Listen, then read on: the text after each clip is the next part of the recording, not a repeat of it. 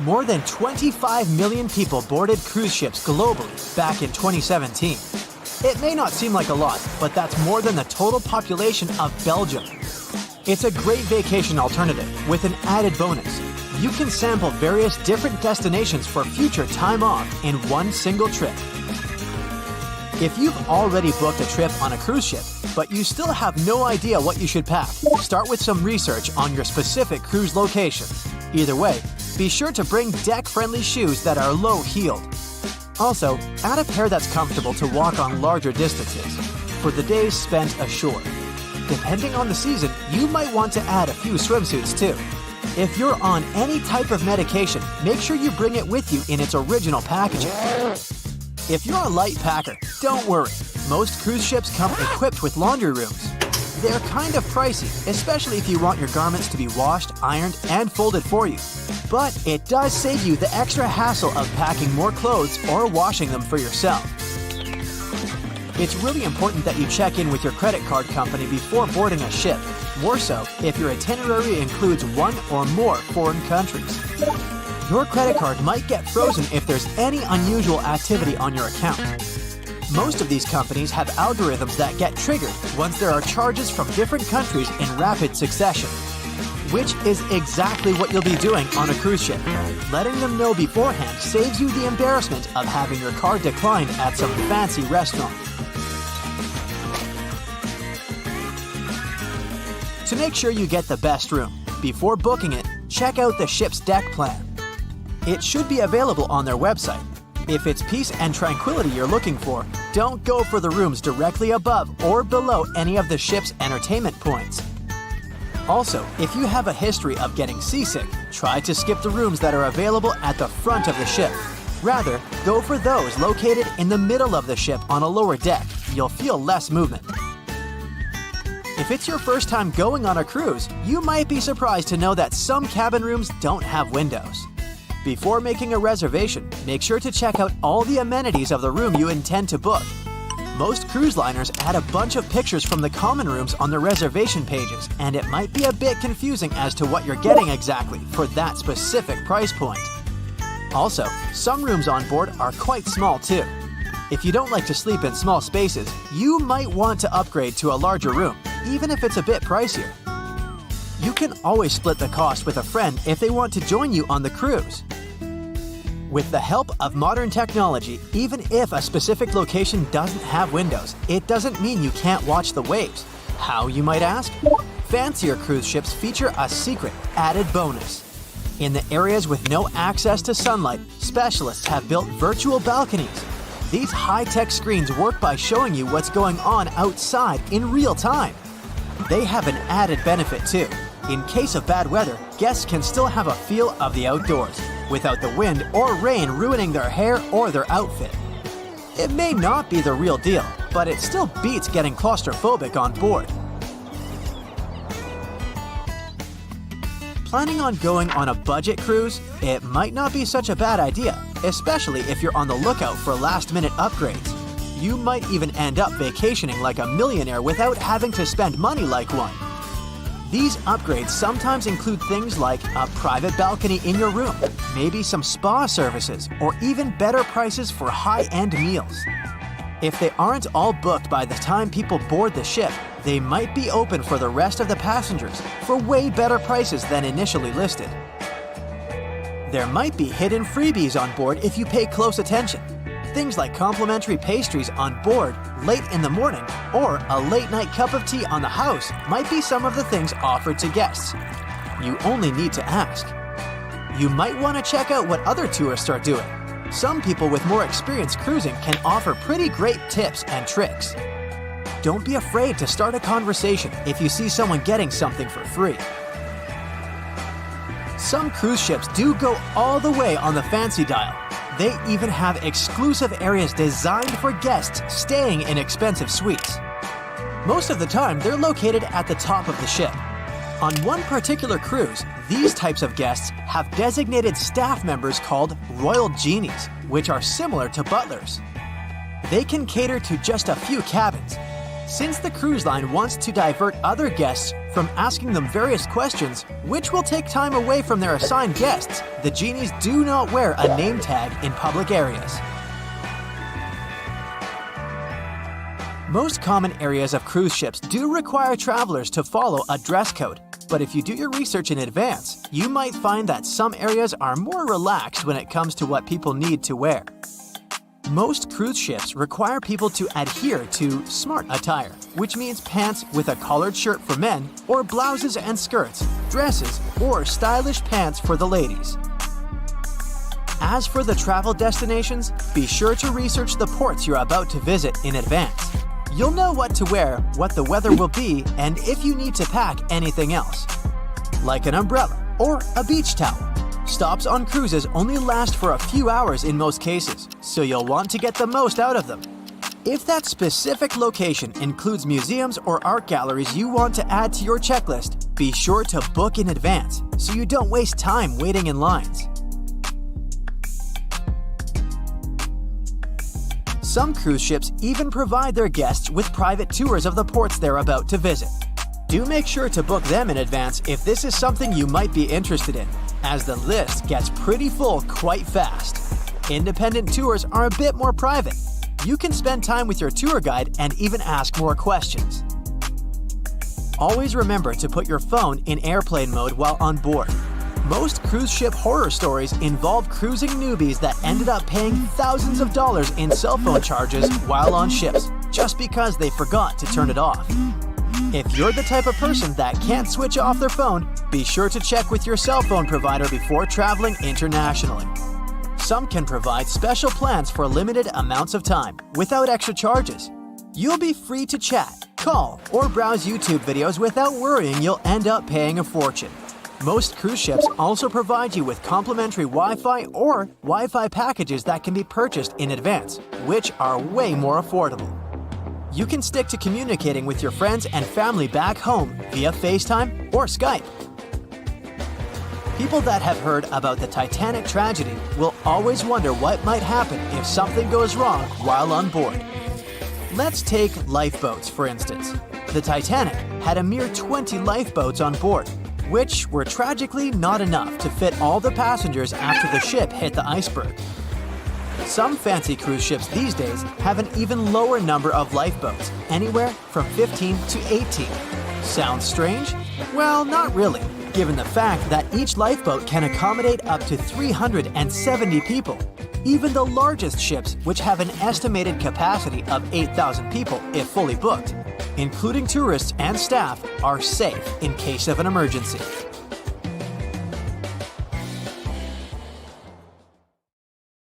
It was September 12, 1990. In those times, way before instant messaging and Zoom calls, a little girl was looking for pen pals. Zoe was aboard a ship from England to Belgium on vacation with her parents. She was only 10 years old at the time, but was a very clever schoolgirl. She took a piece of paper and started putting some words together. She introduced herself, then wrote about how she liked ballet and playing the flute and the piano. Of course, she couldn't help but mention her two adored pets, a little hamster she called Sparkle and her fish Speckle. She also put down the address at which she could be reached in case someone was interested in writing back to her. But alas, she was at sea. Who could she send this message to? An interesting idea came to her mind. She carefully placed her letter in a plastic bottle, tightly closed the lid to protect it from the water, and threw it into the sea. The little girl's excitement faded away over the years as she didn't receive a response. Maybe the bottle got stuck somewhere. Maybe it was swallowed by some big, scary sea creature. Or maybe the water actually poked through the plastic cap and destroyed her message. Many years later, on Christmas, a letter for Zoe was received at her parents' house under her maiden name. The postage signaled that the message was from Europe. It was from a Dutch couple, Piet and Jacqueline Leteau, who had found her delicate bottle and were very considerate to write back. They pointed out that they had found the letter among the debris thrown at the shore by the sea. Zoe's letter had been stranded for a staggering 23 years at sea and traveled for more than 350 miles to reach its final destination near Rotterdam in the Netherlands. That's quite a voyage for a small plastic bottle. A story similar to that of Zoe is the strange connection between two little boys. A little German boy named Frank Uzbek was on a boat traveling to Denmark when he got the same idea as Zoe. He was 5 years old at the time he put together a message and threw it into the unknown.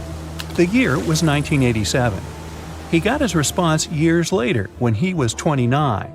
His letter, just like the one Zoe would send a couple of years later, had been at sea for 24 years.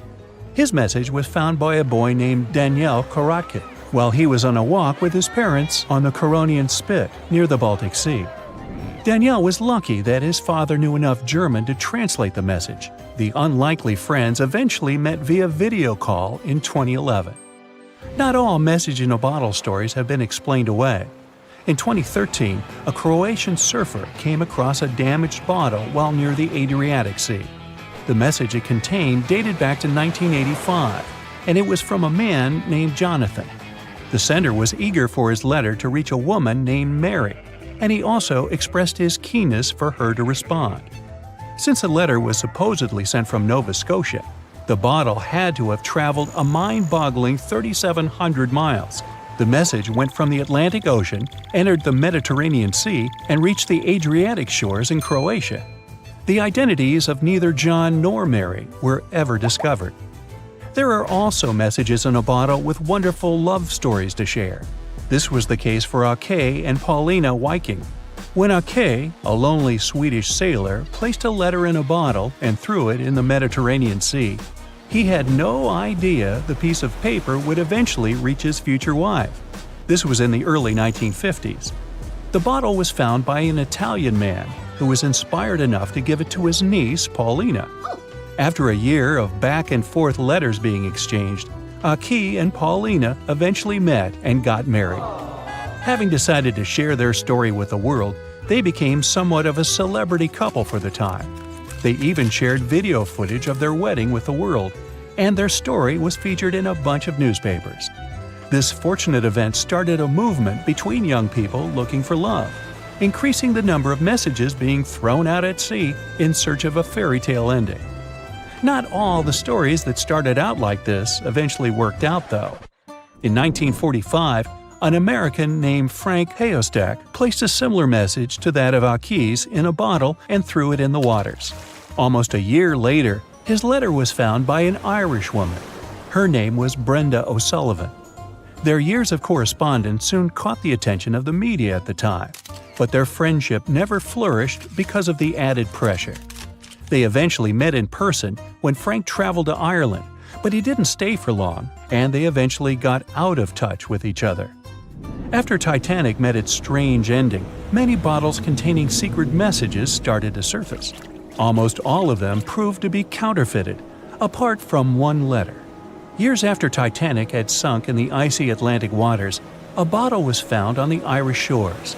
It was supposedly from a man named Jeremiah Burke, and to this day, it is considered to be the only genuine message in a bottle originating from Titanic. The piece of paper simply stated the sender's name and the location, the Titanic, accompanied by the word goodbye. Since the date has washed away, it's difficult to estimate whether the note was sent before or after the ship had hit the iceberg. The common understanding is, however, that since Jeremiah was looking to relocate to the U.S., he was merely sending his last symbolic regards to his family and friends back in Ireland. This simple way of meeting and sometimes corresponding with people has turned into a hobby for a man from a Canadian province named Prince Edward Island, located east of the U.S. state of Maine.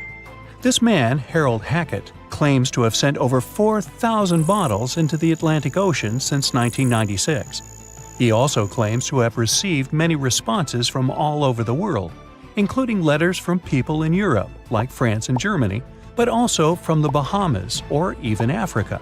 This unlikely pastime earns him about 150 Christmas cards from his pen pals each year. To this day, he refuses to add his phone number to any of his letters.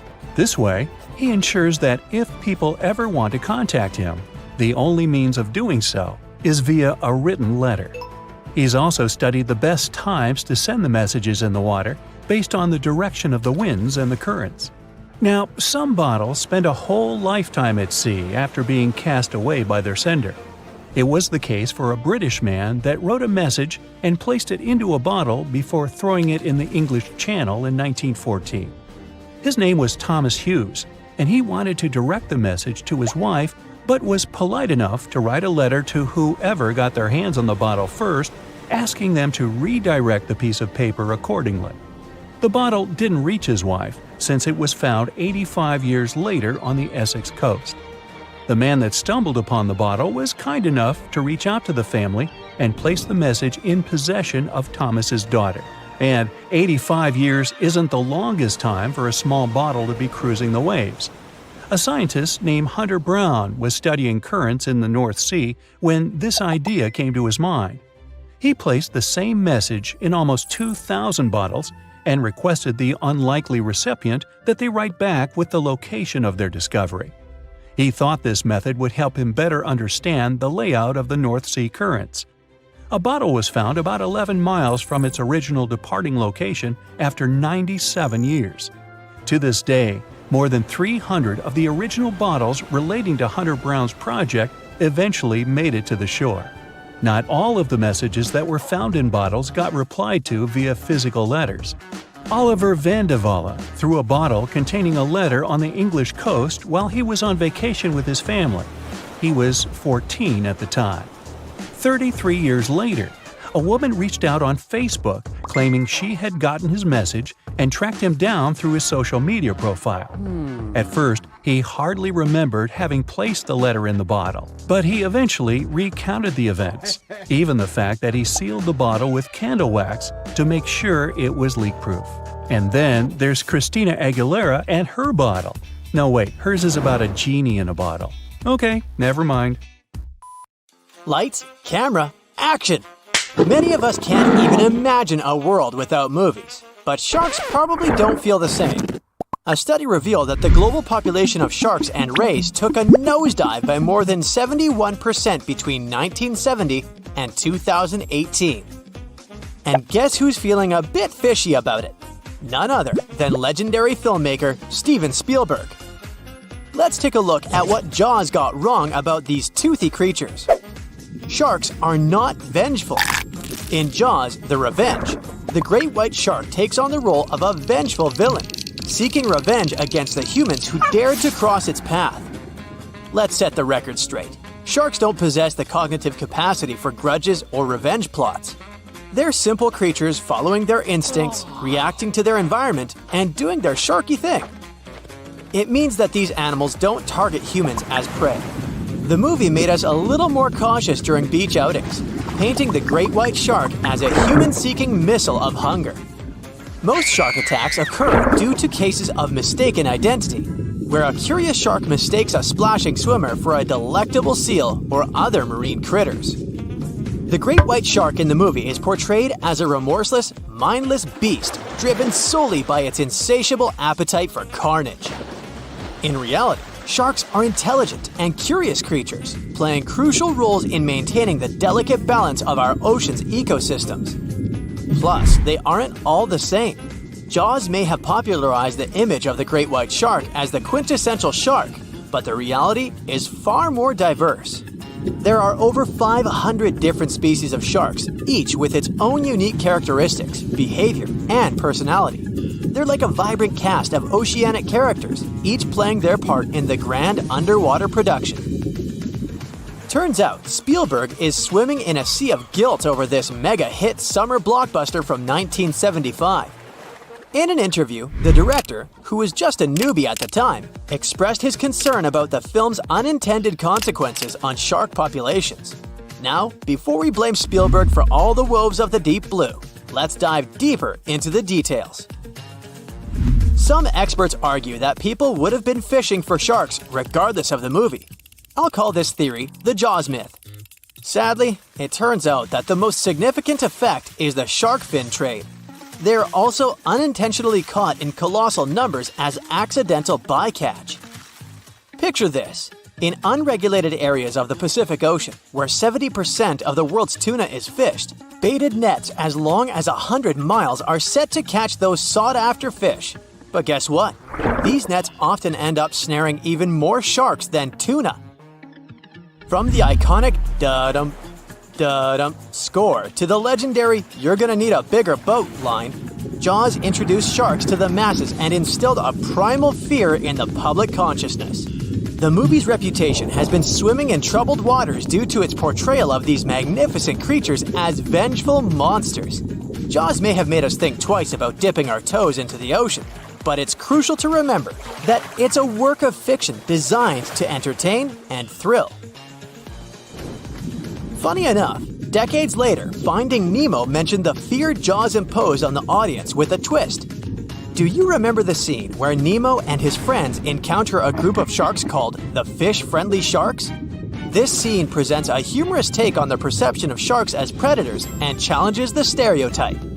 Speaking of Finding Nemo, did you know the movie actually took its toll on the real-life clownfish population? After the movie came out and became a huge hit, people loved Nemo so much that they started buying their own clownfish as pets. Sales of these fish skyrocketed by up to 40%. The problem is these clownfish are usually taken from the ocean, which isn't great for their natural habitats. It kinda goes against the movie's message of leaving fish in the sea. Oops! Even though the movie promoted conservation, people went in the opposite direction.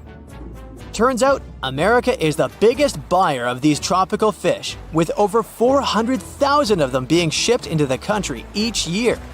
That's a lot of fish. It's causing some serious issues, like the local extinction of clownfish in certain areas. Next up, the Harry Potter series. The popularity of owls as pets rose after the Harry Potter books and movies were released. While the impact on wild owl populations may not be as significant as with marine fish, there were concerns about people obtaining owls without proper knowledge of their care, leading to abandonment or mistreatment. After the Harry Potter movies came out, lots of fans went crazy for owls. They wanted to have an adorable companion just like Harry's Hedwig. Taking care of an owl is no piece of cake. These feathered friends can live up to 20 years and require a lot of attention. So, what happened? Well, once the Harry Potter storm eased, many owl owners realized they weren't ready for such a pet and got tired. Rescue centers all over the UK were overflowing with abandoned owls. Yep, people just couldn't handle the responsibility anymore, and poor owls ended up in the rescue centers. You see, owning an owl isn't a walk in the park. You need a big aviary, which can cost around $1,150. And these magnificent creatures need space to spread their wings. Surprisingly, keeping an owl without a license is legal, but releasing a captive owl into the wild can land you 6 months in jail or a fine of around $6,300. Harry Potter author J.K. Rowling has even pleaded with fans to think twice before getting an owl as a pet. She's made it clear that owls deserve more than being locked up in small cages. Instead, she suggests sponsoring an owl at a bird sanctuary where you can visit and ensure that your feathered friend leads a happy and healthy life. What about the 101 Dalmatians movie from 1961? This Disney film popularized Dalmatian dogs as pets, resulting in a surge in demand for the breed. Unfortunately, the popularity led to irresponsible breeding practices and the overbreeding of Dalmatians, which subsequently caused numerous health and temperament issues. To uncover these insights, scientists delved into data from the American Kennel Club, which keeps track of over 65 million dogs in its registry. They analyzed 87 dog-centric films, including favorites like The Shaggy Dog. The Twilight Saga portrays wolves, which sparked many people's interest in wolf-like dog species. However, many individuals were not adequately prepared to care for these animals. These magnificent creatures are not your typical dogs. They require ample space, energy, and special attention. According to specialists, there has been a 120% surge in wolf-like breeds, such as Huskies, Malamutes, and Akitas being surrendered to rescue centers across the UK alone, not to mention the rest of the world.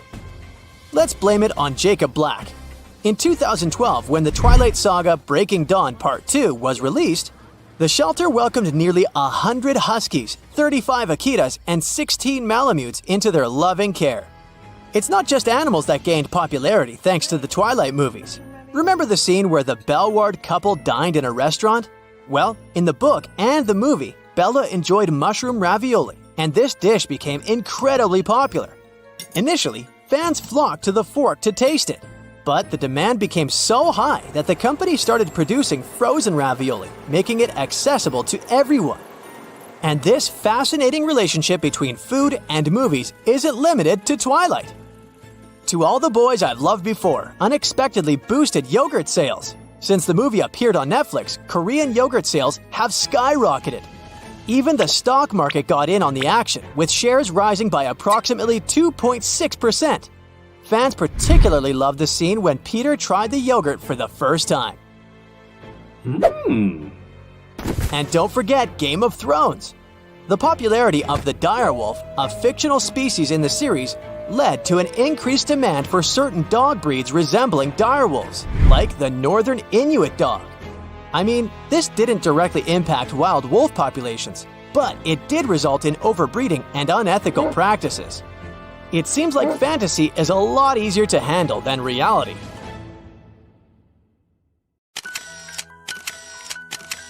At the beginning of the 20th century, somewhere off the coast of West Africa, a German steamship was leaving the port. Suddenly, the weather got worse, and the vessel entered a thick fog. The sailors ran aground on a sandbank close to the shore. Luckily, no one was hurt, and they were even able to save their precious cargo. But the ship was stuck in the sand for good. And it was not alone there. Nearly the entire length of the western coast of Namibia is called Skeleton Coast. If the name sounds scary, that's because it is. This 976-mile-long beach line is among the most dangerous places on Earth. The local Bushman tribes believe that their supreme deity made this land when it was angry. The Portuguese were the first Europeans to set foot in Namibia in the 15th century. And yep, they didn't like Skeleton Coast either. Portuguese explorers thought this land presented the gates to the underworld. This is the place where the Namib Desert meets the Atlantic Ocean. It might be dangerous, but it's actually beautiful. Plus, it's a UNESCO World Heritage Site. If Skeleton Coast had a PR manager, they would quit on the first day on the job. The area is not exactly tourist-friendly because of its geography and history. Beneath the sand and the waves, there is a secret ocean currently lurking for unsuspecting sailors. It's called Benguela Current. It flows towards the north along the coast of southern Africa. This part of the Atlantic is rich in marine life, but the current's land neighbor isn't that happy with the deal. This arid climate created the Namib Desert, one of the driest regions on Earth. And that marine life I just mentioned? It's sharks. 11 species of them to be exact. And yes, the great white decides to pop by once in a while. So far, we've got a desert landscape, strong currents, and sharks. Not a place for a beachside resort, definitely. But if someone ends up on Skeleton Coast, will they know they're in danger? Don't worry, they will. The beach is littered with wrecks of all sizes and shapes. If you remember that German ship I mentioned in the very beginning, its massive and rusted stern is now sticking out from the desert sand. There are some 500 wrecks in total scattered along the coast, and it's a mixed crowd, from Portuguese galleons centuries old to ships that ran ashore here in the 21st century. A modern fishing ship called Zela India managed to slip from its tow rope in 2008 and ended up on Skeleton Coast. Okay, it didn't escape on its own, it had some help from the elements. But it's better to be a tourist attraction on a beach than to be broken up for scrap. That's where the trawler was originally going, poor thing. Skeleton Coast's most famous inhabitant, to call it such a place, is the wreck of the Dunedin Star. The British cargo liner ran aground here in 1942. The massive rescue operation that followed reveals why it's so dangerous for sailors to end up here. The rescuers managed to save all of the crew and passengers, but at a heavy price. An aircraft and a tugboat were lost in the process. It took the last of the rescuers a full 2 months to return home to Cape Town. Why, you might wonder? One look at the map of the region reveals the reason. It's an endless sea of yellow, which is the sand. There are so few roads here, so Skeleton Coast is hard to reach by land. There are also legal obstacles. You need a special permit to drive into the area. But the skeletons in the name of the area don't only refer to ships, they also stand for animal bones. Most of these belong to whales and seals. Many animals have adapted to the area, so lions and hyenas roam the coastline in search of a meal. Yeah, now there are hungry lions as well, as if those sharks weren't enough.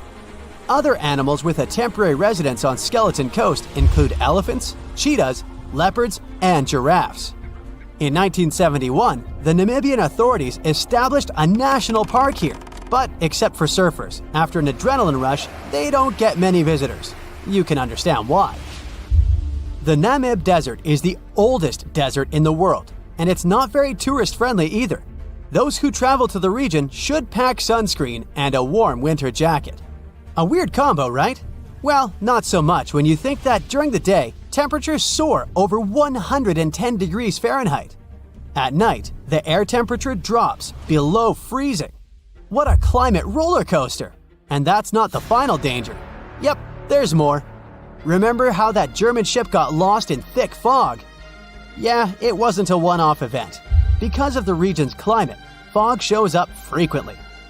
Sailors should cover their ears now, but this fog is actually good for wildlife. This is their only source of water in the Namib Desert. Reptiles and mammals have adapted to the harsh climate. They use as little water as possible.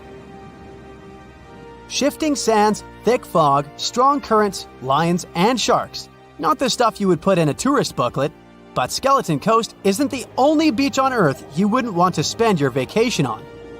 I will take you to Cape Tribulation in Australia. The area covers some 48 square miles in the northwestern part of the continent. And no, the area is not as dry as Skeleton Coast. It's part of the Daintree rainforest. You could say that here, it is the rainforest, not the desert that meets the ocean. The beach at Cape Tribulation is straight from a postcard. But looks can be deceiving. Australia? Probably sharks. No, crocodiles are out here to get you if you decide to go for a dip in the sea. There are saltwater crocodiles that the locals call salties. Well, that's a cute nickname for such a dangerous reptile. And it's not just them. The wildlife seems to have a beef with visitors. From October to June, the waters around Cape Tribulation are full of box jellyfish. Their venom affects the human cardiovascular system. When touched by a jellyfish out at sea, swimmers won't have enough time to reach land for help. Vinegar helps neutralize the sting, so you might want to keep a spare bottle in your luggage. Crocodiles and jellyfish sound dangerous, but there's one more animal you should look after. It's the wild boar. It might sound funny, but you won't laugh when you're being chased by one of these across the beach. 21 million wild boars live in Australia. They're mostly active at night, making it even more dangerous if they charge at you. The best defense is running in circles. Wild boars can't cut corners well. That's probably why we don't see many of them taking up careers as race drivers. Cape Tribulation has one last danger installed for you, and it's not an animal. Out here, even the trees are plotting against visitors. The stinging tree got its name for a reason. If you try to pick one of its beautiful red berries, it'll fight back. Its prickles are like tiny glass shards. The less than pleasant effect on your skin will last for a month. Then there is this wait-a-while bush. Who keeps naming them like this? This long vine has spikes that grab hold and just don't let go. They are so strong, they can pull a human off a horse. You'll have to wait for someone to come by and save you from this thorny grabber. If you are about to cross this Australian beach from the vacation list, hold on for a second. Tourism is booming here. The local authorities have restricted access to all of the danger zones. Visitors go swimming in dreamy water holes that are surrounded by lush vegetation. There are even ropes to swing from. Now, that's a beach you can finally relax. The Megalodon was the biggest shark to ever live. Not only that, it's one of the biggest fish and the largest predator in Earth's history. They've been known to reach lengths of up to a whopping 70 feet. That's over 3 times longer than the biggest great white shark on record. The females have also been found to be around twice the size of the males. The Megalodon could swallow a small car without it even touching its teeth, if cars had been around then. Its teeth could grow to over 7 inches long. It looks like we're going to need a bigger boat, and best make it steel-plated, as this shark can easily gnaw its way through ships. The underwater terror could bite a ship clean in half, with the highest bite force ever calculated for any animal, living or extinct. The force of its ferocious bite was up to 40,000 pounds. That's around 108,000 times the strength of a human's and 10 times the force of a modern crocodile's bite. Its chomp is so strong that it makes the T-Rex's bite look about as powerful as my granny's after she's taken her dentures out. In fact, the Meg was so big and powerful that it had no natural predators. It was the uncrowned king of the seas, swimming freely from ocean to ocean. This cosmopolitan creature was found all over the world, from America to Europe and Australia to Japan, assuming there were countries back then. Meg fossils have been found on every continent except Antarctica. Everybody skips Antarctica. Science tells us that the Megalodon went extinct over 3.6 million years ago. But could they still be alive at the deepest depths of the ocean? Only around 80% of the ocean has been explored, and its deepest point, the Mariana Trench, is over 7 miles down. So who knows what's lurking at the bottom? If you did manage to make it down, it is unlikely that you'll run into a Meg, though. The sharks, like us, preferred warmer coastal waters. Deep ocean living would be too cold for the beasts, and food would be scarce. Their entire bodies would also have to evolve to avoid being squished by the enormous water pressure down there. It's unlikely they're still around, but not impossible. Some good news, if you do run into one, is that the shark is pretty unlikely to eat you. You are way too small a meal for the Megalodon, even if you have a couple of friends with you. This guy eats whales that are over 50 feet long. If you're having a beach party, though, it's a different story. In a beach full of swimmers, the shark very well might creep up, scooping several humans into its giant mouth without even chewing. But wait, let's rewind. How does the shark take down a 50-foot whale? It first bites off its fins, making the whale unable to swim away. It then casually munches it down piece by piece. Because of their size, sharks had to consume over a ton of food every single day just to sustain themselves, like me. All that food made the Megalodon extremely heavy. They range from anywhere between 50 to over 100 tons. For context, that's around the same as 7 to 16 adult male African elephants. To fit all this food in, their jaws had to open pretty wide. A Megalodon's jaw could span 9 by 11 feet wide. That's easily big enough to swallow 2 adult humans side by side. The fearsome name Megalodon comes from 2 Greek words, mega meaning big and odont meaning tooth. So combined, they mean what? Big tooth. And it certainly lives up to its name. Just one of its chompers is the same size as a human head. It had 276 humongous teeth in total across 5 terrifying rows. In all of history, only a couple of saber-toothed cats and the T-Rex had consistently bigger teeth. Now that's a showdown I'd like to watch. The Megalodon vanished millions of years ago, leaving only huge teeth to be found by modern archaeologists. They literally disappeared with very few traces left.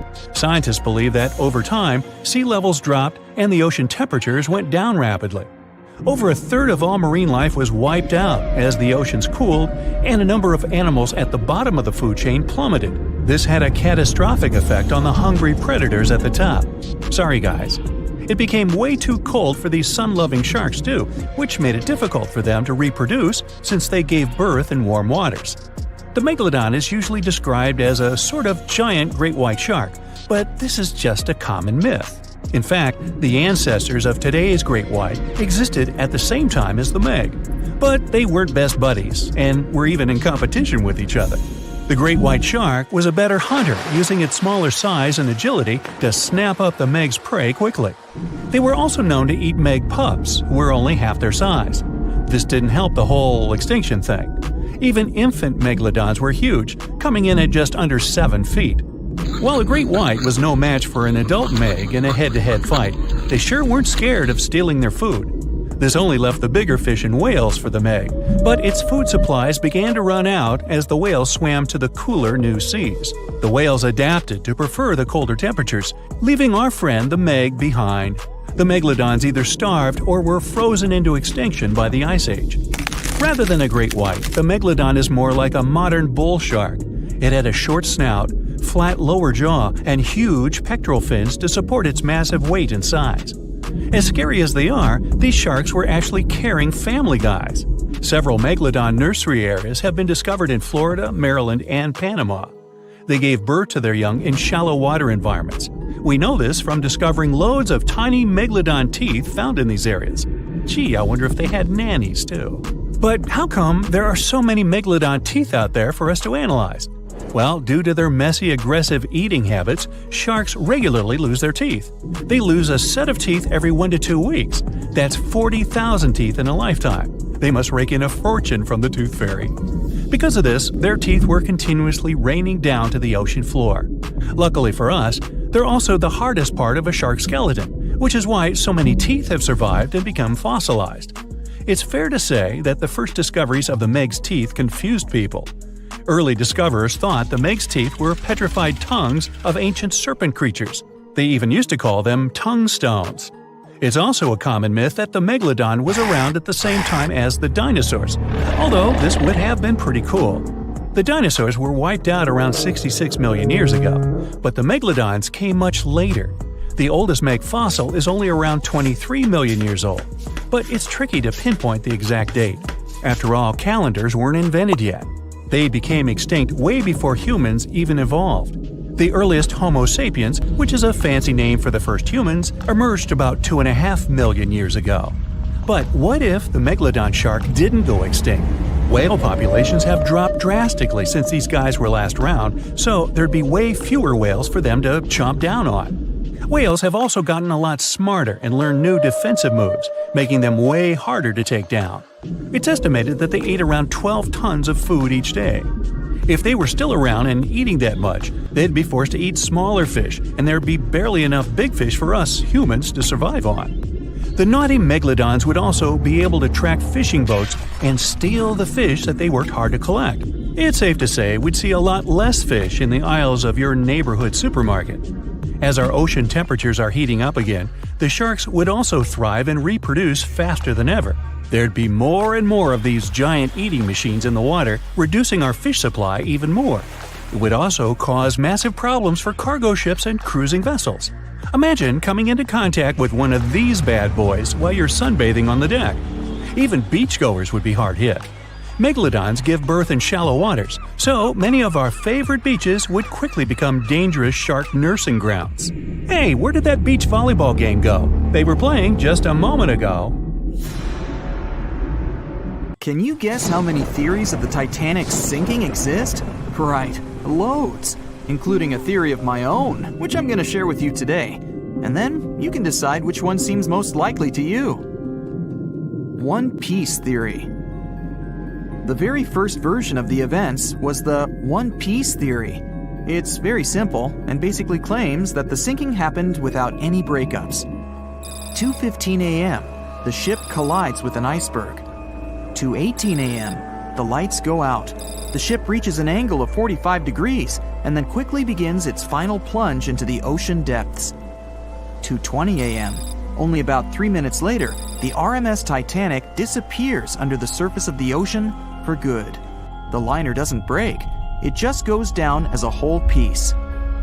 Of course, this can't be true. In April 1912, the Titanic was not only the largest ship in the world, but also the largest ship ever built. It's hard to believe that such a heavy vessel could have gone down without breaking. That's just impossible. Well, I mean, you can't blame the theorists. Before we found the wreckage, there were no other theories. Wait a minute, or were there? The day after the disaster, the survivors gave their interviews. They talked about what had happened, and some of them claimed that the ship had actually broken in two when it had been flooded. For example, Jack Thayer, a 17-year-old boy, outlined the sinking as he remembered it, and L.D. Skidmon drew a sketch based on his description. The picture clearly showed the ship breaking in half. But no one believed Jack or other witnesses. There was no evidence, so their claims were received with a grain of salt. But in 1985, things changed. First, Breakup Theory. That's when Robert Ballard found the wreckage of the Titanic in the depths of the ocean. When people saw the wreckage, it became clear that Jack and the other survivors had been right. The Titanic did indeed break in two when it sank. So it's time for a new theory. 2:15 a.m. The keel breaks, the starboard list eases, and the hull continues to bow and crumble. 2:17 a.m. The galley sections break off. The towers immediately drop under their own weight. The lights go out. The stern is pulled into the air. The bow breaks off and starts sinking. The aft is barely hanging on to the starboard side of the stern section superstructure. The stern section slowly lists over to port as it begins sinking again. It rises up one last time and pivots in a semicircle as it sinks. It all sounds pretty convincing, right? But people began to find plot holes in this theory. For example, the Titanic couldn't have held together until it reached such a high angle. The breakup would have had to begin much earlier. This only meant there was still a vast field for research and speculations. So people started to come up with their own possible scenarios. How about we look first at the ones no one likes? V-break and Aaron 1912 V-break. According to the first breakup theory, the Titanic reached a high angle, and the weight of its unsupported stern caused it to crack from the top down. But it's physically impossible. So, are there any other ideas? In 2006, Roger Long, a naval architect, decided to research a so-called V theory. 2:17 a.m. The breakup begins at a shallow angle, perhaps as little as 11 degrees. The upper structure fails and starts to crack. At this moment, only its double bottom is holding the Titanic together, but it starts to bend under the strain too, failing the ship. Water is pouring through the crack. It increases the weight in between the two sections, bending the Titanic the other way and pulling it into shape somewhat resemblant to the letter V. The upper decks get mangled and bent together. The bow heads for the bottom, and the stern is the last to sink. This theory has since been disproven many times, though. Roger Long believed it because the broken edges of the upper decks in the Titanic's bow section were all mangled and crushed. However, we have learned that it happened because of the so-called hydraulic downburst, the force of the water crashing into the deck as the Titanic hit the ocean floor. Another V-break theory states that the bow had risen out of the water after the break. This theory was mainly peddled by one former Titanic enthusiast. But not only has this theory been proved to be physically impossible due to the bow's incredible mass, it was also inspired by incorrect information. Remember Jack Thayer?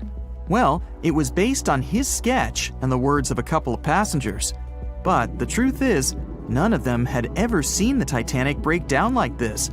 Jack himself even stated in an interview that the sketch was completely out of context to what he had actually seen. It was drawn by a passenger on the Carpathia, the ship that received the Titanic's distress signal and came to its aid. It couldn't be used as evidence. Now that we know this, let's move on to the theories that most people believe in. James Cameron's banana peel theory. Who hasn't seen the legendary movie about the Titanic, right? It became the leader of the 70th Academy Awards ceremony in the number of nominations and awards, and deservedly so. But did you know that James Cameron had been interested in the Titanic for many years and studied the ship's history? His books and research are very detailed, and he even came up with his own version of the events. It's called the banana split theory, and this is actually what you could see in the movie. Here's how it goes. The Titanic reaches a 23-degree angle and fractures down to the keel. The double bottom acts as a hinge as the stern falls down. When the double bottom fails, the bow and the stern separate. The stern lists to port, standing vertically, and then begins to go underwater. This theory is the most scientifically accurate one, along with Roy Mengott's theory. Wait, who's Roy Mengott? Mengott theory. Roy Mengot was an engineer who came up with the most plausible theory for the time being. 2:17 a.m. The lights go out on the Titanic. At this moment, the ship is at an angle of 20 to 23 degrees. Suddenly, the vessel snaps in two just around the third funnel. It causes the stern to settle into the water. The keel fails first. The draft and lower hull are crushed and break apart.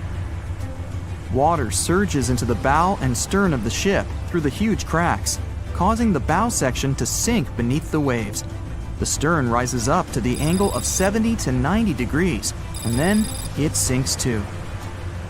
This theory seems to make the most sense, but it's quite controversial. The survivors who saw the breakup stated that the stern had settled back with the bow completely missing. Mengot's theory, however, contradicts that statement, while James Cameron's scenario takes this into account. Are you thinking what I'm thinking? The truth must be somewhere in the middle. My version. Now, as promised, I'll provide you with my version of the events. Well, it's not really my theory, more like a combination of Roy Mengot's and James Cameron's ones. I believe that James Cameron was right about the breakup. 2:17 a.m. The ship is at a high angle. The lights go out. Then it snaps into two pieces. The bow starts sinking. The double bottom is still attached to the stern for a minute or so. Once the double bottom fails, the two parts separate and the bow goes down. Then, as Mengot said, the stern rises up at a high angle, and then it begins to sink vertically. It might have actually happened because the survivors stated that they had seen a clean break. This means it couldn't be hidden. And they had also seen the stern staying vertically in the air for a long enough time, probably a few minutes, before disappearing. Anyways, all of these are just speculations. Regardless of how the Titanic broke apart and sank, it was a great tragedy. It's already been 110 years since the Titanic collided with an iceberg and sank. Did you know that in 2022, the Blue Star Line Company is completing the construction of an exact replica of the Titanic? Called the Titanic II liner, the ship will be sent sailing along the same route with 2,400 people on board. Let's hope that everything goes well for them. Meet Arthur John Priest. No, he isn't famous for being a painter or for discovering some long-lost treasure. He didn't invent some cool gadget or break any world records. No, Arthur John Priest is famous simply for being unsinkable. Proving one can be both lucky and unlucky at the same time, Priest was involved in and survived several mishaps at sea, including the fateful maiden voyage of the Titanic. Priest was not a rich man interested in sailing for pleasure. He was part of the working class, employed as a stoker or fireman, stuck for hours within the hot bowels of large steam-powered vessels. His job was dirty and difficult. He was responsible for keeping the furnaces lit, feeding them coal to ensure enough steam was produced for the engines to work. He had to be careful about not overheating the system or setting fire to the whole ship. The furnaces had to be carefully watched and constantly fed. He breathed it all in a while, working and fighting with the sweat and the dirt. He would often work shirtless because of the heat and was always covered in black coal dust. And when he finally had a break, his shared living quarters were nearby in the same part of the ship. He must have been good at his job though, because he had no trouble finding work. But wherever he went, bad luck seemed to follow. The first incident was a mild one. As a young man, Priest worked on the RMS Asturias. The passenger liner first set sail in 1907, traveling between Southampton in the UK to Buenos Aires in Argentina. At some point during its maiden voyage, the ship suffered a small collision. The damage was bad enough that the ship returned for repairs. Thankfully, there were no reports of any serious injuries. Priest, unfazed, simply went to work on another ship, but his bad luck lingered on the Asturias. In 1914, the Asturias became a hospital ship, helping care for sick men and women around Europe while bringing them home to England. But in March 1917, at just around midnight, the ship was struck by a foreign object. Its hull was breached and the engine room flooded. The captain ordered everyone to abandon the ship, sending crew, patients, and health staff scrambling for the lifeboats. The vessel was still moving, powering through the water because the main controls, located within the flooded engine room, could not be turned off. The captain refused to leave the ship while people were still trying to escape. He was able to aim the Asturias towards Bolt Head, where it finally hit land and couldn't sink. The remaining lifeboats were lowered and the final survivors made it to safety. When they studied the damage on the ship later, the Asturias was declared a total write-off. It might be hard to pin this particular disaster on Priest. After all, he wasn't even on the ship at the time. But it seemed that many of the ships on which he served were destined for trouble. His bad luck followed him to his next job on the RMS Olympic, a massive ocean liner. The Olympic was big. In fact, it had been designed and built as part of the fleet that included the Titanic. But with size came sacrifice. The Olympic was great at moving in one direction, but very difficult to handle when it needed to turn. It was September 1911. The Olympic was trying to alter its course. The Hawk, a smaller ship sailing nearby, didn't give the larger vessel enough room to maneuver, and the two slammed into each other. Because the Hawk was engineered to deal with potential confrontations when out at sea, its reinforced bow tore through the Olympic. Two large gashes appeared on the ocean liner's side. The propeller shaft was badly twisted, and worse, the ship began to take on water. Somehow, the Olympic made it to shore without sinking, and nobody was seriously hurt. Priest had no idea that this was just a small taste of what his future held for him. He next found employment on a brand new ship, a better ship, an unsinkable marvel that was said to be the biggest vessel to have ever been built. Yes, he was going to work on the Titanic. And what a job!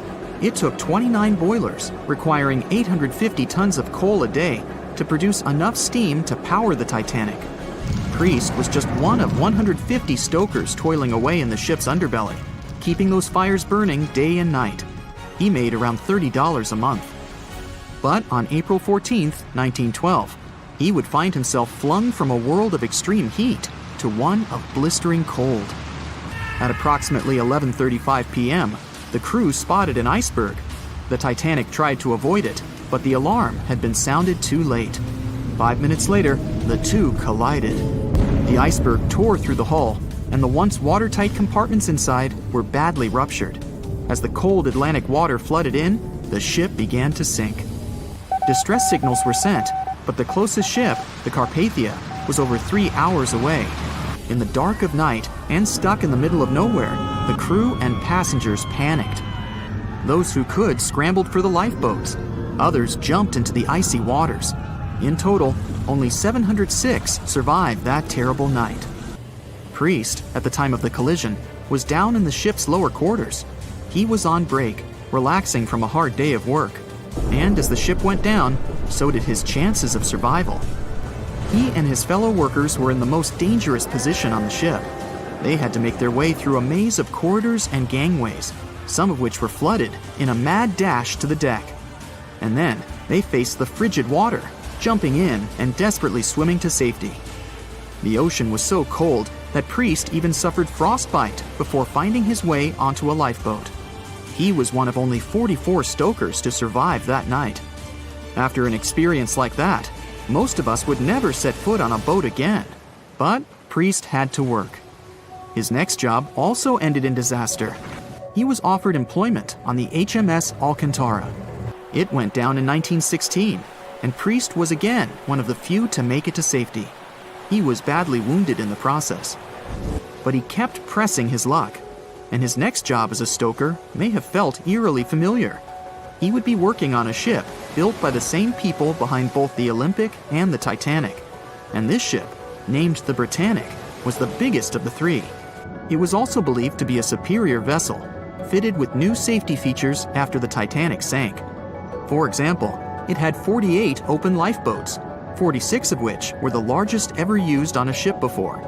2 of these were even motorized and equipped with special communication devices. The good news? The Britannic survived its first trip without incident.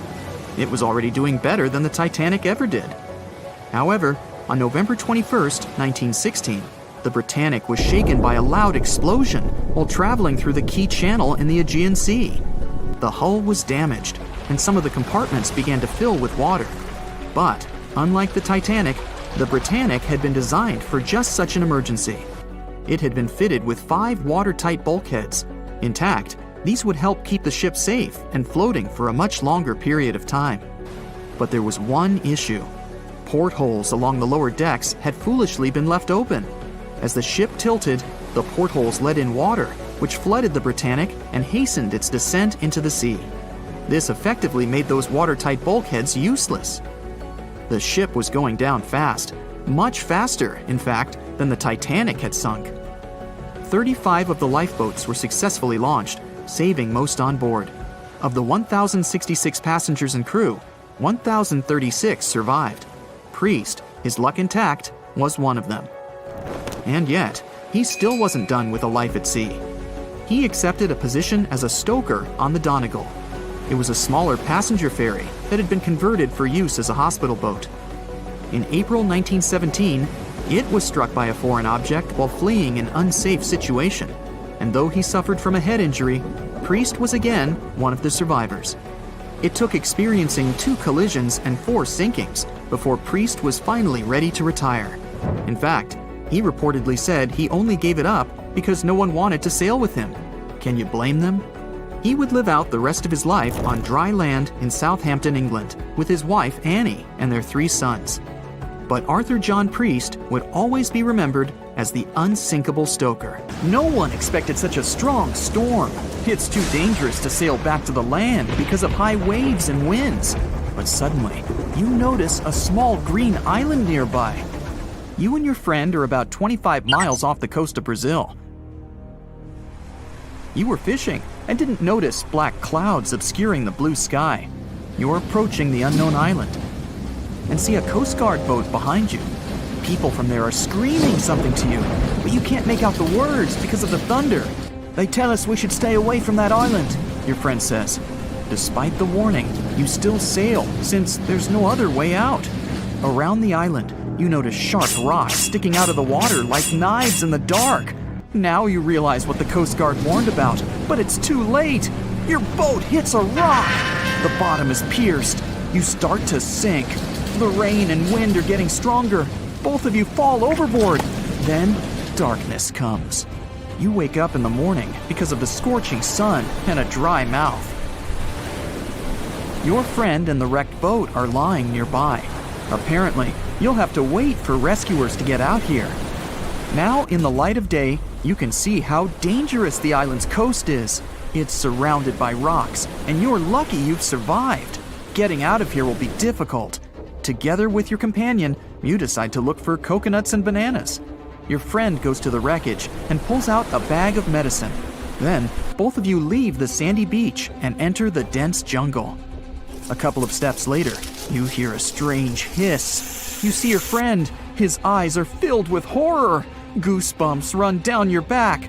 You feel something alive crawling under your feet, and there's a lot of it.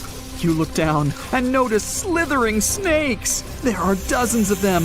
They wrap around your legs, get into trees. They're everywhere.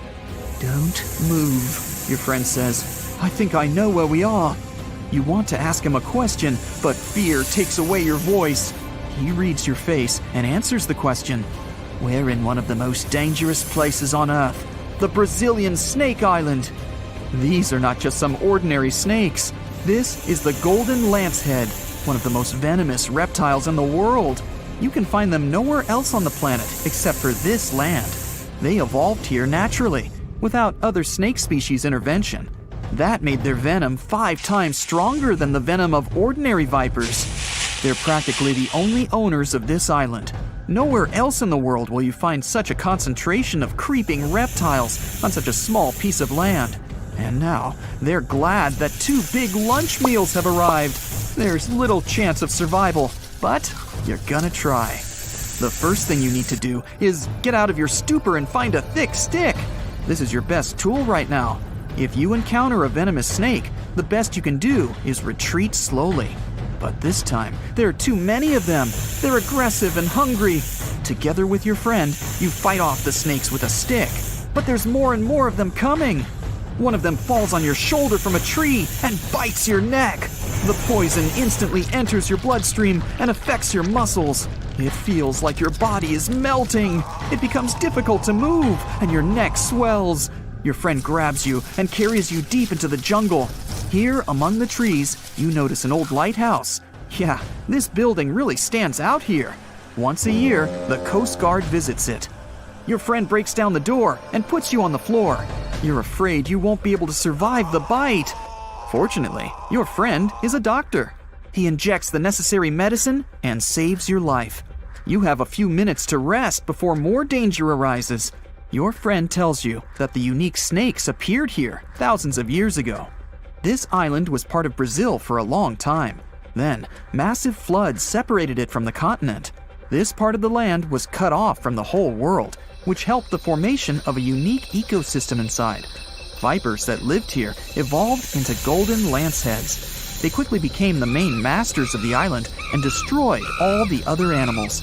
But how did they manage to survive without food, cut off from the whole world? They did it thanks to nature and evolution. This island is a transit point for many birds. They stop here to rest during long flights. These birds become dinner for the snakes.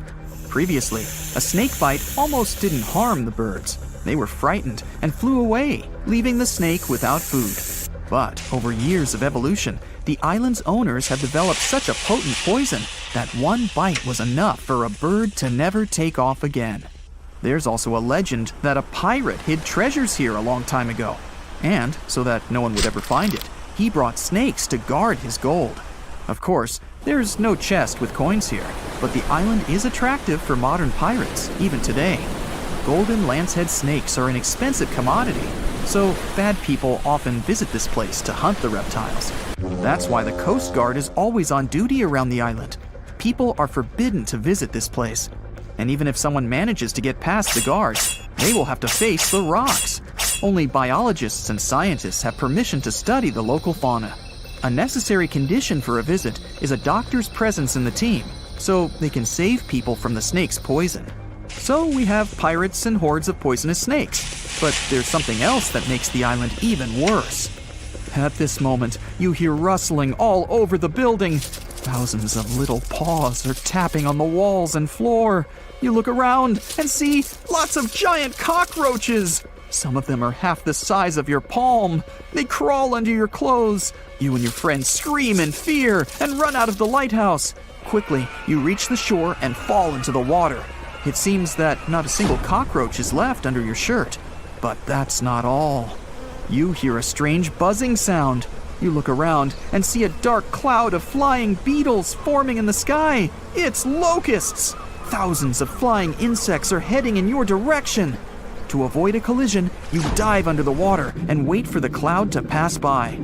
You go up to the surface and move to the shore. Fortunately, there are almost no snakes here. You and your friend are afraid to approach the jungle and wait for several hours until rescuers arrive. You're nervously painting a pattern on the sand and make a promise that you'll never revisit this place. Finally, you see the lifeguard boat. You're trying to tell them you got here by accident. They believe you and evacuate you from the island. While you're sailing away, you think about what would happen if many poisonous snakes appeared in a village or a small town. It's difficult to imagine what kind of problems people would face. But in fact, there's no need to imagine anything. There is a place on the planet where locals live next to poisonous cobras, but it doesn't create any chaos. A human can live in peace and harmony with reptiles in that village. Welcome to Shetpal village in India. This place has a population of about 2,600, and it's located in the jungle. It's hot here. Locals are friendly and responsive. If you go into one of the houses, you'll see something that seems impossible. The king cobra, whose venom is one of the most dangerous in the world, calmly crawls around furniture and eats eggs and meat that people give. There's even a special corner for the reptile to relax from the scorching sun, drink water, and have a snack. People are happy about the cobra, as if it was a pet.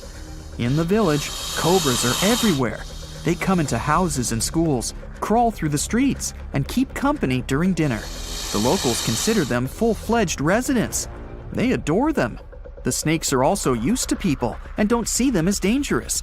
The coolest thing is there has never been a tragic case in the village because of a poisonous bite. There's no other place in the world where cobras live in such harmony with people. The year was 1854, and the SS Arctic, the fastest passenger liner of its time, set out to cross the Atlantic. As it sailed through the misty veil, it slowly disappeared into the unknown. The Collins Line, an American shipping company, was started in 1818 and only began seriously trading in the transatlantic by 1835. Its steamships crossed the Atlantic from Liverpool to New York within just 10 days. Doesn't sound like a great speed today, I know, but back then, the same thing took other ships several weeks. Light on the water with their wooden hulls, powering through with a strong steam engine, those steamships were the favorite choice for many high-profile people. What could go wrong with such an advanced ship, they thought. This reminds me of some other ship everyone believed to be unsinkable. But anyway, back to the Collins Line. It grew to be a serious contender on transatlantic routes, with only one other competitor, the Cunard's Line. It was a British company also aiming to be the main force through the Arctic Passage. In 1835, the company received a new ship that traveled to Liverpool and came back to New York with the largest cargo ever at that time. From then, the Collins Line was steadily growing. It seemed like there would only be future successes for it. Unfortunately, their lavish ships became costly to run with the amount of coal used. Massive power along with weak wooden hulls meant they needed many repairs after each voyage. So, every trip ended up being expensive. But since the ships were safe and had a great reputation, people were willing to pay the price, and the company was definitely not in crisis. They had achieved something no one had managed to do before them. Like I told you, their ships crossed the Atlantic in a whopping 10 days, and Edward Collins, the owner, was very determined to maintain the pace. Their 5 ships easily outran the Cunard's Line of only 3. With this great praise, it provided more attention. Though the Cunard's ships were slower with their iron hulls, they believed there was still profit, regardless of how slowly they sailed. Among Collins' ships, the Arctic, the third of them to be launched, was the largest, reaching 284 feet long, with 2 side-lever steam engines, each with 1,000 horsepower. The paddle wheels made 16 revolutions a minute when at full speed. At the time of its launch, the press called it the most stupendous vessel ever constructed in the United States. But glamour and fame couldn't avoid what would come next. On the 27th of September, the Arctic was on its journey from Liverpool to New York, continuing a speed pace through the thick fog. It's possible that by that moment, after 4 years of record-breaking trips, the crew became overconfident with their sailing and the ship. Going only 50 miles from Newfoundland, they carelessly continued through the fog with no radio contact, sonar, or any other form of identifying objects, equipped only with Morse code. A smaller ship, the SS Vesta, which operated as a fishing vessel, often worked around Newfoundland. It was passing through the same path as the Arctic and crashed into its side. Shocked by the collision, the captain of the Arctic offered help to the much smaller Vesta, but it was soon clear that the damage that seemed minor on the Arctic was far worse. Beneath the waterline, a hole was letting water into the hull. The cost of the much faster wooden hull now seemed less valuable. They steered toward land, trying to plug the holes, but they weren't doing so well, and the seawater continued to pour in, filling up higher and pushing the ship down. And finally, once the engine room was full, it put out the boilers, taking away the massive power the Arctic was once legendary for. They moved slowly until coming to a complete stop. The ship continued to sink, and the order was to abandon it. At the time, maritime law allowed for the Arctic to carry only 6 lifeboats, only capable of saving 180 people. The crew and some of the passengers managed to push their way aboard and took most of the seats on those boats. things were pretty wild, and everyone forgot about their manners, not letting the ladies and the youngest ones board first. It took 4 hours for the Arctic to sink. 150 crew and 250 passengers were on board. Those that weren't able to find a lifeboat made a desperate attempt to build their own rafts from parts of the ship. 2 days later, only 3 boats made it safely to the shore. The other 3 were never found. Believe it or not, the rescue party also saved some people that had been clinging to the wreckage for 2 days. Unlike the crew, the captain went down with the Arctic, but amazingly survived. He would be only one of 85 people that made it out of the 400 on board. When the news arrived 2 weeks later, the public responded with great sadness to the losses. Great anger soon followed towards the poor safety measures in the crew.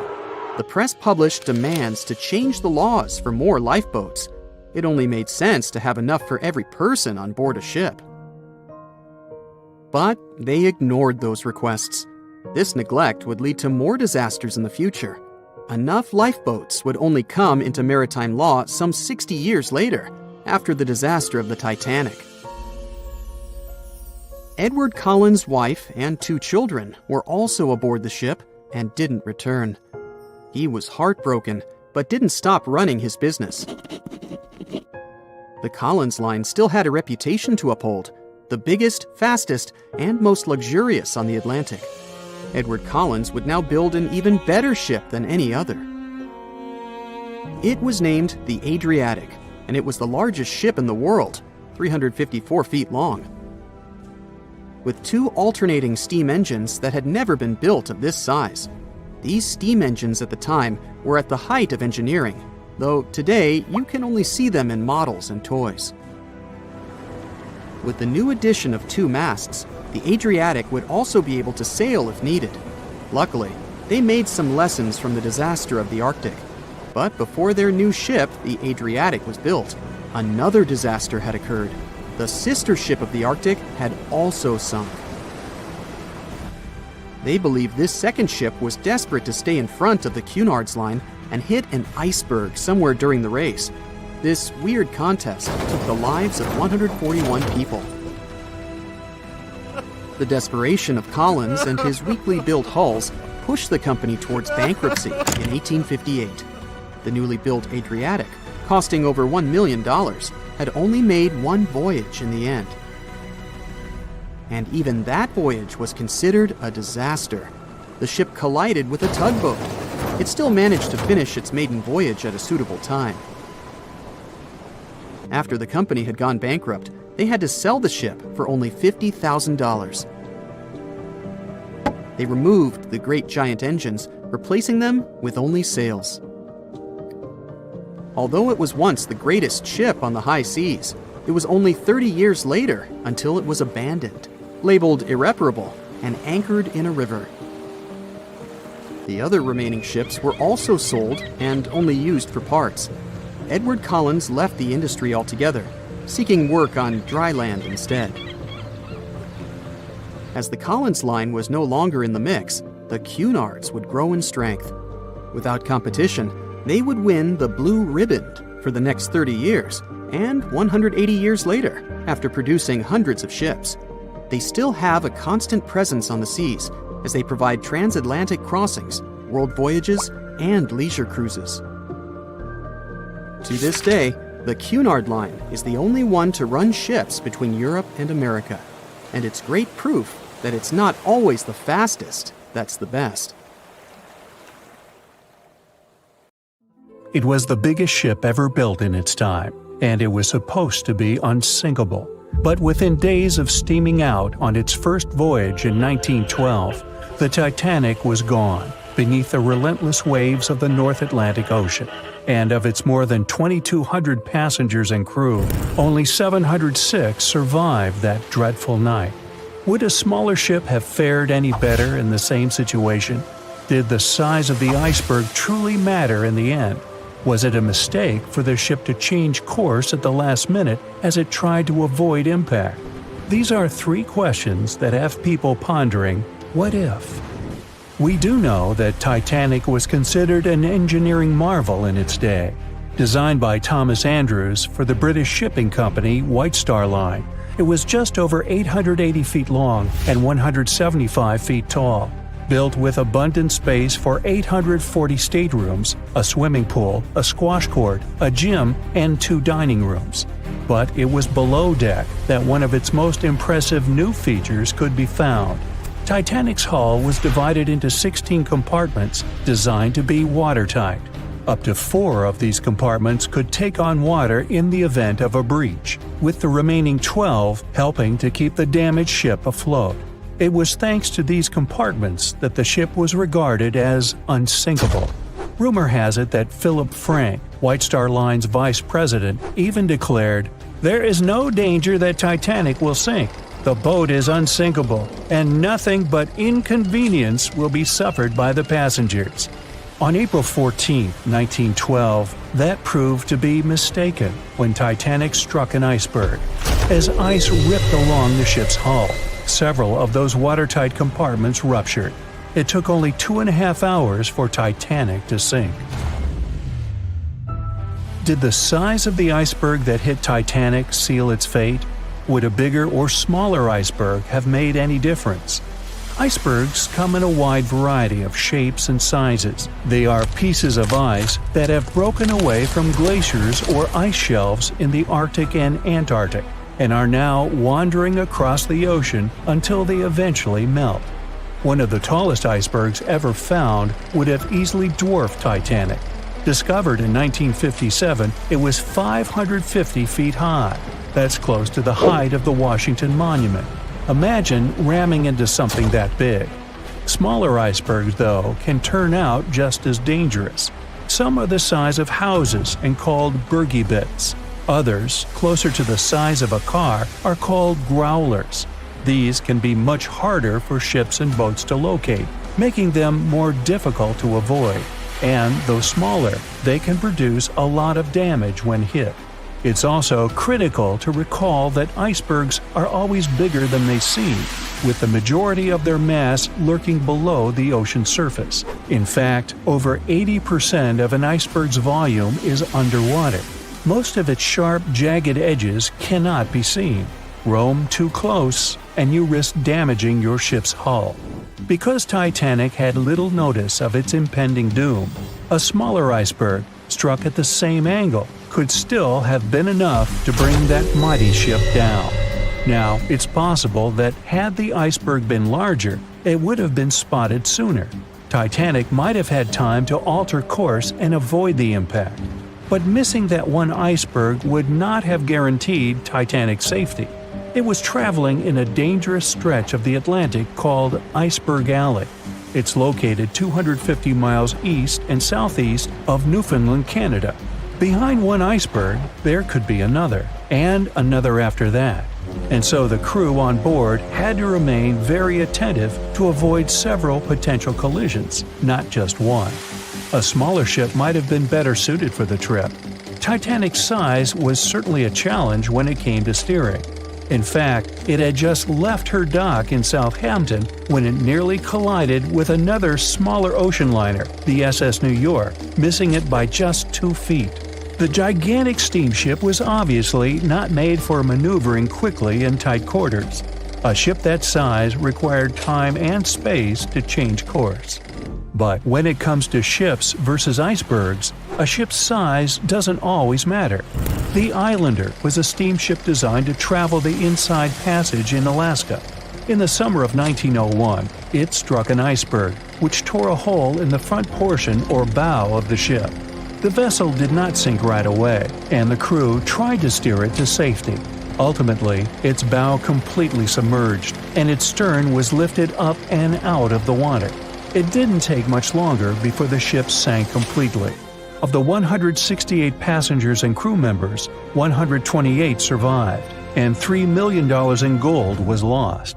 Islander had a 240-foot hull, making it almost a quarter of the size of Titanic, and that smaller size didn't seem to be much help in preventing a collision with an iceberg. And then there was the Hans Hedtoff in 1959. Also known as the Little Titanic or the Danish Titanic, it was referred to as the safest ship afloat. It was 272 feet long, with 95 people on board. Much like the real Titanic, the Hans Hedthoff was specifically engineered to handle most of what the sea could throw its way.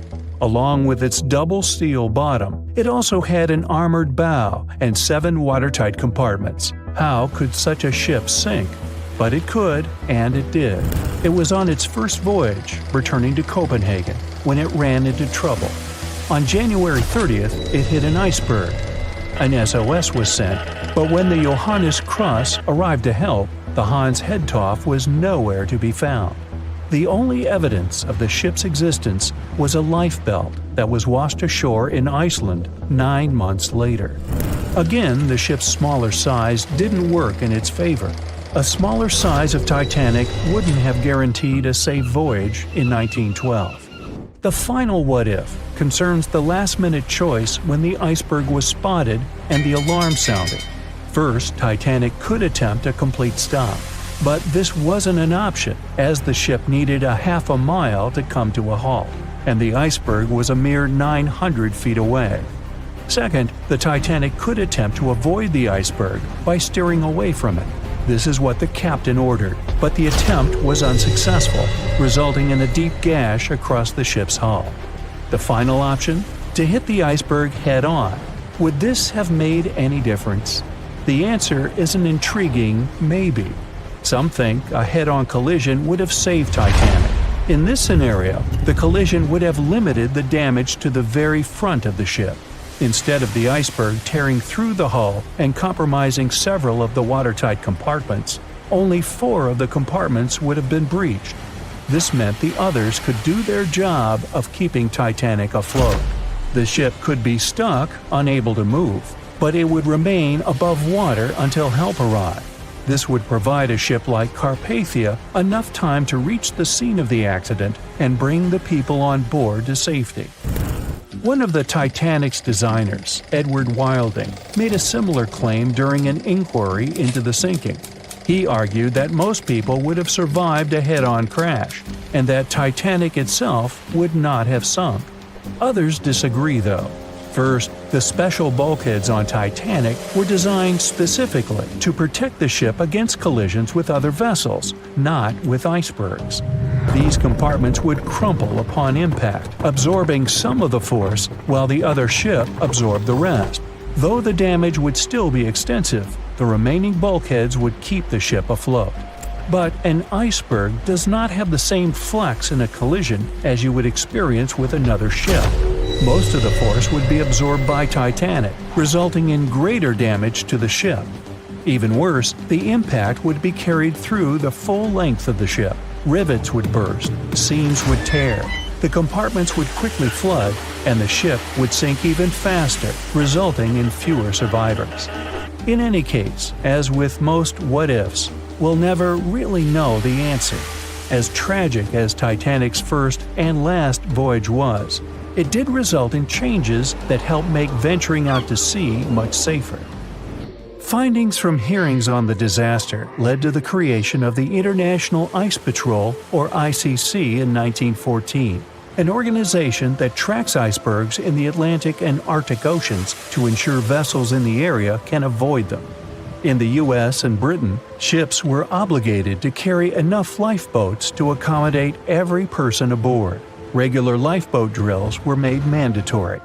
And finally, the bulkheads on ships were made higher to keep water out, and bottoms were stretched to create double hulls, helping make the compartments truly waterproof. There's no denying that Titanic was a terrible tragedy, but the lessons learned from that night to remember has helped prevent many more. We know Titanic from so many stories, even a movie, but now we have its first full-sized digital scan. And nope, it's not like those models from before, where we mostly imagined what the ship was supposed to be like. This time we got a real digital scan.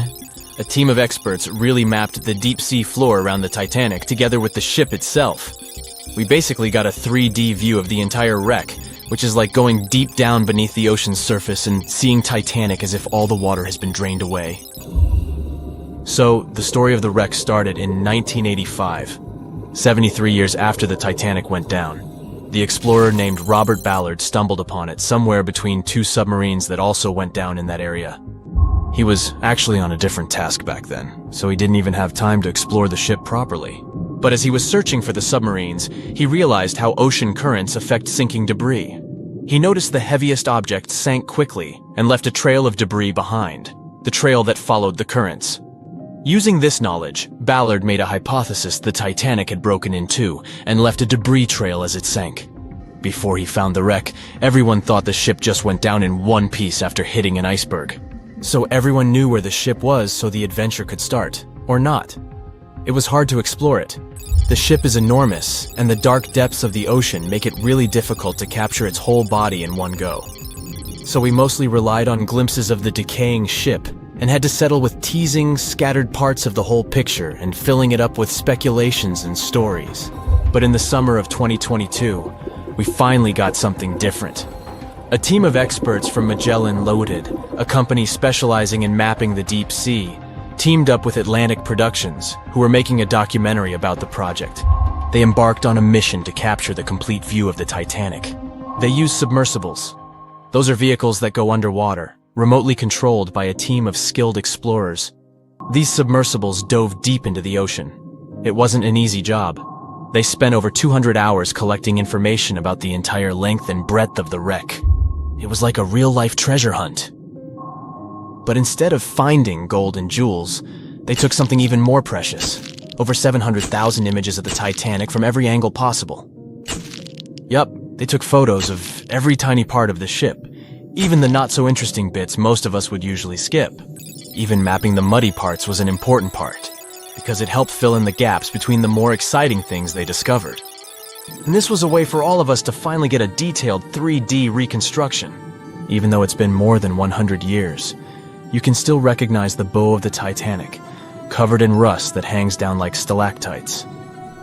On top of the bow is the boat deck, where a big hole gives us a glimpse into the empty space where the grand staircase once stood, like a window into the ship's glamorous past. Its stern is now a wild mess of twisted metal. As the Titanic went down, this part collapsed and spiraled into the seabed. The bow and the stern ended up separated by about 2,600 feet. There's a vast field of debris surrounding this giant, stuck on the seafloor. This debris is like a scattered treasure trove, full of intricate metalwork from the ship, statues, and even unopened champagne bottles. There are also personal belongings that went down together with the ship, like dozens of shoes resting across the seafloor. It was a tough task to do, go down and take all those pictures. It may not sound that hard at first, considering it was the vehicle that really immersed itself into such deep parts of the ocean, not the people. But studying the ocean is hard. We haven't explored, mapped, or even seen over 80% of it. The conditions are harsh, and the pressure becomes more intense the deeper you go. And their vehicle had to dive down to nearly 13,120 feet below the surface. That's like 12 Eiffel Towers stacked on top of each other. Plus, you have strong currents in that area, so it was probably like trying to navigate through a watery maze. And submersibles weren't supposed to touch anything. Even the slightest wrong step can damage the wreck that was already so fragile. It seems like the Titanic is frozen in time, so it will always be there waiting for us. But in reality, it's slowly disappearing. It's pretty obvious that the ocean water ruined it considering how long it has been down there. But it's not just that. The wreck itself has become a home for a specific type of Bacteria Halomonas titanicae that even got named after the famous ship.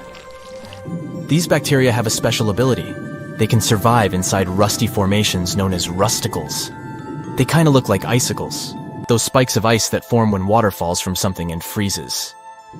These bacteria have a taste for iron, which is abundant in the ship's hull. For them, it's like a real buffet down there. And as time goes by, these bacteria will keep eating away at the iron in the ship, bit by bit, until one day, the feast comes to an end and the whole ship is gone. It's like a slow but steady recycling process. So this 3D model we got because of the hardworking team and technology comes at the best time because we never know how much time we have left with exploring the famous wreck. This time we might even understand the collision with the iceberg better. You know how movies always show the Titanic hitting the iceberg on its right side? Well, we can't even be certain about that. The scans could help us figure out if the ship actually grounded on the iceberg, like getting stuck on it. We can study the stern and analyze how the Titanic struck the seafloor. That will also help us understand what really happened during the sinking. Maybe we'll get a chance to discover if there was really a strong fire that sealed the fate of the Titanic. One theory says that the coal fire had been raging for a whole 3 weeks before the ship even took its first and last trip. And this could have made its hull weaker, which means most of the work was done. The iceberg just delivered the final blow, if there even was an iceberg, as some people wonder. There's an alternative theory they suggested where the Titanic may have actually hit a hidden mass of pack ice instead of a typical iceberg. Pack ice is made up of large sheets of ice that float near the ocean's surface and can be difficult to spot. They believe this pack ice might have drifted into the Atlantic from the Arctic Ocean. According to one professional mariner, Captain L.M. Collins, that stands up with that idea. If the Titanic had struck a regular iceberg, the ship would have sunk much more quickly than it did. And since the Titanic managed to stay on the surface for a relatively long period of time, less than 3 hours, maybe this was a different type of collision. The mariner also said there are differences in what people said they saw when the Titanic sank. He thinks these differences might be because of optical illusions. In this case, when people were looking at the ocean that night, the way the light was reflecting and the conditions at sea might have made things appear closer or distorted.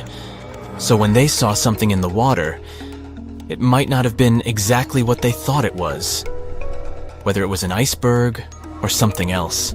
Binoculars might have helped the crew members to spot the potential danger, but unfortunately, they didn't have any. It appears they were locked inside a cabinet, and no one knew where the key was. April 14th, 1912. The dark night was filled with horrible sounds of a giant metal vessel breaking into two.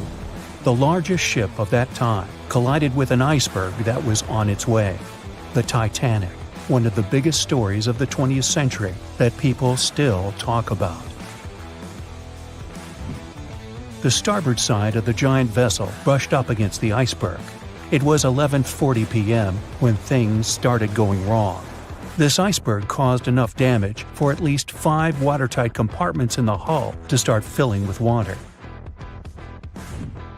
The crew immediately began a brief investigation to see if they could do anything and fix things. They had no one to rely on, all alone in the darkness of the cold night, far away from the land. The North Atlantic Ocean, around 400 miles south of Newfoundland, Canada. They needed time to figure out how to bring people to safety. They had some time, true, but not enough. If you watched the movie, you know the ship didn't plunge immediately after the icy doom had happened. The whole process lasted a good 2 hours and 40 minutes. But the situation was hard. There were 2,200 people to take care of, including crew and passengers, and things happening on the ship were chaotic. The chief designer, Thomas Andrews, soon realized they wouldn't be able to stay afloat. By midnight, the entire crew had begun preparing the lifeboats for launch. They had 20 boats with space for only 1,178 people, which was just a bit more than 50% of the people on board.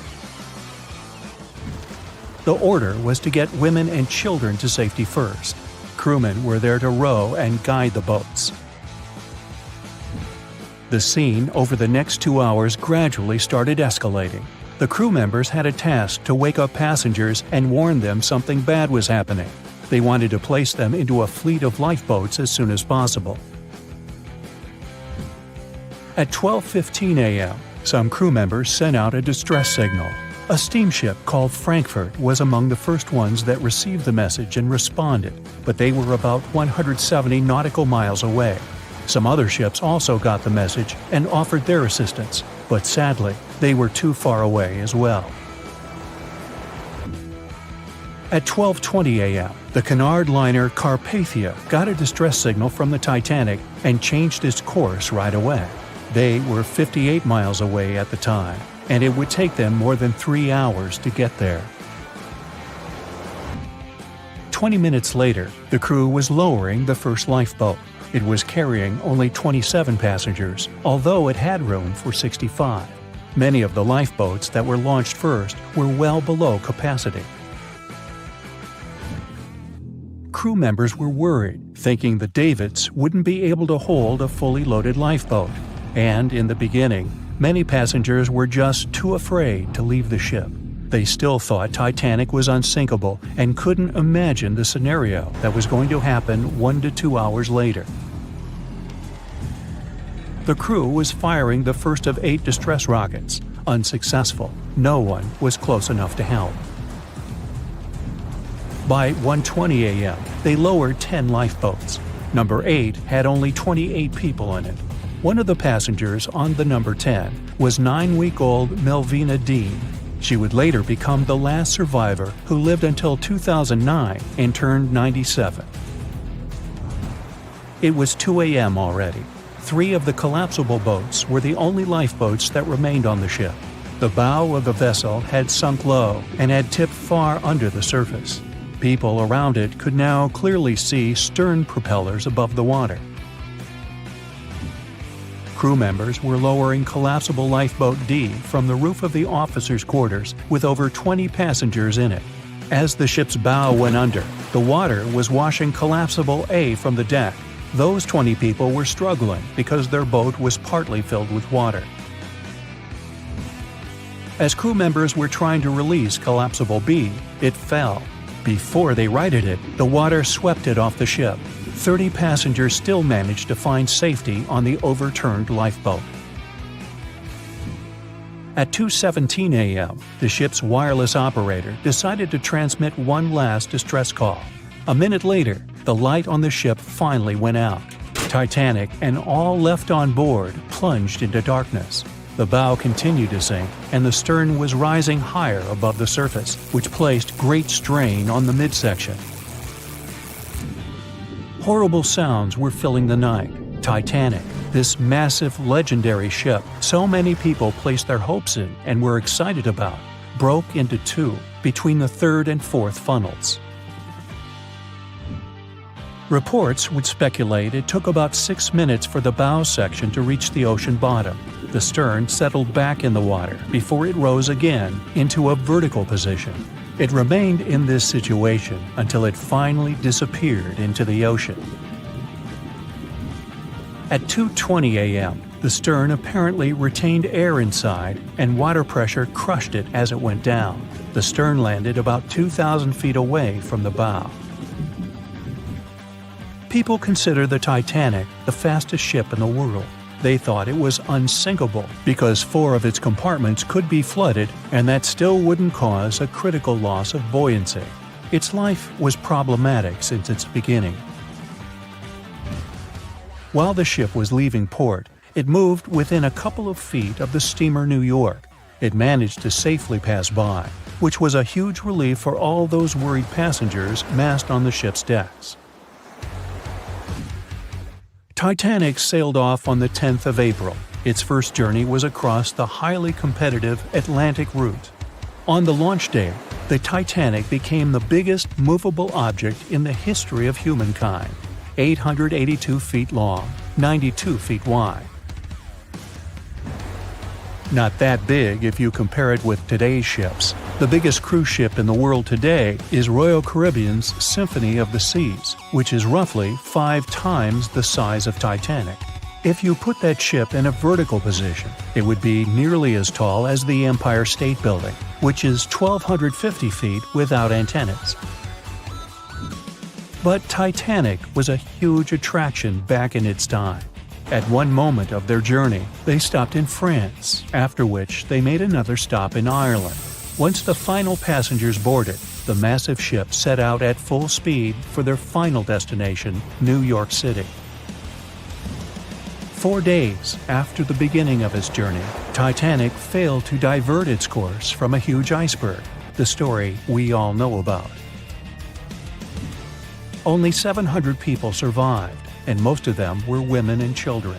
The night was extremely cold, 1 hour and 20 minutes after Titanic had gone down to the bottom of the ocean. Survivors weren't even sure someone was coming to save them. Finally, they saw the light. It was Carpathia coming towards them. They came for the people in the lifeboats. The crew brought them aboard and pulled a handful of other passengers out of the water. Many ships tried to contact Titanic a few hours after it sank. Their messages were never returned. Later, when there was an investigation of what really happened, they discovered the Leyland liner California had been less than 20 miles away when Titanic was sinking. But the crew didn't hear the distress signals coming from Titanic because their radio operator was off duty. Countries from both sides of the Atlantic were shocked and horrified when they heard details of what happened to Titanic.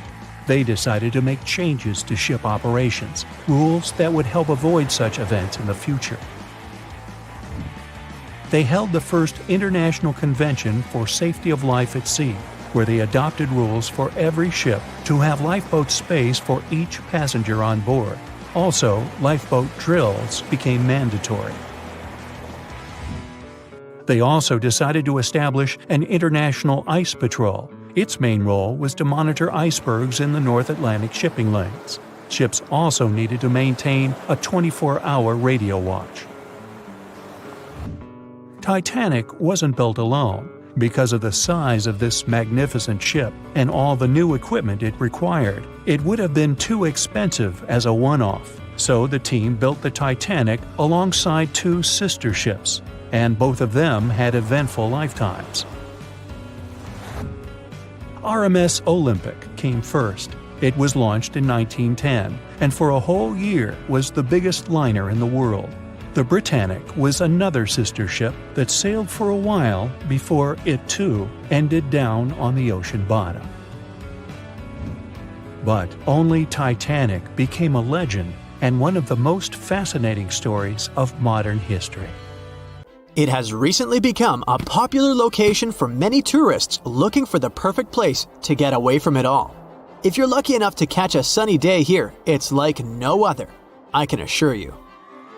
Chances are, you'll end up having loads of foggy days, but let's be honest, they have a special allure of their own. This enchanting smile-shaped island is called Sable Island. It's located 190 miles from mainland Nova Scotia. It wasn't accessible to the general public until 2013. That's when it was added to the list of National Parks of Canada. You can get here either by plane or by water.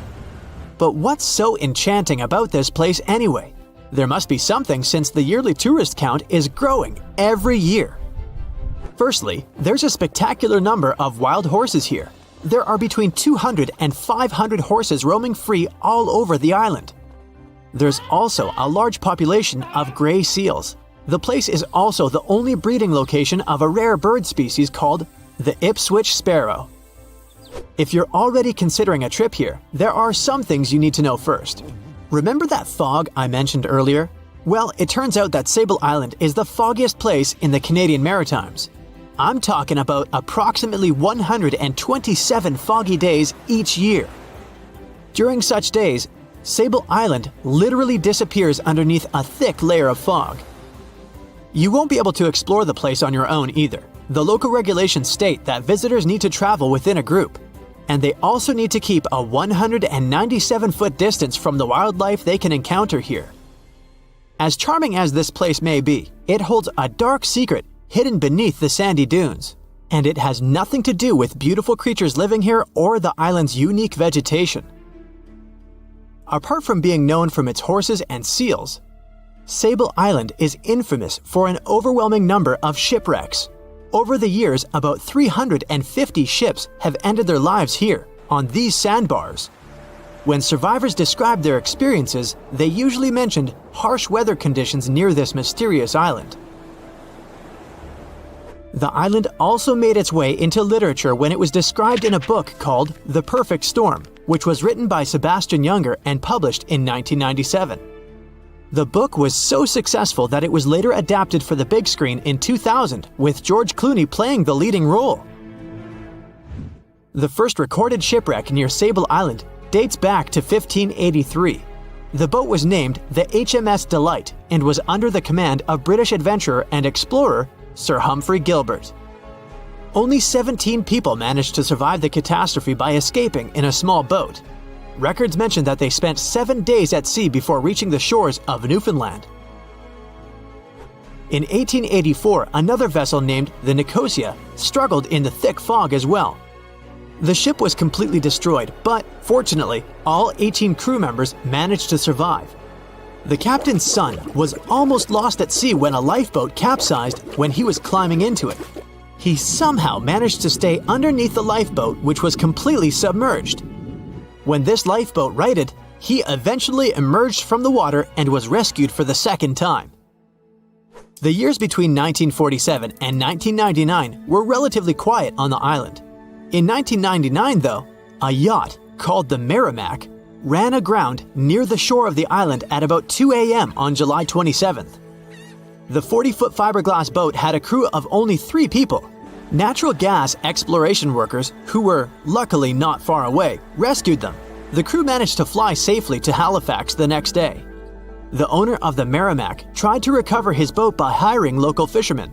Unfortunately, this operation was unsuccessful, since only the fittings of the yacht were eventually saved.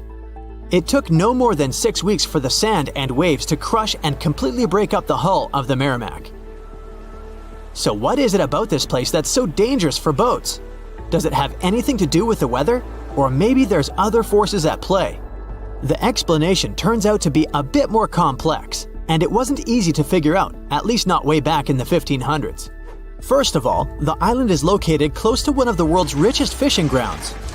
Since it's also near one of the major shipping routes between Europe and North America, hundreds of vessels sail past it each year. The likelihood of shipwreck increases when there are so many boats roaming around the area. Sable Island is also in the way of most of the storms that move up the Atlantic coast of North America. It's no surprise that boats often get hurtled straight onto the shores of this island. The weather has a lot to do with it too. During the summer season, the warm air from the Gulf Stream creates a dense fog as it merges with the cool air by the Labrador Current that passes by the island. Other currents don't help the matter. Sable Island is next to the meeting point of 3 major ocean currents: the Gulf Stream, the Labrador Current, and the Belle Isle Current. Since the 1950s, radars and other modern navigation tools have been used on commercial vessels as well. Up until then, the sextant was the main instrument used to figure out a ship's location. It doesn't mean that sextants weren't accurate, but this instrument couldn't work properly without a clear view of the sun or stars, which means it didn't help much in dense fog, such as the one surrounding Sable Island, or when it was cloudy. Often during bad weather, the captain of a ship navigated, relying on their experiences and intuition based on the ship's speed and direction. That's why most of the survivors in shipwrecks near Sable Island said that the captain had simply miscalculated the ship's position, crashing into Sable Island by accident. This dusty, sandy land is as unfriendly to ships as it is to trees. There's reportedly a single tree on the whole island, and it looks a lot more like a bush. It's actually a pine tree. And since the famous island horses don't see it as much of a food source, it somehow managed to survive. Reports say that the tree was planted back in the 1950s. Local authorities were trying to grow a forest on the island to make it a bit more welcoming. They've planted tens of thousands of trees over the years, more than 69,000 evergreens, 600 fruit trees, and about 55 pounds of pine seeds, along with other plants which could survive the conditions on the island. But they were no match for the extreme weather and sandy soil. Out of all those plants, just one pine tree is still alive. Thanks to its resistance, it has even become a symbol of Sable Island. Interestingly, for around 40 years, the island also had just one inhabitant. Can you imagine that? One person living on a remote island for so many decades? It's the story of a woman called Zoe Lucas. She chose to surround herself with the only residents on the island: the horses, the gray seals, and the many species of birds. An esteemed naturalist, she mentioned in an interview she gave back in 2017 that she was used to living on the island and that she never got lonely. To survive here, she had to put together an essentials kit. It included a notebook to take notes and a pair of binoculars to study the wildlife. You can safely assume she wasn't scared of the intimidating surroundings, since she decided to eventually call this place home. At first, Zoe wanted to set up camp on one end of the island, near some abandoned buildings. But eventually, she settled in a wooden house near a bunch of sand dunes. A Canadian institution called the Meteorological Service of Canada put together the simple construction back in the 1940s. Parks Canada operates the building these days. Zoe's work included gathering as much data on the local horse population as possible. It could help scientists better understand how they managed to adapt to the unfriendly environment. She also helped gather the debris that made it to the shore to help track pollution levels. Among all the rubbish that she collected, there was a refrigerator and a crate full of fresh peppers. Some other specialists eventually started working rotating shifts on Sable Island to offer the brave woman a little bit of company now and then. John watched on in disbelief as he drifted away on a piece of wood. In the freezing waters of the Arctic, slowly drifting away. John looked upon the vessel he had worked and lived on as it raised its enormous bow high into the sky, then broke in half, causing a sound that only a crack of lightning could replicate. Distraught and dumbstruck, believing that he, and he alone, knew the dark truth behind the demise of the unsinkable ship, the Titanic. 5 days earlier, as the Titanic set sail on its maiden voyage, John worked hard alongside his mates in the coal bunker, stocking up the coal to feed the Titanic's mighty furnace. They had stocked and stored more than John had ever witnessed on any other ship he'd worked on. But this was the Titanic, the grandest ship to have ever sailed the seas. On the Titanic, there could never be too much coal. As they left Belfast and pushed toward Southampton, there was a large bang below decks that went unnoticed. The furnace was roaring and the turbines were spinning, pushing the Titanic forward at a quickened pace. The crew cheered as the vessel moved forward, unaware of the loud, concerning noise. Arriving in Southampton, Greg came aboard, amongst hundreds of other passengers. With 13 years at sea, his vast experience included the role as a quartermaster on 6 previous ships. Ready for a new challenge aboard the greatest vessel ever made, he was looking forward to this next challenge of his career. Greg came with a wealth of experience, especially with sailing through the Arctic. His role was vital within the crew, understanding the seas around the North Pole. He would be a key lookout as they set to cross the perilous path of the Iceberg Alley. Greg had some concerns regarding the voyage. The Earth's orbit was remarkably close to the sun and the moon, causing higher tides. This would make icebergs more prominent, drifting them further away and towards the route of the Titanic as they journeyed to New York. Assessing the lookout tower and inspecting the available gear, Greg found no binoculars. This made him concerned, but the sailors just laughed at Greg. "If the deck is short on ice cubes, we'll be sure to plow right through a berg to resupply." A sailor laughed. Greg didn't share this sentiment. Eager to find out why they had been left short-handed on equipment, since he had such a vital role on the ship, Greg inquired further. Sadly, the officer with the keys to the binocular supply cupboard had been removed from the crew at the last minute. Greg couldn't believe something of this importance had been overlooked. For such a mighty ship with so many people aboard and crossing in a particularly perilous path, this just didn't make sense. But not wanting to be fined for breaking into the ship's property, Greg let it slide, hoping that they wouldn't need the binoculars in the end. Ultimately, if there were icebergs expected, a warning call would be made to the captain, informing of any concerns.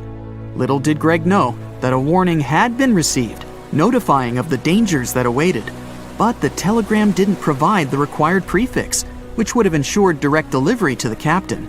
So, the critical warning was just overlooked. John and his crew below decks prepared for departure, stoking the engines. He noticed an essence of thick exhaust, far too heavy than what would be expected from the furnaces. The crew searched throughout the lower decks. Following a thorough search, they managed to locate the cause of the exhaust. It was an ignited pile of coal within a coal bunker. Unknown when it had ignited, a buildup of coal had clearly been smoldering, slowly growing in size. The amount of smoldering coal was concerning. The alarm was raised, alerting an officer to review the matter.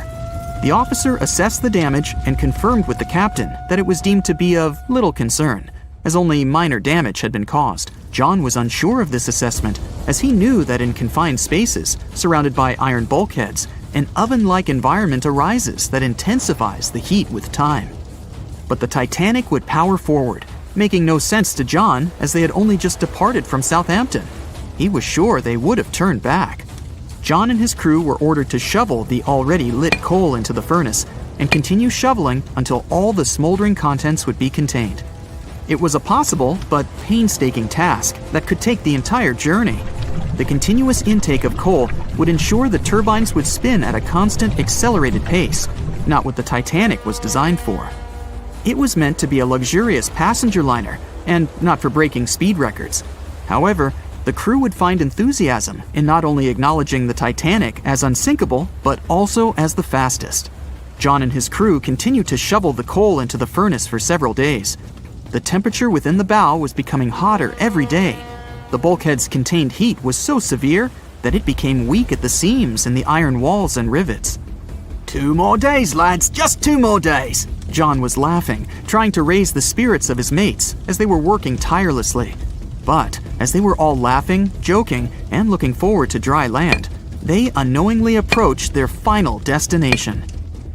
The Titanic was speeding through the calm sea. Greg looked ahead, above in the lookout tower, keeping a keen eye out as they were in iceberg territory now. Even though the way seemed clear, false horizons could occur, creating confusion about how far objects in the distance truly were. As they were traveling in the Gulf Stream waters into the colder Labrador Current, air columns cooled from the bottom upwards, creating a thermal inversion. This incredibly high air pressure ensured fog wasn't present, providing a deceptively clear outlook. But the thermal inversion can also create optical illusions, showing the horizon further away, appearing higher in the distance, or masking whatever objects that could come before it. These false horizons could easily hide any icebergs that could be approaching. Greg knew the perils of a calm sea in the Arctic, preferring the rough waters, where it's easier to detect icebergs within waves. Peering from the lookout, Greg was looking towards the dark abyss ahead. Suddenly, within 1 mile directly in front, a formidable image quickly emerged from the dark waters surrounding. Iceberg, right ahead! Greg yelled to his mate, who quickly called to the helm and directed them to steer hard to starboard. The helmsman received the call. In the heat of the moment, he turned the wheel counterclockwise. He then realized he'd turned the wheel the wrong way and quickly went in the opposite direction. The ship aimed towards the iceberg, veering to the port side whilst reducing speed. Although there was a delay in turning the wheel, since there was a short distance from the signal and the fast pace that they sailed at, it may not have made a difference. As they approached the iceberg, it appeared as though they'd miss it, but over 87% of an iceberg is underwater. And as they came along the side, the hidden ice underneath hit the port side bow, piercing the side of the hull with a 12-square-foot tear. The ship shook, with all aboard aware that something was amiss. Amongst the confusion and fear, they were oblivious of the damage. As they gathered their bearings, 6 out of 16 compartments were quickly filling up with seawater. The hull could only withstand 4 compartments filling before sinking. Time was ticking as the Titanic made its descent into the depths. The weakened bulkhead with heated steel pillars and rivets broke under the pressure and sudden change of temperature from the ice-cold water. The call was made to abandon the ship. Lifeboats were prepared to be released, while help signals were sent out to nearby ships. The radio operator was guiltily sitting, constantly calling out to a nearby ship that had been in contact with the Titanic recently. There was steady communication with this ship over the past few days, providing warnings of icebergs since the Titanic departed from Southampton. The final warning message received was just 1 hour ago. Upon receiving the final warning, the operator ignorantly responded, "Shut up," with the assumption that their warnings of icebergs were pointless. Following this unfortunate response, the ship turned their radio off and provided radio silence. The closest ship that was responding to their distress signals was 500 miles away, too far to provide any assistance in time. There were countless mistakes that caused the Titanic's watery end, whether they contributed directly or from sheer ignorance. The most tragic of them was the number of people aboard the ship, 2,224 of them. there were only enough lifeboats provided to rescue 1,178, barely half of the people. April 14, 1912. The dark night was filled with horrible sounds of a giant metal vessel breaking into two. The largest ship of that time collided with an iceberg that was on its way. The Titanic, one of the biggest stories of the 20th century that people still talk about. The starboard side of the giant vessel brushed up against the iceberg. It was 11:40 p.m. when things started going wrong. This iceberg caused enough damage for at least 5 watertight compartments in the hull to start filling with water. The crew immediately began a brief investigation to see if they could do anything and fix things. They had no one to rely on, all alone in the darkness of the cold night, far away from the land, the North Atlantic Ocean, around 400 miles south of Newfoundland, Canada. They needed time to figure out how to bring people to safety. They had some time, true, but not enough. If you watched the movie, you know the ship didn't plunge immediately after the icy doom had happened. The whole process lasted a good 2 hours and 40 minutes. But the situation was hard. There were 2,200 people to take care of, including crew and passengers, and things happening on the ship were chaotic. The chief designer, Thomas Andrews, soon realized they wouldn't be able to stay afloat. By midnight, the entire crew had begun preparing the lifeboats for launch. They had 20 boats with space for only 1,178 people, which was just a bit more than 50% of the people on board. The order was to get women and children to safety first. Crewmen were there to row and guide the boats. The scene over the next 2 hours gradually started escalating. The crew members had a task to wake up passengers and warn them something bad was happening. They wanted to place them into a fleet of lifeboats as soon as possible. At 12:15 a.m., some crew members sent out a distress signal. A steamship called Frankfurt was among the first ones that received the message and responded, but they were about 170 nautical miles away. Some other ships also got the message and offered their assistance, but sadly, they were too far away as well.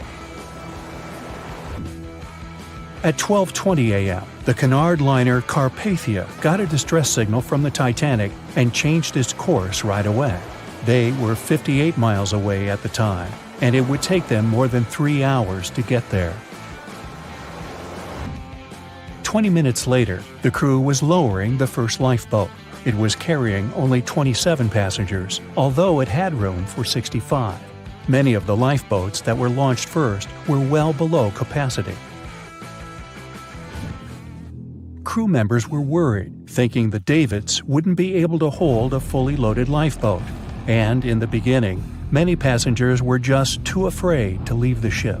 They still thought Titanic was unsinkable and couldn't imagine the scenario that was going to happen 1 to 2 hours later. The crew was firing the first of 8 distress rockets. Unsuccessful. No one was close enough to help. By 1:20 a.m., they lowered 10 lifeboats. Number 8 had only 28 people in it. One of the passengers on the number 10 was 9-week-old Melvina Dean. She would later become the last survivor who lived until 2009 and turned 97. It was 2 a.m. already. 3 of the collapsible boats were the only lifeboats that remained on the ship. The bow of the vessel had sunk low and had tipped far under the surface. People around it could now clearly see stern propellers above the water. Crew members were lowering collapsible lifeboat D from the roof of the officers' quarters with over 20 passengers in it. As the ship's bow went under, the water was washing collapsible A from the deck. Those 20 people were struggling because their boat was partly filled with water.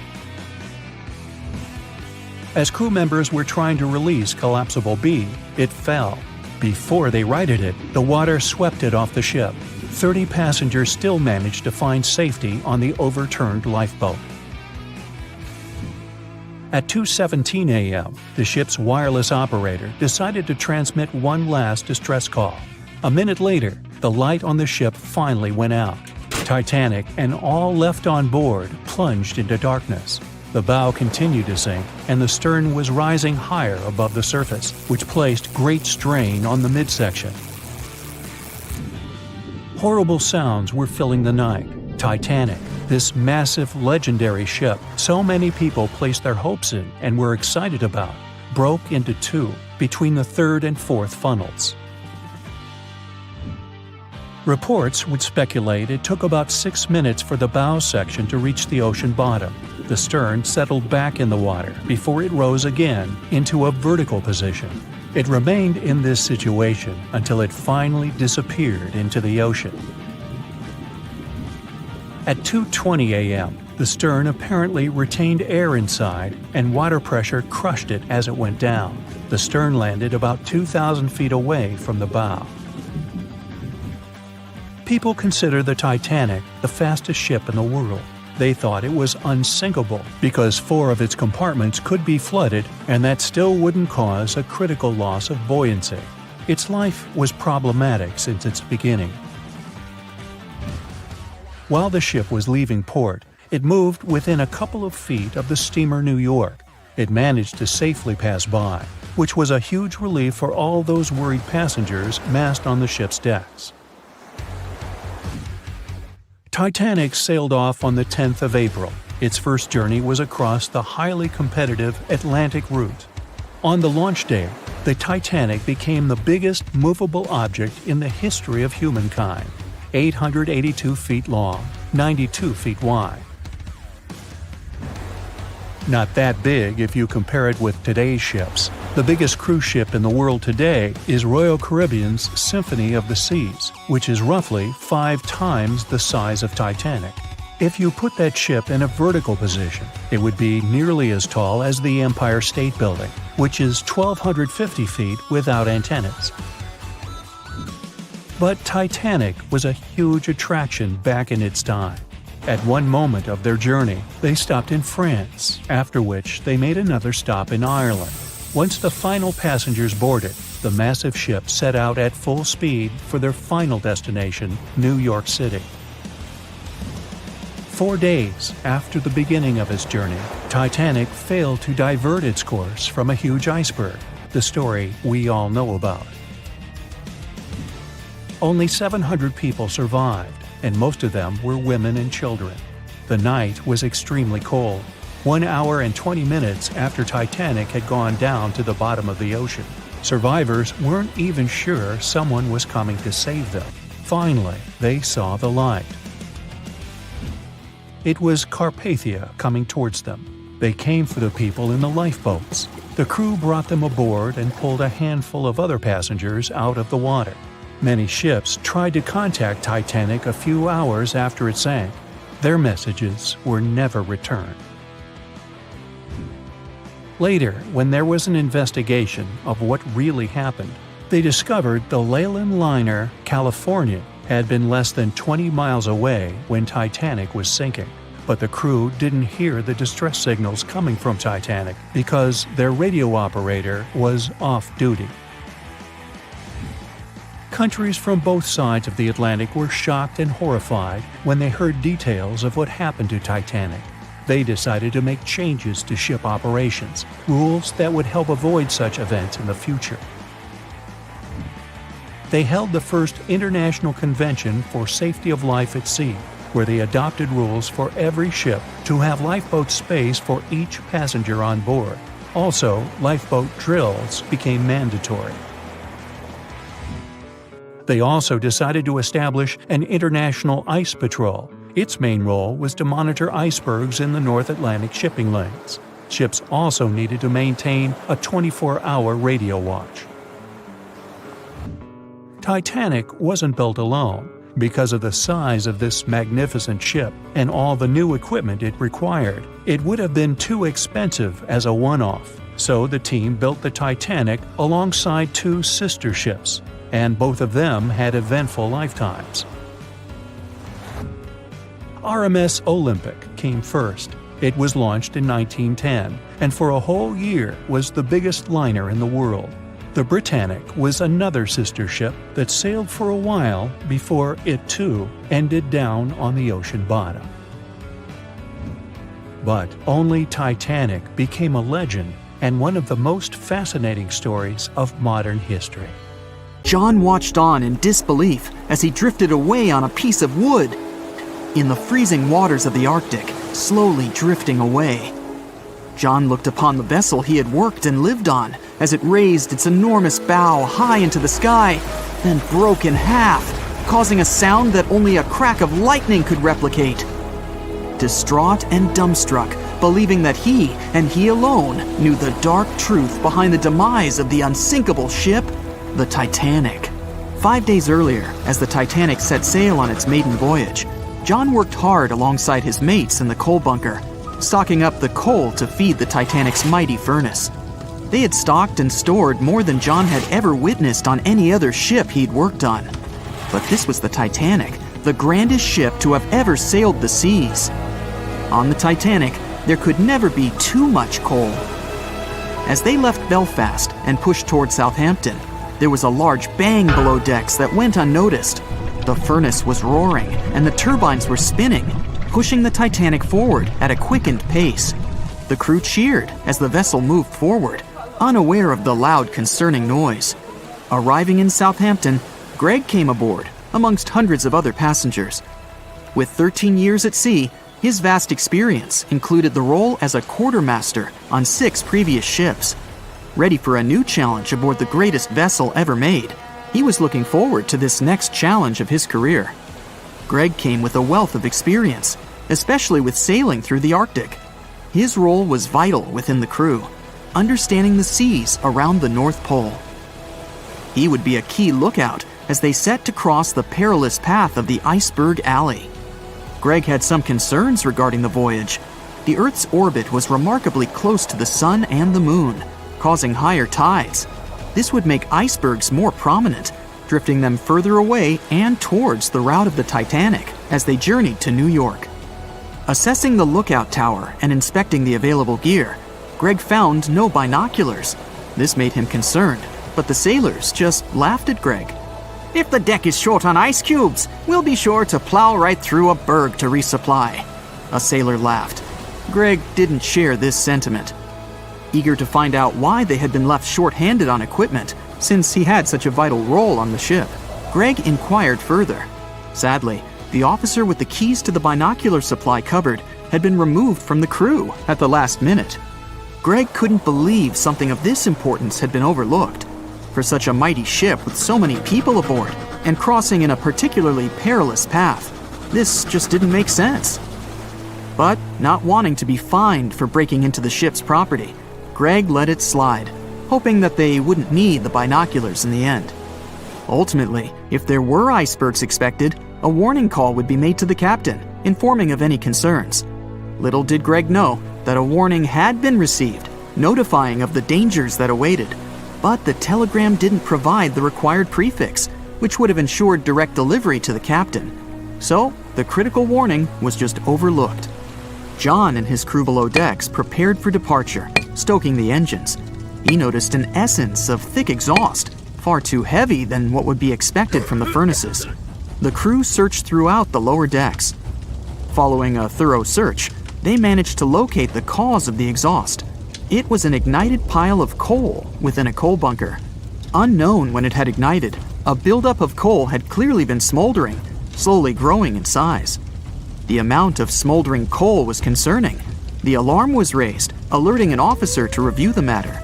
The officer assessed the damage and confirmed with the captain that it was deemed to be of little concern, as only minor damage had been caused. John was unsure of this assessment, as he knew that in confined spaces, surrounded by iron bulkheads, an oven-like environment arises that intensifies the heat with time. But the Titanic would power forward, making no sense to John as they had only just departed from Southampton. He was sure they would have turned back.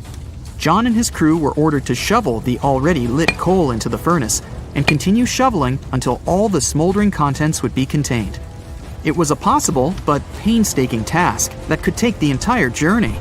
The continuous intake of coal would ensure the turbines would spin at a constant, accelerated pace, not what the Titanic was designed for.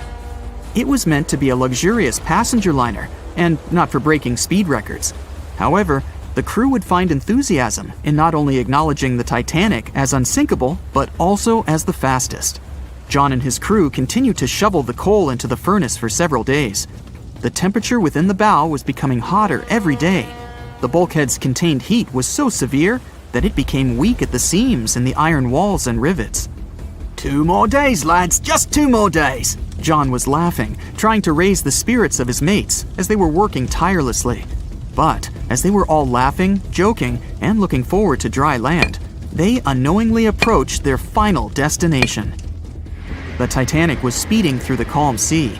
Greg looked ahead, above in the lookout tower, keeping a keen eye out as they were in iceberg territory now.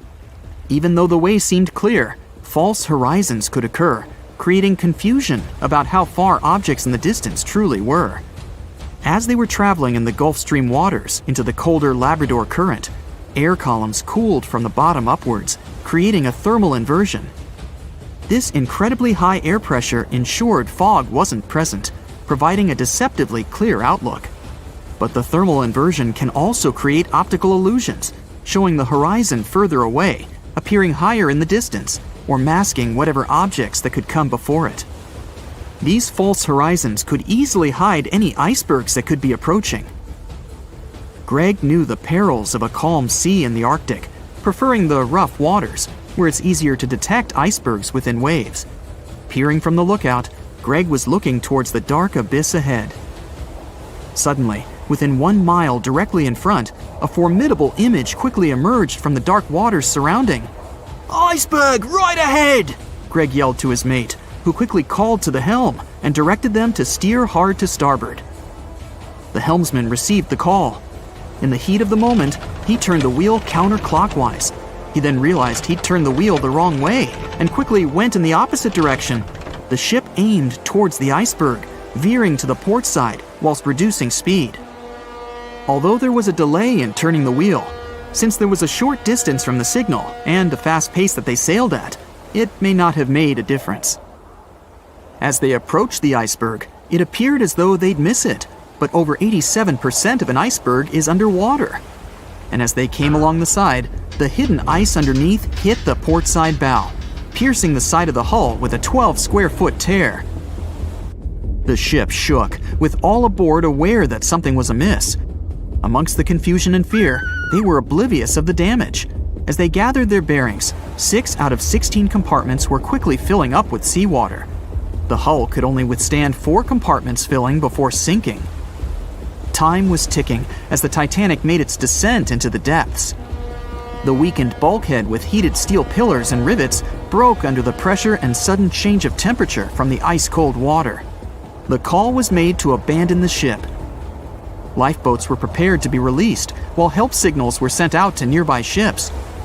The radio operator was guiltily sitting, constantly calling out to a nearby ship that had been in contact with the Titanic recently. There was steady communication with this ship over the past few days, providing warnings of icebergs since the Titanic departed from Southampton. The final warning message received was just 1 hour ago. Upon receiving the final warning, the operator ignorantly responded, "Shut up," with the assumption that their warnings of icebergs were pointless. Following this unfortunate response, the ship turned their radio off and provided radio silence.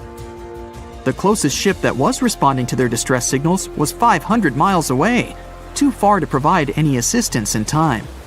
There were countless mistakes that caused the Titanic's watery end, whether they contributed directly or from sheer ignorance. The most tragic of them was the number of people aboard the ship, 2,224 of them.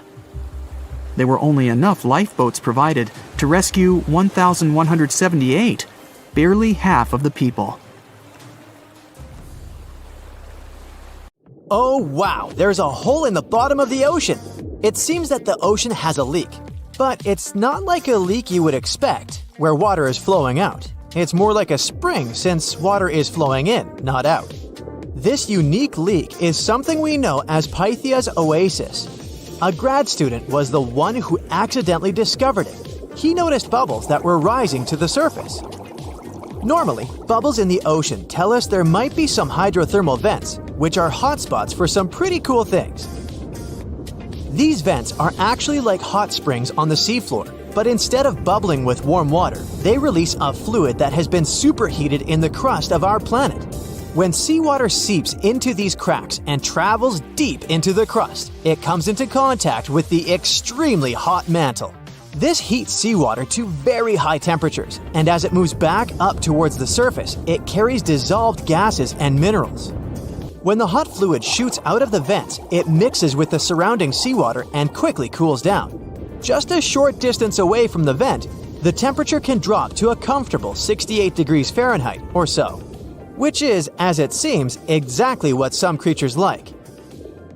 And there are some real weirdos living down there in the darkness, like ghostly fish, giant red-tipped tube worms, and a unique type of shrimp with eyes on their back. And some of them, like tube worms and bacteria, rely on the chemicals and minerals released by the vents to survive in harsh conditions. But in this case, the bubbling water didn't come from a hydrothermal vent. It was there because of a spring, and that's a bit more concerning. You see, the water in this reservoir needs to stay where it is. If too much of it seeps out, there could be some serious consequences, especially for the surrounding area. You can see this unusual leak along the Cascadia subduction zone, which is a massive fault line off the Pacific Northwest coast. It's a place where two pretty big plates that make up Earth's crust come together and slide along each other. The water from Pythia's oasis kinda acts as a lubricant between these plates. You can think of the fault zone as an air hockey table. When the fluid pressure is high, it's like you've turned the air on. That means the friction between the plates is reduced, which allows the plates to move. But if the fluid pressure is lower, the two plates can lock together, which then leads to the buildup of stress. Not that they'll feel bad. In the context of tectonic plates, stress is some pressure or force that can cause deformation. And if this stress starts to build up, at some point, it's gotta go somewhere. When it's too much, it can trigger earthquakes, and most likely, not small ones. For example, a release of stress in the Cascadia subduction zone could lead to a magnitude 9 earthquake. For comparison, the biggest earthquake we've ever recorded happened in Chile in 1960. And it had a magnitude of 9.5. The damage was enormous.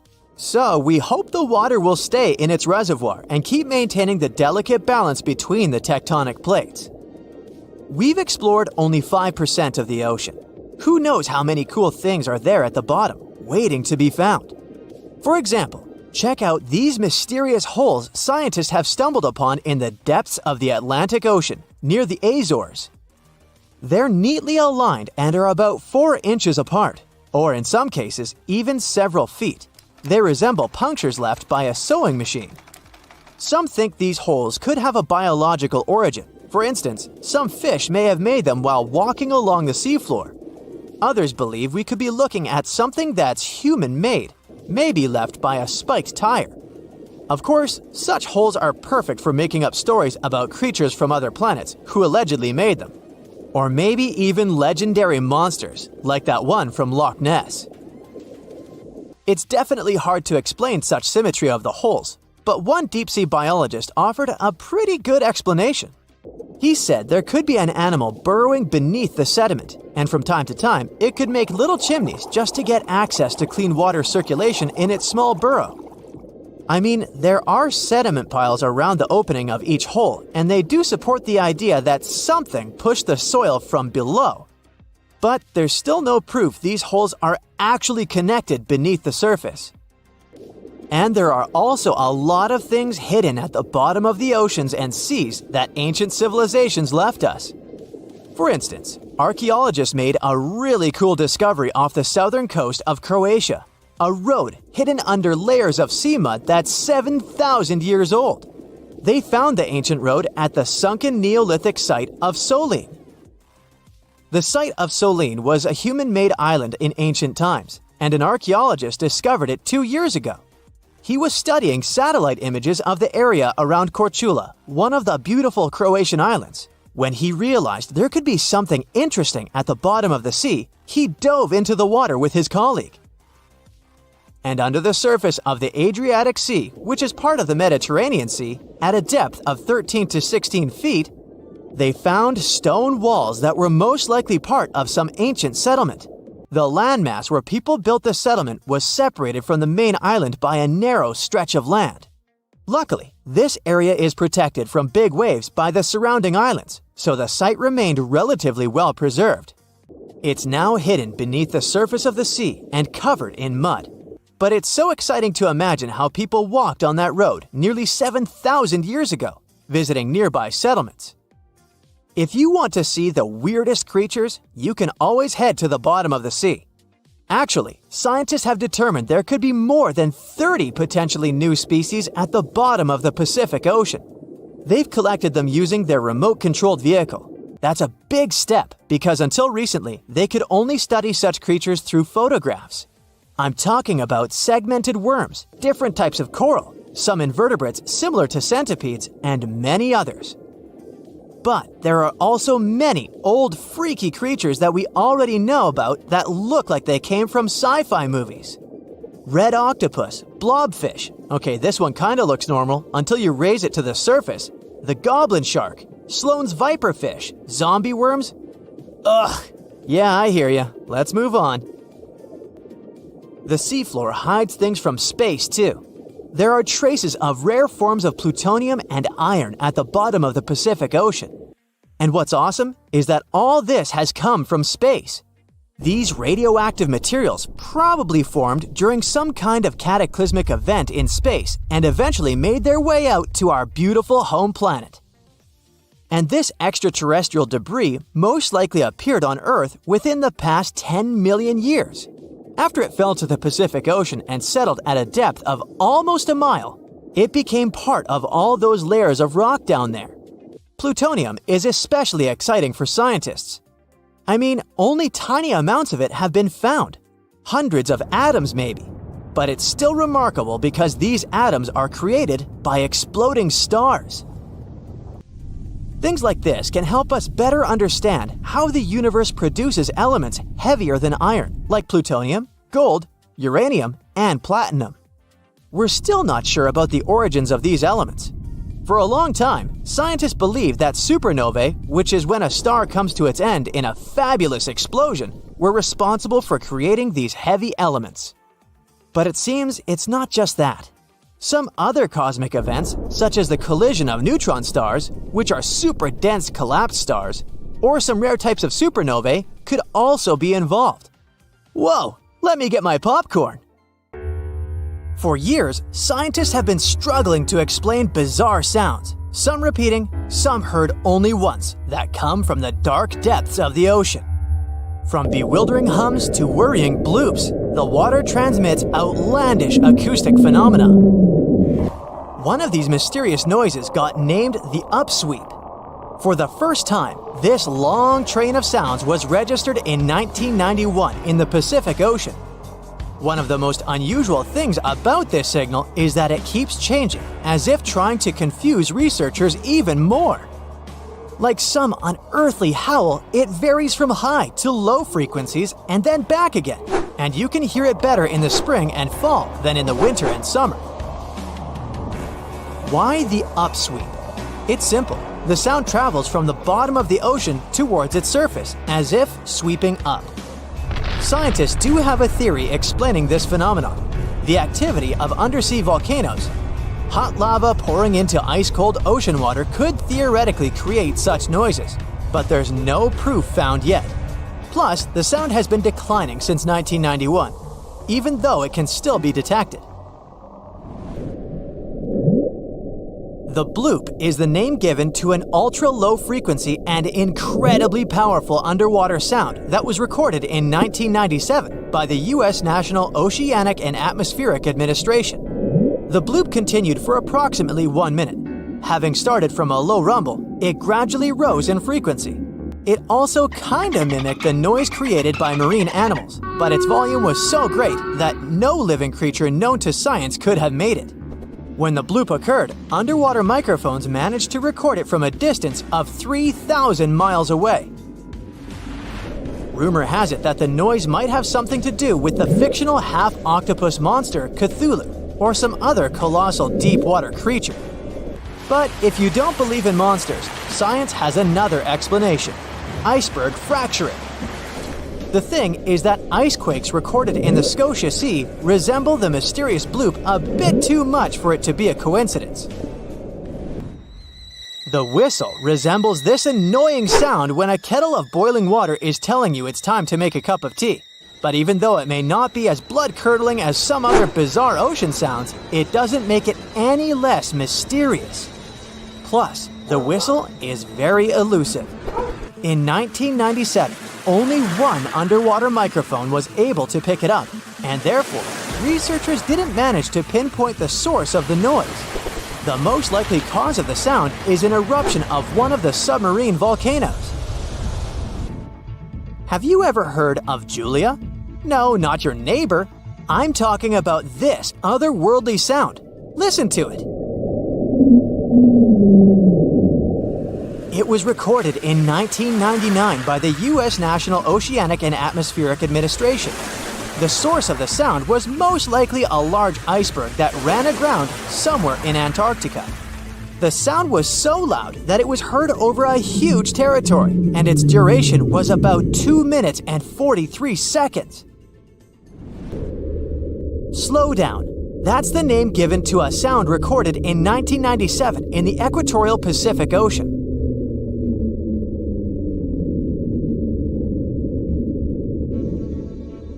The sound was called this way because it slowly decreased in frequency over 7 minutes or so. It's been picked out a few more times since it was recorded for the first time. The source of the sound isn't very mysterious. Most likely, it was produced by a massive iceberg that became grounded in Antarctica, or it was caused by moving ice. By that, I mean the friction produced by a large ice sheet moving over land. The loneliest whale sound is often called the 52 Hz whale because the animal that creates it calls at a unique for these creatures frequency. When you listen to this sound, it sounds like a low bass note. At the same time, it's much higher than the normal frequency of the whale call, which rings between 10 and 40 Hz.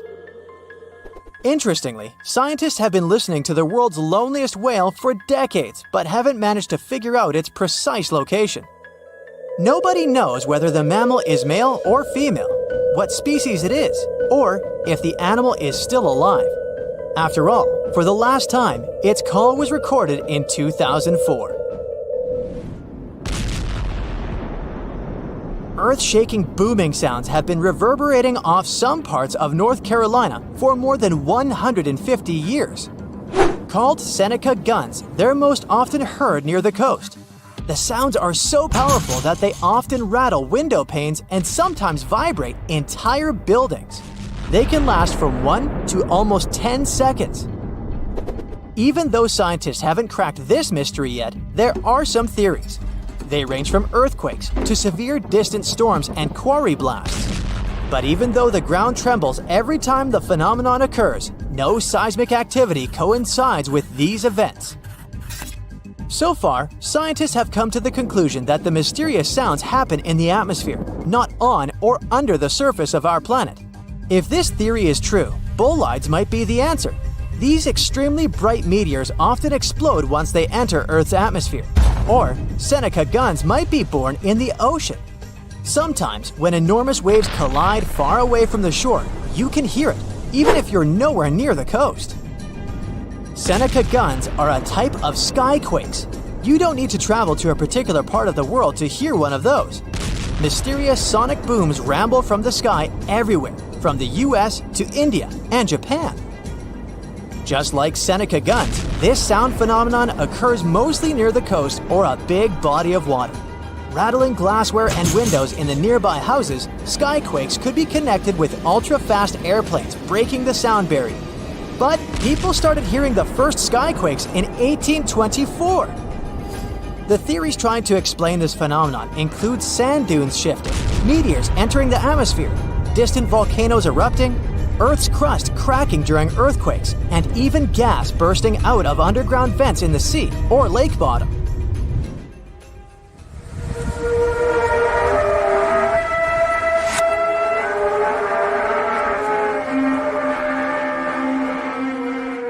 In different countries all over the world, people get paralyzed with fear after hearing otherworldly trumpet sounds that seem to be coming from the sky. The inhabitants of the US, Canada, Australia, Germany, and the Philippines have already heard this hair-raising noise since it was first recorded in 2008. These sounds are sometimes called the sound of apocalypse. And although until recently, nobody could understand the origin of the sounds, NASA claims that there is nothing to be afraid of. The noise can be coming from our own planet. Usually, it's quiet and thus inaudible to the human ear. But when it gets louder, the outcome is the very trumpet sounds that scare people all over the world. Bristol hum started in the 1970s when hundreds of Bristol inhabitants began to talk about a bizarre noise audible only at night. The noise was a low-level hum, and nobody could identify or trace the source of the sound. But the strangest thing about the noise was that one day, it stopped as abruptly as it started, but not before people in other towns across Britain reported hearing similar sounds. Some time ago, the mysterious sound returned. In 2015, a group of French scientists claimed that they had solved the mystery of the Bristol hum. They stated that the culprit was ocean waves that made the ocean floor vibrate. But while it was all good and well, it didn't explain why the sound was around for only several years or why it chose to return. If you ever come to the town of Taos in New Mexico, don't let another strange and unexplained phenomenon send you running for the hills. This phenomenon is a faint, low-frequency hum ringing in the desert air and grating on your nerves. Even stranger, only 2% of people who live in Taos hear this noise. But for those who do, it's unstoppable torture. On top of that, everyone describes the sound in a different way, from a quiet whir to an eerie hum or even persistent buzz. And while some people believe that the Taos hum is the result of unusual acoustics, the others suspect a bad case of mass hysteria. No one has located the origin of the hum yet.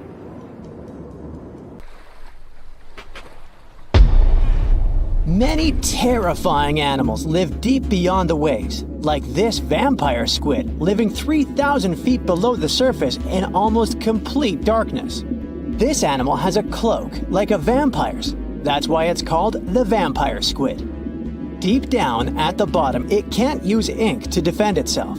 So this animal has developed an unusual tactic. It glows slightly to scare away predators.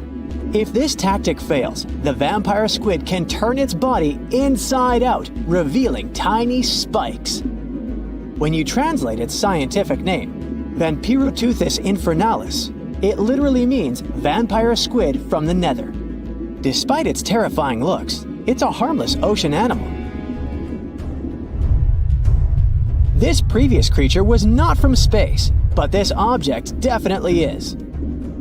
Before Elon Musk found a way to reuse rockets, NASA would simply drop old ones after launching astronauts into space, most of the time in the ocean or deserts.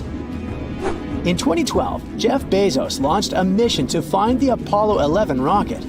They found it by using sonar, but it was in terrible condition. It was sitting on the bottom of the ocean, not far from the predicted site. They were able to rescue the engine and reconstruct 2 of them. The most famous lost city is Atlantis, but sadly, we still haven't discovered it. However, Heraklion was also just a myth until one British pilot saw something that looked like a city while flying over the Mediterranean Sea. He reported it, and 60 years later, a group of divers went there. They were shocked when they found an entire city underwater. It was loaded with artifacts that could tell us a lot about the history of the place. Now, it's one of the best underwater archaeological sites in the world. It's believed that the rising sea caused the whole city to go underwater. The Titanic sank in 1912. The wreck was claimed to be officially discovered 74 years later. In reality, though, a fisherman found the Titanic 8 years earlier while fishing in the Atlantic Ocean. He was pulling out his net when he spotted a head stuck in it. Luckily, it was just a doll's head. Years later, after the fisher had passed away, his son sold the doll to a doll collector. She did a lot of digging and research on every person who had a porcelain toy on the Titanic. She found the owner of the doll. Ava Hart was on the Titanic and had a doll with her. Ava survived the catastrophe by a miracle, but her toy didn't. Hart even wrote about the doll in her journal, and every detail matched the toy found by the fisherman. The tripod fish lives deep in the abyssal zone, around 20,000 feet below the surface. It's adapted to such immense depths and uses its tripod fins to stay still on the bottom. This creature doesn't have big eyes, but even if it did, these eyes would be useless in the darkness. Instead, the tripod fish uses its fins like antennas to detect any movement in the water. This creature doesn't have much luck when it comes to its love life, so it had to develop unique tactics to reproduce. One fish can be both male and female. The next bizarre creature is the lizardfish. It has tons of razor-sharp teeth, a huge mouth, and really big eyes, which it uses for hunting. All this makes the animal look freaky. The lizardfish lives at depths of around 11,000 feet in the midnight zone, where there is zero light.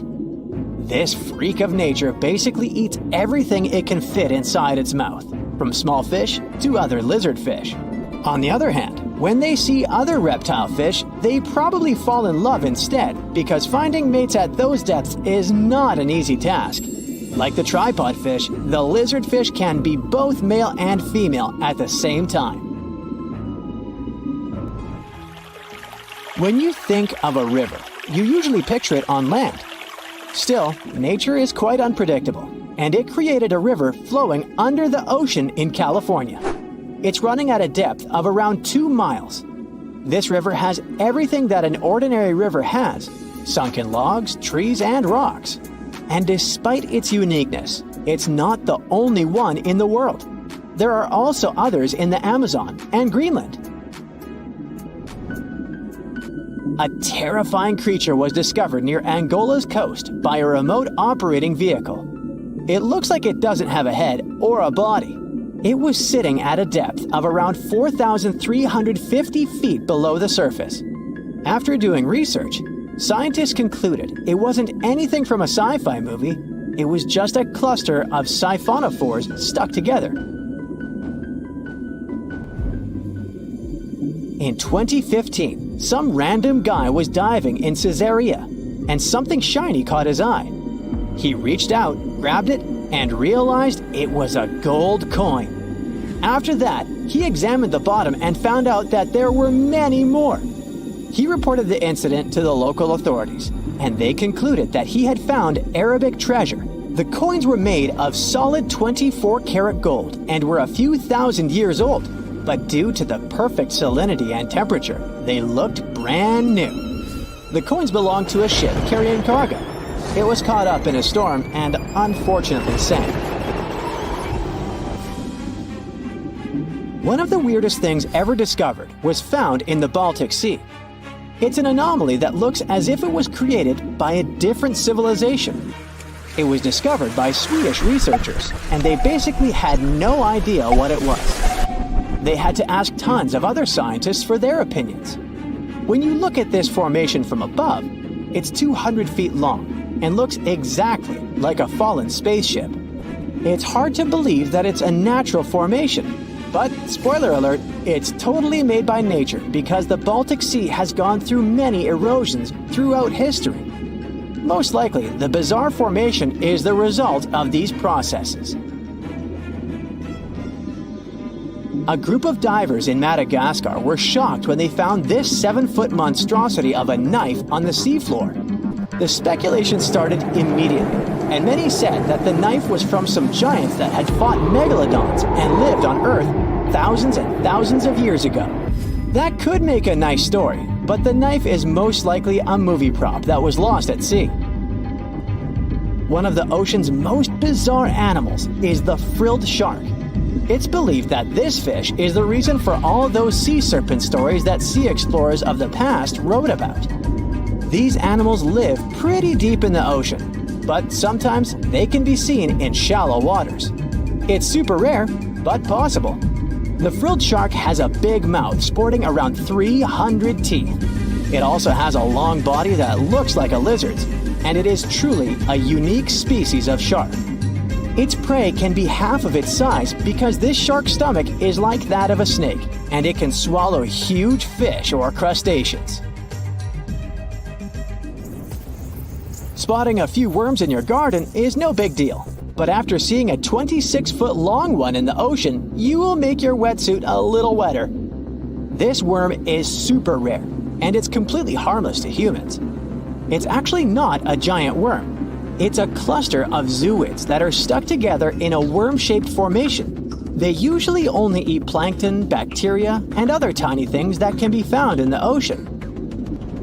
Probably the scariest thing in the ocean that is 100% real is the magna pinna, which can be found at crazy depths of 20,000 feet below the surface. This monster looks like an underwater Slender Man, but it's just a squid with really long tentacles that can reach a terrifying size of 8 feet.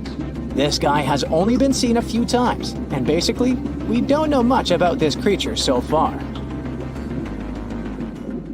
Ever wonder why, despite all our advancements in technology and science, there's a vast expanse of our own planet that we barely know about? Believe it or not, over 80% of our oceans remain uncharted territory. It's as if we've got this massive aquatic playground in our backyard, and we've barely scratched the surface. Also, did you know that only about 7% of our oceans have a special tag called Marine Protected Areas, or MPAs? How come this colossal body of water that envelops most of our planet is also among the most vulnerable and misunderstood spaces in the universe? Pressure has a lot to do with it. Our deep ocean is a beast of a place with no visibility, freezing temperatures, and pressure that's so intense that in certain areas it would make you feel like you're having the weight of 50 jumbo jets on your body. No wonder we're having an easier time sending people into space than to the bottom of the ocean. The deeper you go into the waters, the more pressure piles up. But let's not forget we have tech on our side, right?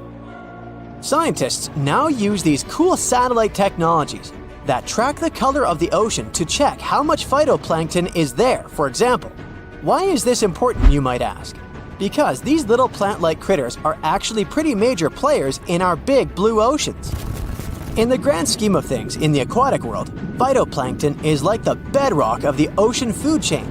It gives life to almost everything, from the tiny zooplankton, which are animal-like microorganisms, to those colossal, magnificent whales. When these technologies first came around, satellites could get clear images of the ocean faster than a ship could take the same number of measurements in 10 years. But it's not all about looking at the ocean from space. Sometimes you gotta dive in there and see it for yourself. Thankfully, we've come a long way in ocean exploration tech too. We've got things like floats and drifters that ride the ocean currents while collecting data, and a whole fleet of underwater vehicles, some of which are manned, some remote-controlled, and some even autonomous. Remember James Cameron, the guy who made the movie Titanic? He's super into exploring the ocean, and in 2012, he set a record by going down to the Mariana Trench in a vertical torpedo sub. He thinks there's nothing like being in the ocean and experiencing it firsthand. Other companies use a mix of technologies for their ocean explorations. It led them to discover amazing stuff like a deep-sea coral reef near Morocco, the only one still growing in the Mediterranean Sea. They've also discovered new species and documented ones previously thought to live only in the Atlantic. These efforts have convinced local authorities to declare some places as marine parks. As with most scientific areas, the road isn't without its bumps. These expeditions can cost quite a lot, and the lack of detailed maps and data only adds to the challenge. We can't always rely on bathymetric information, meaning the study of the ocean floor, because it's often not available. And that's the tricky part. We need to explore more to know more, but getting the funds for these kinds of projects can be tough when there are so many unknown variables. One particular company's explorations have helped protect nearly 4 million square miles of ocean so far. The data they collect during their expeditions is invaluable. It's used to identify new species, locate vulnerable habitats, and even show where threatened species are being overlooked. Their work helps dismiss excuses from local authorities who claim they lack the necessary information to establish more MPAs. The same company supports a goal known as 30 by 30, aiming to protect 30% of our oceans by 2030. It's a big target, and there's a long road ahead, but ongoing ocean exploration can provide the proof needed to keep more of our oceans safe. We also need to set aside areas for protection and research, even when we don't have all the facts just yet. On that note, some cool scientists have recently stumbled upon a gigantic and mysterious world beneath the Pacific Northwest coast's ocean floor. The best part is, this massive realm of life is pretty much cut off from the rest of the world above, making it like a secret underground club that only the best microbiologists have access to. Picture an active city, except the city is microscopic cracks in the basalt rocks of our oceanic crust, and its residents are microbes. These tiny creatures aren't like you and me. They don't rely on sunlight or the organic products of land and water ecosystems for sustenance. Instead, they thrive on chemical reactions with rocks and seawater. Scientists call this type of life chemosynthetic, which sounds complicated, but it basically means life sustained by chemical reactions. While this sort of life has been found deep in mines and around seafloor hydrothermal vents, the scale at which these creatures are found under the oceanic crust is unprecedented. It might even be the most extensive ecosystem on Earth. A geomicrobiologist from Denmark was part of the team that made this discovery. He claimed that over 50% of our planet's surface is oceanic crust, which is an average of 4 miles thick. Imagine the size of this chemosynthetic party happening down there. This discovery didn't happen overnight. Since the 90s, scientists have found weird tiny holes in the basalt rocks that make up much of Earth's outer crust. They seem like they might have been made by bacteria, but hey, there was supposed to be no life there. I mean, imagine trying to survive in a place that's hot, deep, dark, dense, and mostly devoid of the organic compounds we need for life. Yet, here they are. In the following years, more pieces of the puzzle fell into place. Scientists found that the oceanic crusts had different conditions at the centers and edges. At the centers, rocks are jam-packed with energy-rich compounds that support these tiny life forms. But by the time they reach the edges, these chemicals are all gone. Fast forward to now, and it's time to put the puzzle together. A microbial ecologist from the University of North Carolina worked on this research and says we now have solid evidence of microbial life in the cracks and crevices of deep ocean basalt. The next question scientists asked was, how far does this life extend? Researchers collected samples of crust from a plate roughly 120 miles off of Washington's coast, drilling deep beneath the ocean's surface. What they found down there was remarkable. The life down there runs on a unique fuel, hydrogen. Yep, in the absence of sunlight, hydrogen provides the energy for all their biological processes. These microbes use hydrogen to transform carbon dioxide into organic matter. This matter and other byproducts, like methane, then fuel other organisms, creating a network of life. Of course, the life down there isn't as complex as the one we know up here.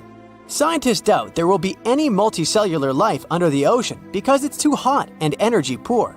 But hey, who knows? This universe under our oceans still has a lot to reveal.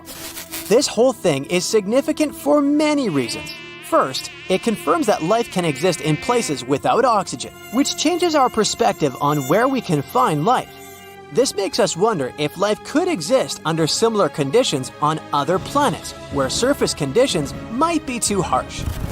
The implications on Earth are also profound. If a large portion of life exists in the oceanic crust, then our understanding of life on our own planet could be completely changed. This exciting discovery stretches our understanding of life and prompts us to keep exploring the mysterious depths of our oceans, pushing the limits of our understanding. NASA is also in on the whole deep sea exploration project. Why? Shouldn't they be preoccupied with outer space?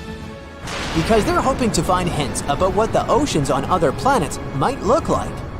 NASA specialists are really hopeful that by unearthing underwater secrets, we can solve some of the big questions about space.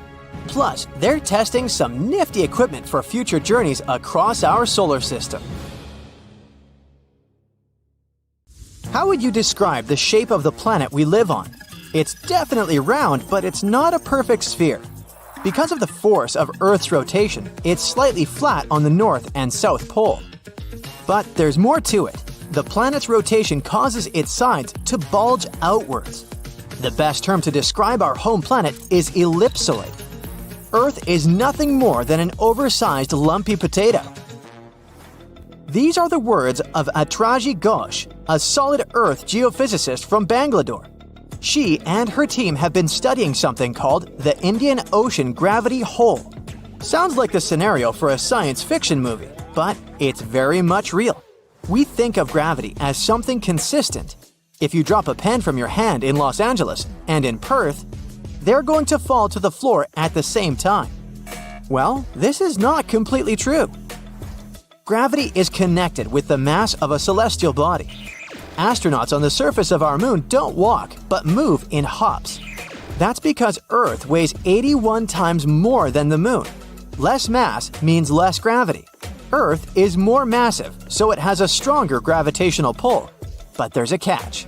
All this mass isn't distributed evenly across the planet. As a result, gravity varies as well. NASA has been mapping Earth's gravity field since 2002 using twin GRACE satellites. The maps they produced show where gravity is stronger and where it's weaker. Mountain ranges such as the Himalayas contain a lot of mass. This means they generate a stronger gravity field. The opposite happens in ocean trenches. The deepest of them is the Mariana Trench in the Pacific Ocean. You could almost stack 2 Mount Kilimanjaros inside it. The low concentration of Earth's mass below it means that the gravity field here is weaker. Places on the globe where huge chunks of mass are missing are called geoid lows. A geoid is an imaginary surface that follows the outline of sea levels around our planet. Imagine the Earth without any land. That shouldn't be too hard since the nickname of our home is Blue Planet. Now draw a curvy line along the surface of the oceans, and you get a geoid. In reality, the line stretches across oceans, as well as land masses. Scientists use this imaginary line to calculate the depth of tremors or objects that occur underground. When the wavy line goes down, that's a geoid low. The biggest of them sits at the bottom of the Indian Ocean. The first to discover it was a Dutch geophysicist in 1948. He was performing a gravity survey from a ship. The man noticed that sea levels dipped over 320 feet below the global average. The gravity hole got the official name Indian Ocean Geoid Low. It spans well over 1 million square miles off the southern coast of India. If you went out at sea in the middle of the gravity hole, you wouldn't notice much, just an endless ocean as far as the eye could see. The only way to measure the dip in gravity is through extensive geophysical measurements and calculations. The concept of a gravitational hole existed for nearly 2 centuries in the scientific community, but researchers could study it in high detail only after satellite measurements became possible in the late 20th century. A team of Indian scientists was determined to explain the anomaly that had been puzzling geologists for decades. They used supercomputers to simulate the seismic activity that formed our planet. A total of 19 simulations revealed how tectonic plates moved across the span of over 140 million years. This was during the Cretaceous period, the time when T-Rex roamed the Earth. Nearly a third of the possible scenarios produced a geoid low, similar to the one in the Indian Ocean. The most important factor in these models was the presence of magma plumes. These are places inside the Earth's mantle where lava flows upwards. The mantle sits between the planet's outer core and the thin crust we walk upon. The magma in the mantle plume is hotter than the surrounding rocks. The heat it generates melts and thins the crust. This creates hotspots that are brimming with volcanic activity.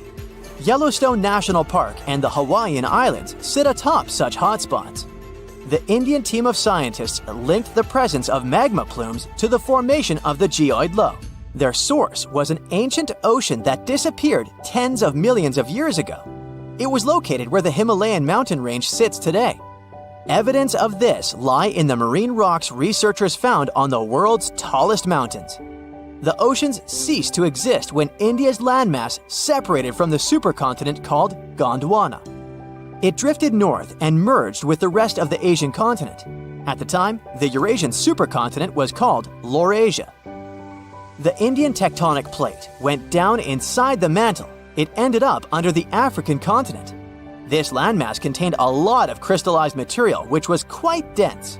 When the sinking plate of the former ocean reached it, plumes of magma spilled out. As a result, low-density materials ended up closer to Earth's surface. Density is used to calculate mass, and if you remember our lesson in physics from the beginning of the video, less mass translates into a weaker gravity field. Scientists believe this is how the geoid low in the Indian Ocean formed some 20 million years ago. At this point in prehistory, the Earth looked a lot like it does today.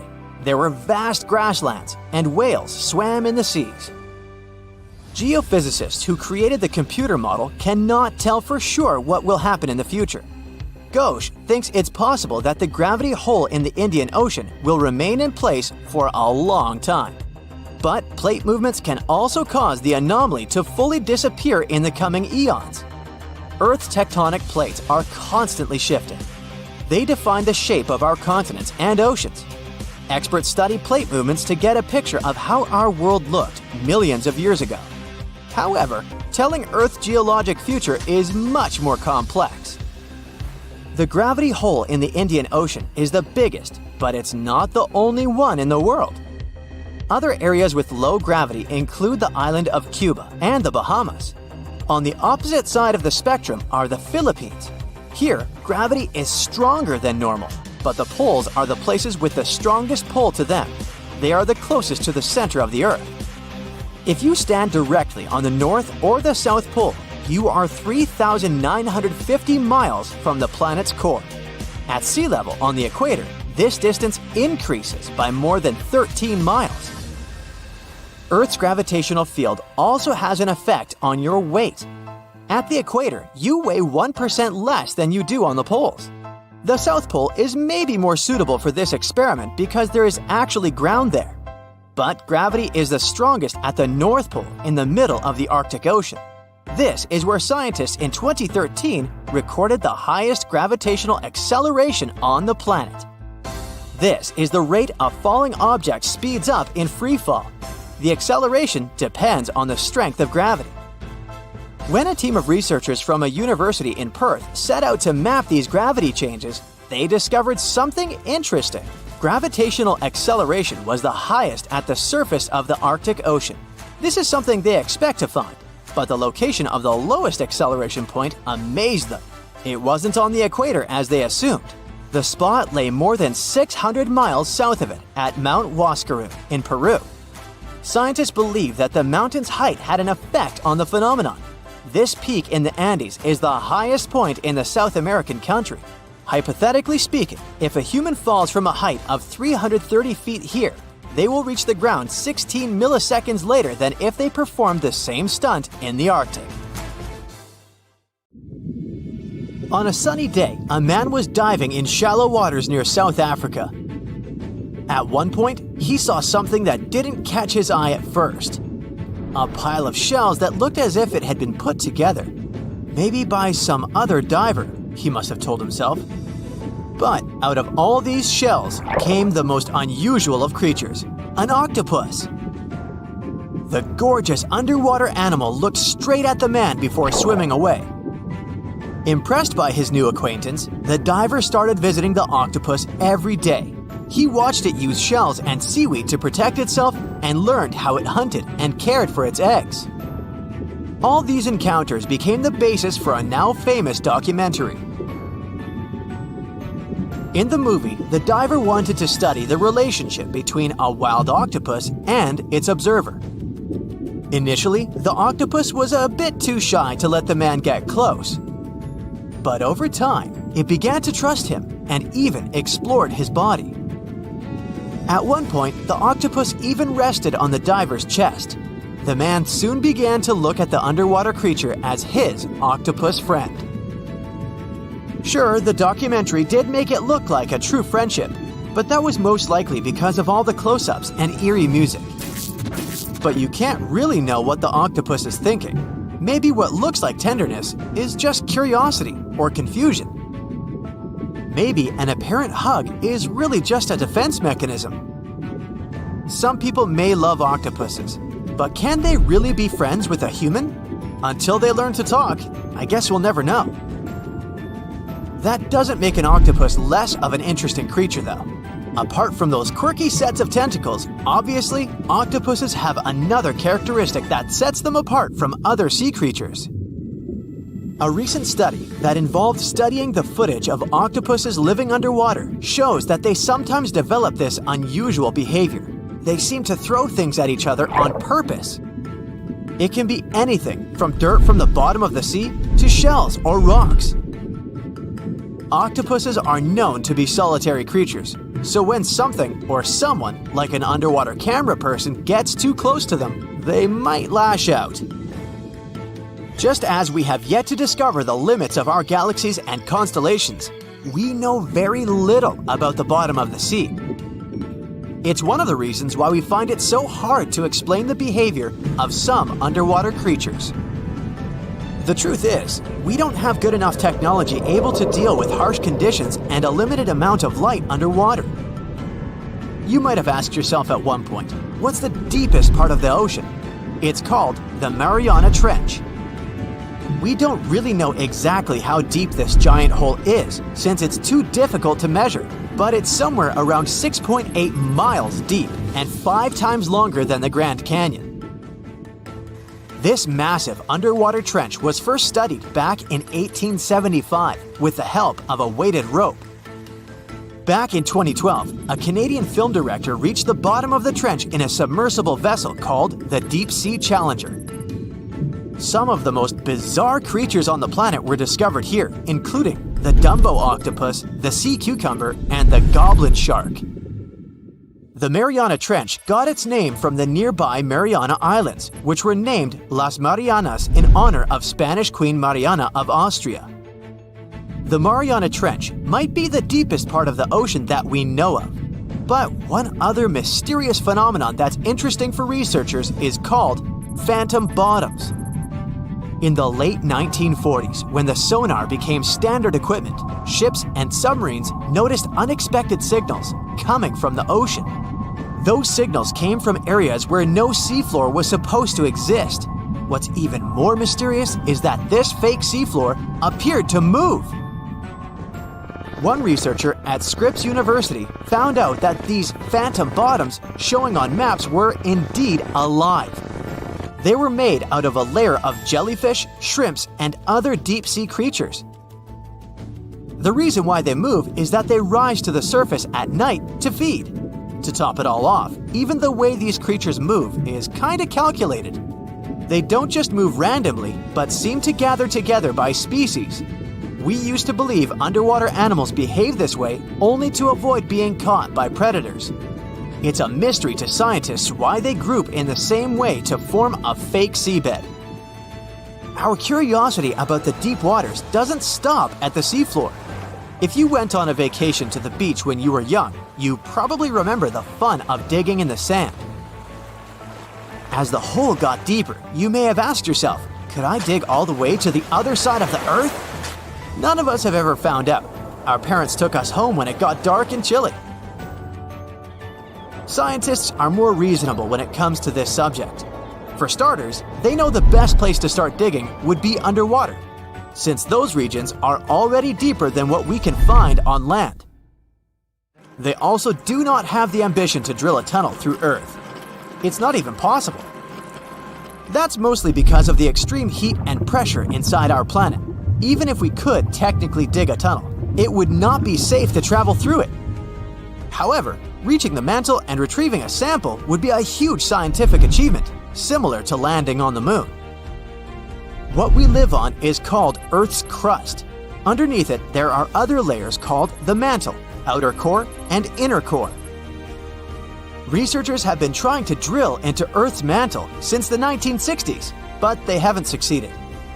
Some failed due to technical issues, and others were unlucky and chose the wrong places to drill. Our planet's mantle is made of molten rock. Wouldn't that be dangerous if we ever reached it? Scientists say we have nothing to worry about, though. If and when the drillers eventually pierce through the crust underwater, hot molten rock won't pop up the hole and spill onto the seafloor like it would during a volcanic eruption. Mantle rocks aren't solid, sure, but they move slowly, at the same speed as your fingernails grow. Another of those famous deep-sea mysteries is that of the 1997 bloop. You heard that right. I'm talking about a weird sound that seemed to come from deep under the waves.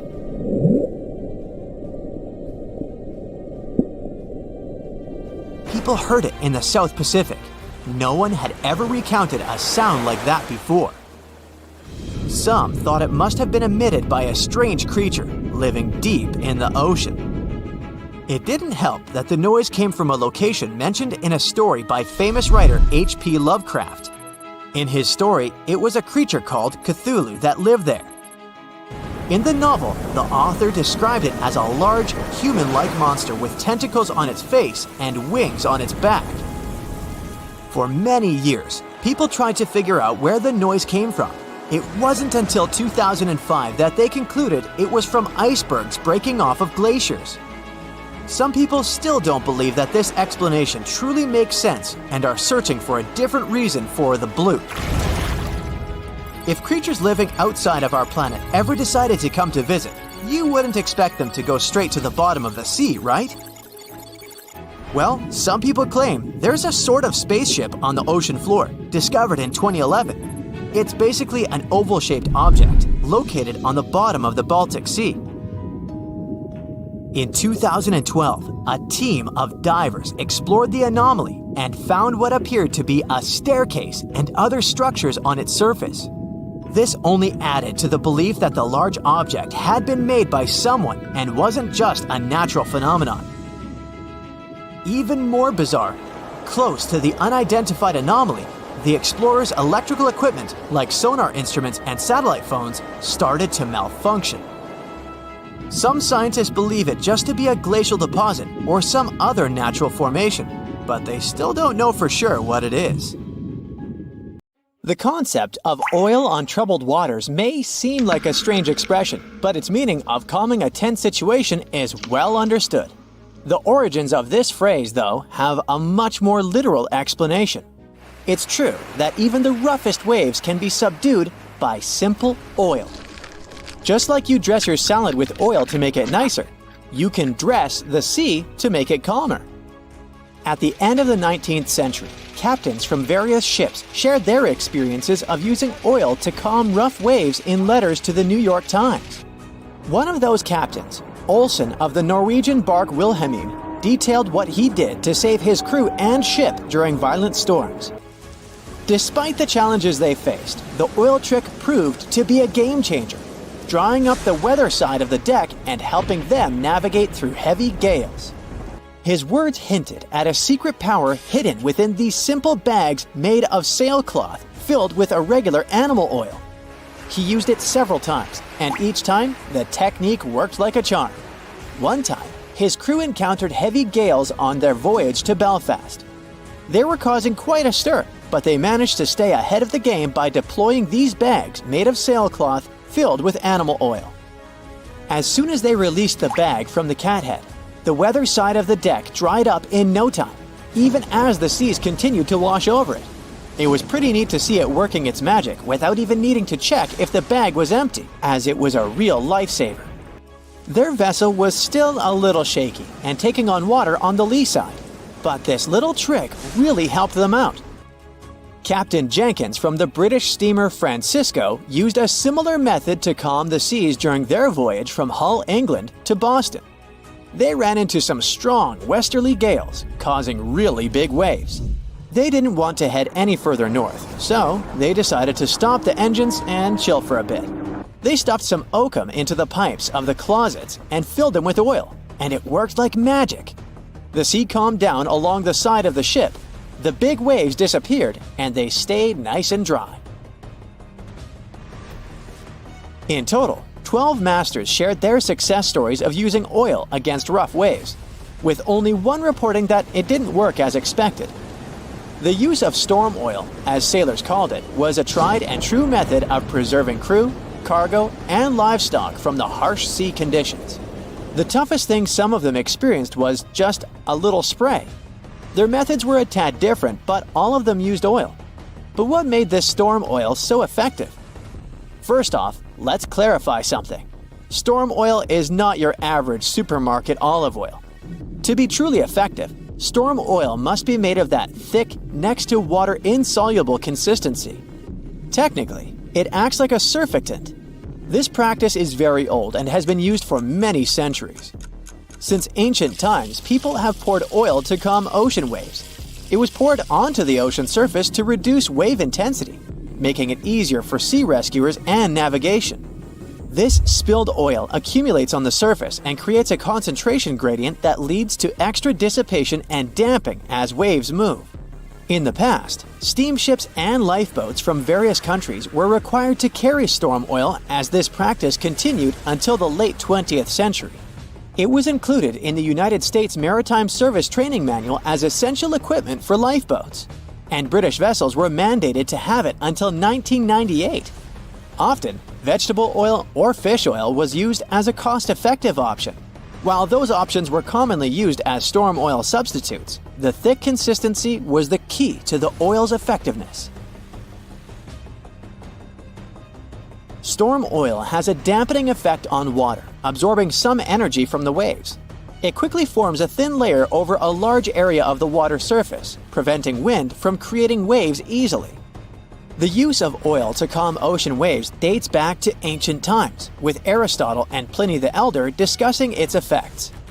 Benjamin Franklin famously studied the calming properties of oil on waves during his trips to England in the 18th century. Communication between Franklin, William Brownrigg, and Sir John Pringle led to further exploration of this phenomenon. Agnes Pockels also made significant contributions to the study of storm oils through her experiments in Germany. She suggested that the calming effect of oil on water involved more than just reducing surface tension. Oil is definitely a game changer when it comes to calming rough seas. But it's not just any oil that does the trick. You gotta use the right kind of oil and apply it the right way. Forget engine oil and other petroleum products, they won't do much. Fish oils are where it's at, especially the thick ones. The problem is, modern ships and boats don't really carry fish oils, so folks end up using engine oils and bunker oils instead. Not surprising that they don't see the calming effects they were hoping for.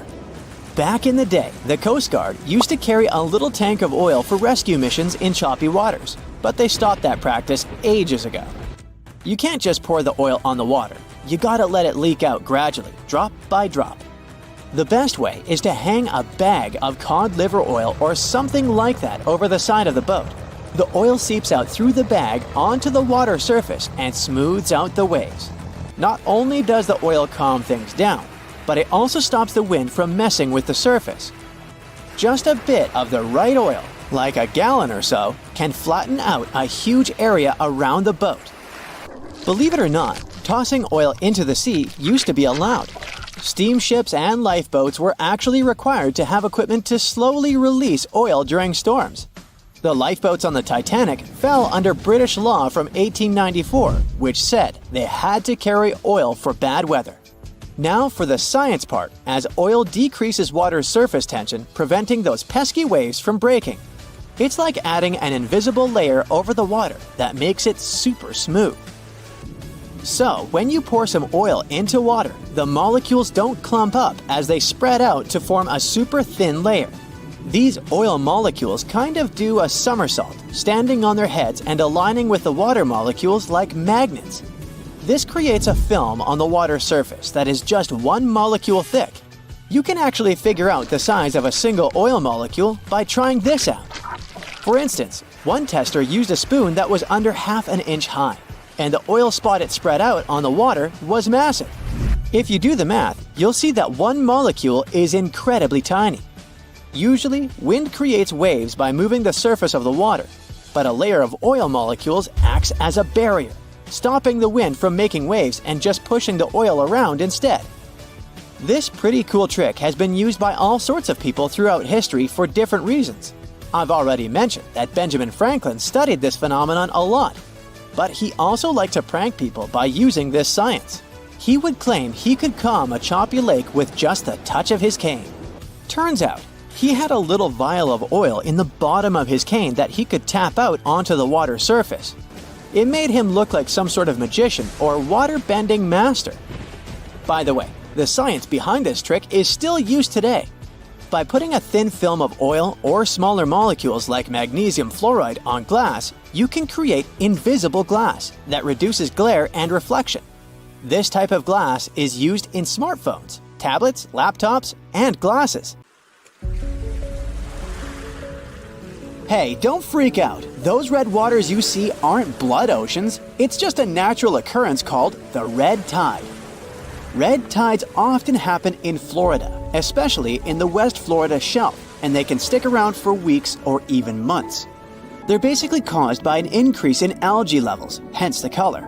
Those algae produce toxins that can be harmful to marine life. They can also be bad news for us humans, causing symptoms like upset stomach and urgent bathroom trips, if you're picking up what I'm putting down. Volcanoes are super scary, but there's nothing scarier than getting taken out by a pyroclastic flow. These fiery flows move crazy fast and reach insane temperatures, like hotter than your oven on a pizza night. They're like a fireworks show of volcanic eruptions filled with ash, lava, and hot gas, speeding down mountains at 50 miles per hour. Some researchers claim they might even hit speeds of 450 miles per hour, almost as fast as a passenger jet. If you're unlucky enough to be in the path of a flow, you're in big trouble. The heat alone can turn you into a human barbecue, even if you try to hide in a building. The air around the flow can reach temperatures high enough to fry your insides, burn your clothes off, and leave metal melted into your skin, which almost sounds like a Marvel origin story. However, a lot of people have met their end because of these flows. But there's one crazy story about a guy named Luger Silbaris, still sounding like an origin story. So on the 7th of May, 1902, there was a major eruption on the island of Martinique. The night before, Silbaris had gotten into trouble and ended up in jail. Maybe this is a villain origin story. He'd been locked in a sturdy cell facing away from the volcano. The next morning, Mount Pella unexpectedly erupted, destroying St. Pierre within minutes. The flows wiped out around 30,000 people, but Silbaris survived in his cell and became known as the guy who lived through doomsday. The rescue team found him 4 days later. By the way, the cell still stands today. I hope somebody tested him for superpowers. Back on August 21st, 1986, a guy stumbled upon some animals showing no signs of life on his way to Nios village in Cameroon. To his shock, he later found out that everyone in the village had mysteriously passed away. The same thing happened at Lake Manoun in 1984. Turns out, those tragic incidents were caused by something called limnic eruptions, which are pretty rare disasters where carbon dioxide suddenly bursts out of lake waters, creating a hazardous gas cloud. These type of eruptions usually happen in lakes with high levels of CO2, which can be caused by things like volcanic gases and high pressure. Any little change in temperature or pressure can set off an eruption. So, experts have started looking into ways to safely release CO2 from lakes like Manoun and Nios in order to lower the risk of more disasters in the future. In March 2024, A video captured a terrifying moment of a woman disappearing into a sinkhole while browsing through a Chinese department store. Guess she got more than she bargained for. Ha ha ha ha. Moving on. The scene unfolded as the floor beneath her gave way, sending her plummeting into the abyss. In the midst of the chaos, another customer frantically ran away before returning to check on the woman who had fallen. Their quick thinking and the swift response of emergency crews and firefighters saved the day, resulting in only minor injuries for both women. I'm glad that lady checked on her because I would be gone.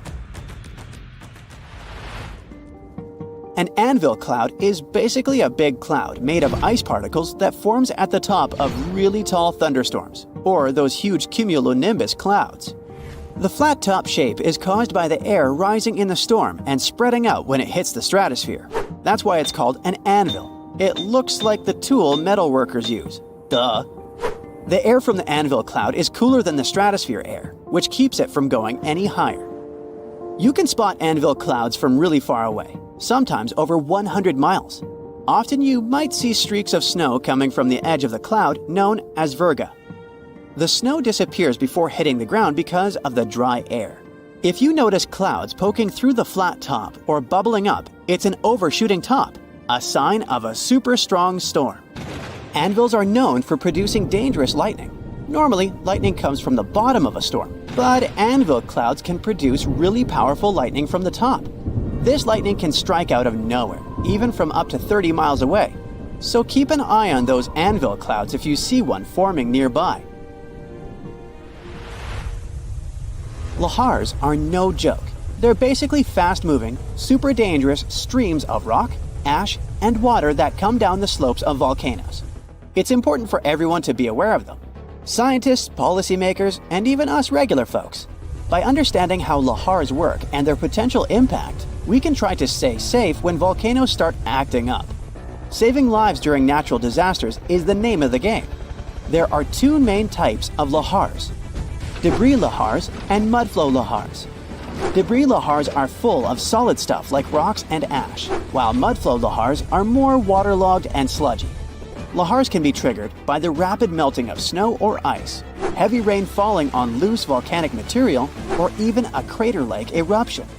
The volcano's characteristics and presence of water are key factors in how lahars form and move downhill.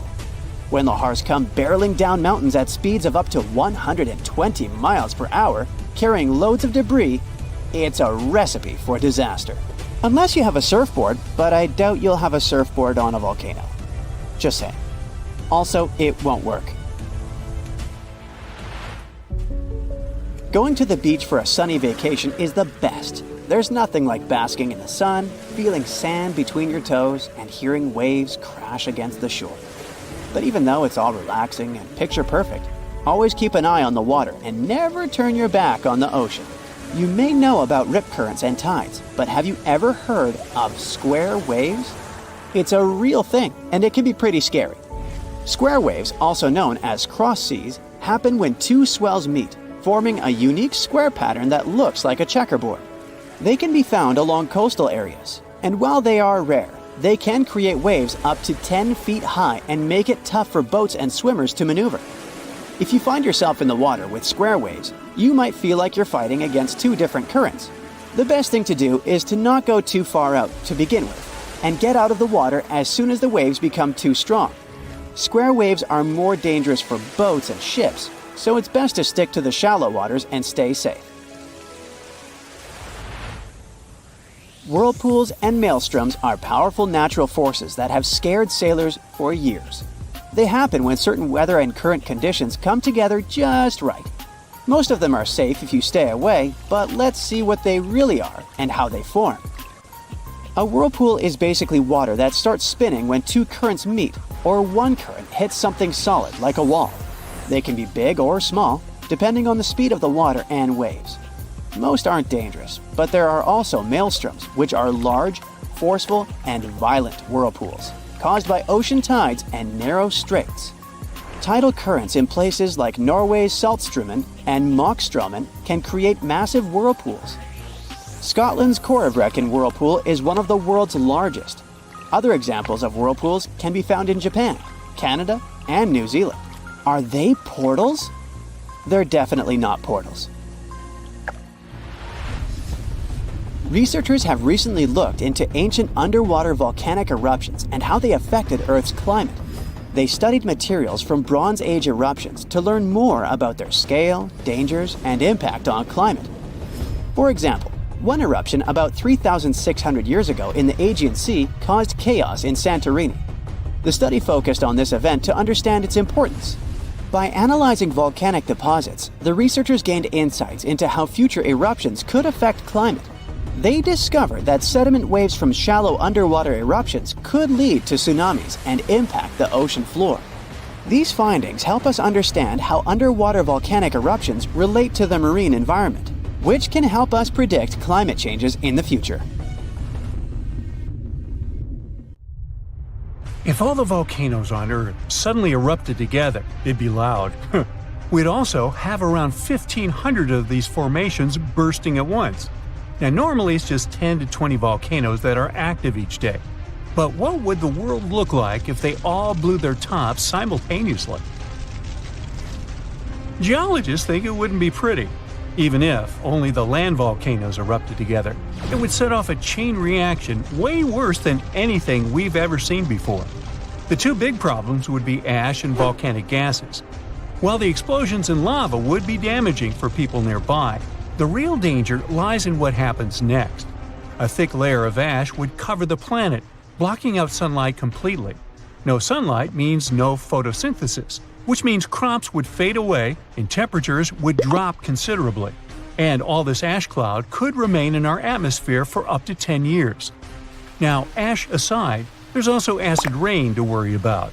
Volcanic gases like hydrochloric acid and sulfur dioxide would mix with the atmosphere and fall back down as acid rain.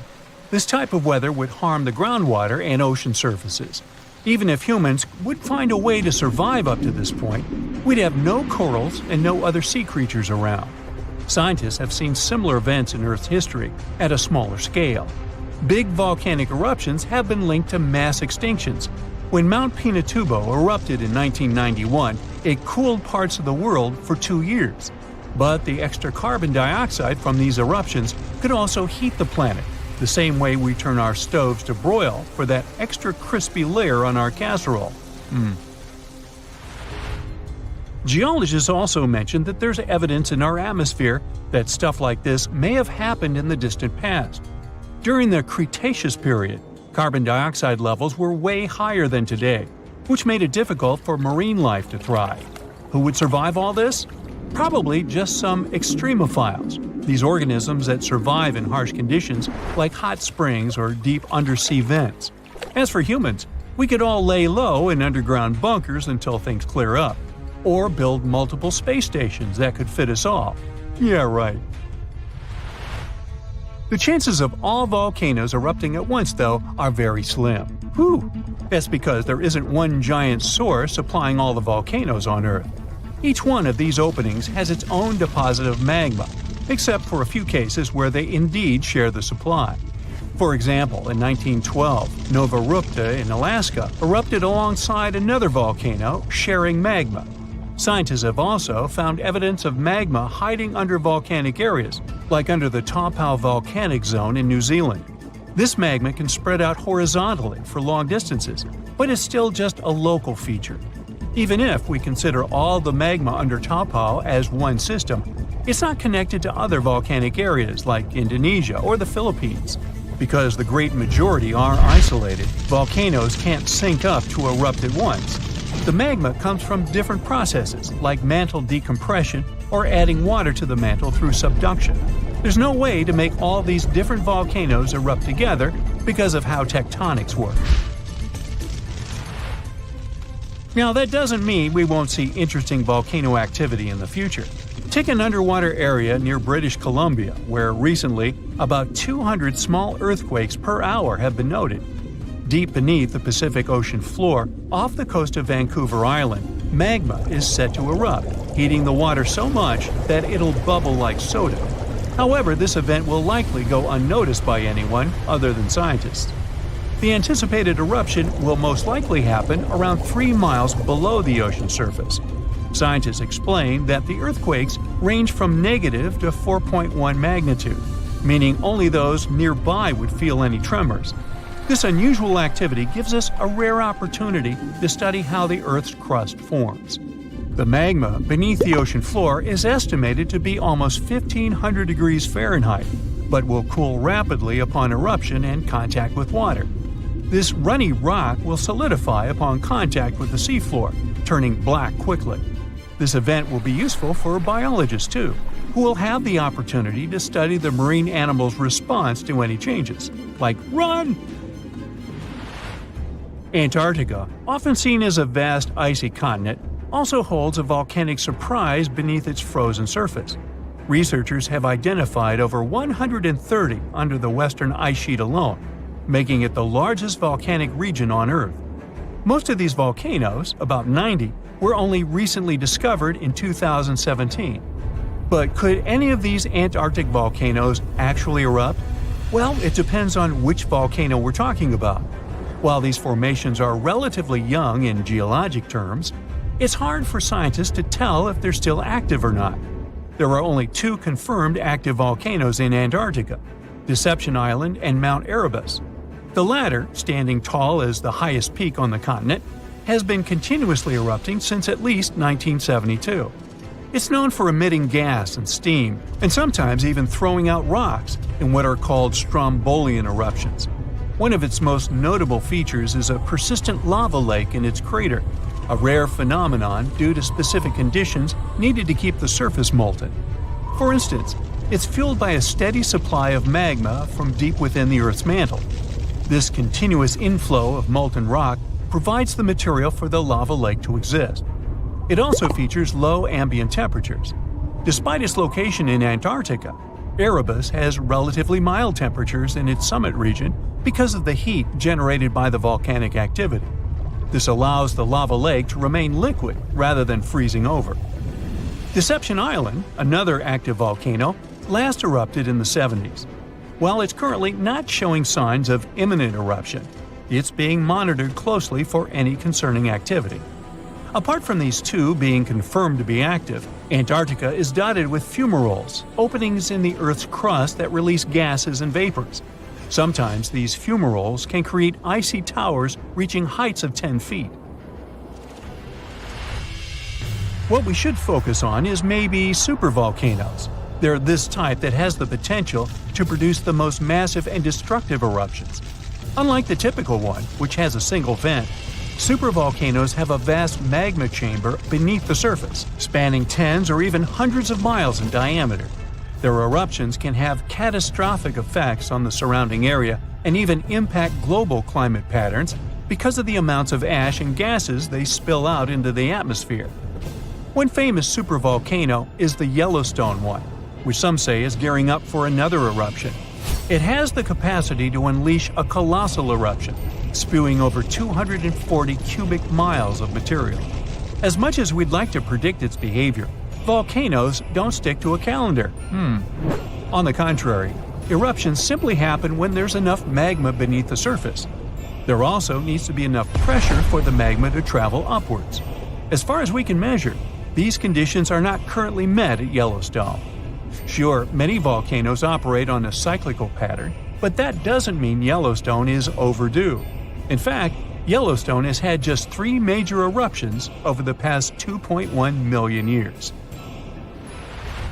Also, the term supervolcano refers to the formation's size, not necessarily how fussy it is. Yellowstone's monitoring is extensive, tracking seismicity, ground deformation, thermal emissions, gas, water chemistry, and surface changes. Signs of an eruption would include thousands of earthquakes over a short period. We'd also see deformation on the ground and weird gas emissions ahead of time. Stable, as it might look like for now, the consequences of it having a major eruption could look ugly. Ash dispersion could blanket a 500-mile radius, potentially disrupting Midwest agriculture and clogging waterways. Ash and gas emissions into the stratosphere could induce global climatic effects, making our planet colder for several years. And yes, we've seen some research that it shows there's more liquid molten rock under the Yellowstone volcano than scientists believe. but that doesn't translate to imminent danger. On his very first voyage to the New World in 1492, Christopher Columbus sailed through the Bermuda Triangle. Columbus reported that one night, when he was on the deck of the ship, he noticed a giant light appear in the distance, unlike anything he had ever seen before. Columbus looked at his compass for direction, and it gave off erratic readings. You might have noticed that the Bermuda Triangle doesn't appear on any world map. This is because official institutions refuse to acknowledge that the area actually exists. As you probably know, the Bermuda Triangle is situated near the Bahama Islands. There's a strange structure around the bottom of the islands. The bottom of the ocean here is inconsistent. Every now and then, some otherwise sandy floor is replaced by giant dark holes, like a living place for some giant eel. The most common problem with those caverns, named blue holes, is that sometimes tidal waves can make them produce vortices and whirlpools. Experienced divers say that they're like waterfalls in the middle of the sea. In March 1918, carrying a crew of 306 people, the USS Cyclops left Barbados and headed home to Baltimore. The ship passed through the Bermuda Triangle on its journey and was never seen again. The Cyclops never issued any distress signal and disappeared without any explanation, making it the largest ship to go missing in the Bermuda Triangle. No wreckage has ever been found. No one exactly knows how many ships and planes have disappeared in the Bermuda Triangle. The rough estimate is 50 ships and 20 planes. Most of the time, the disappearances had no explanation and no wreckage has ever been left behind. A lot of Bermuda Triangle stories feature reports allegedly received from missing aircraft and ships. There are reports about strange cloud formations, tunnels in the air or above water, or the sudden appearance of thick fog sparkling with electric lights. As legend suggests, some of these anomalies are not only capable of completely disorienting any vessel, but also removing them from where they were altogether.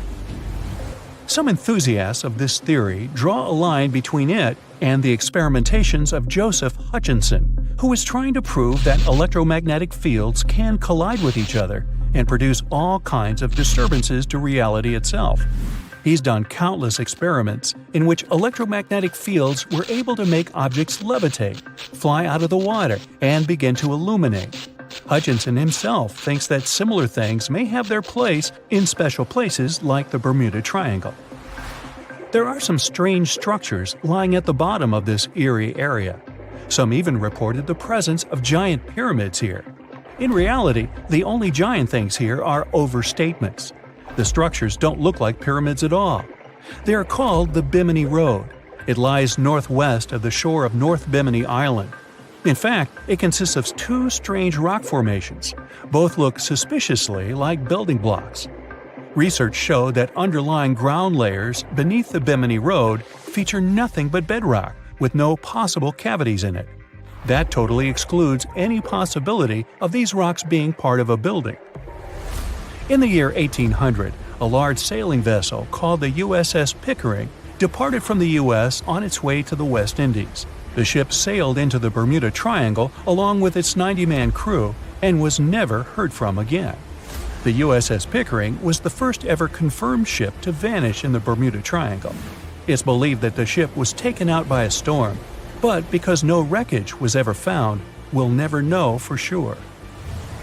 William Shakespeare's famous play, The Tempest, was inspired by the Bermuda Triangle.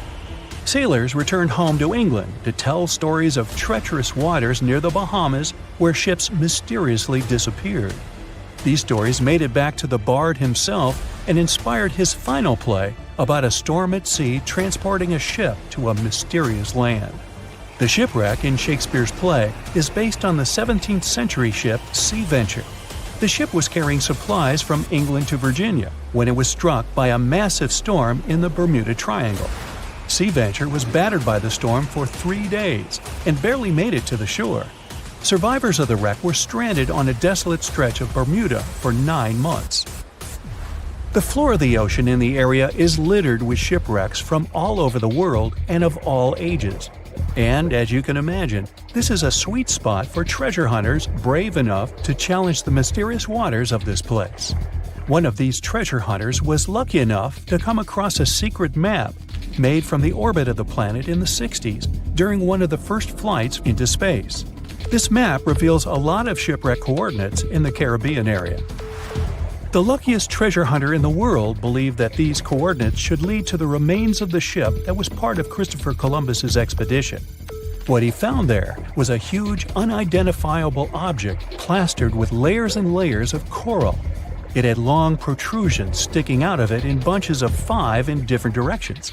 2 more identical objects were found nearby. Just off the coast of Japan, you'll find the Bermuda Triangle of the Pacific Ocean. Between 1950 and 1954, 9 ships disappeared in this area without leaving a trace. The ship Kaiomaru 5 was sent to investigate these unexplained disappearances when it also vanished. After this incident, the Japanese authorities labeled the area a danger zone, and sailors are encouraged to avoid it.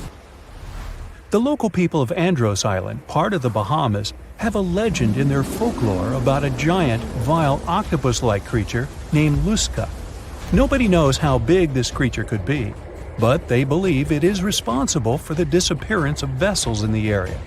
Strangely enough, some giant octopuses were seen and even caught nearby, though they weren't nearly as big as the legendary creature. On the other hand, a giant octopus capable of dragging ships to rock bottom? None have grown to a size this big as far as we know, so this version doesn't seem too concerning. The Bermuda Triangle is one of the rare places on the planet where true north and the magnetic one are in the exact same direction. True north is the geographical North Pole of our planet. Magnetic north directs to the North Magnetic Pole, which constantly wanders around the Earth.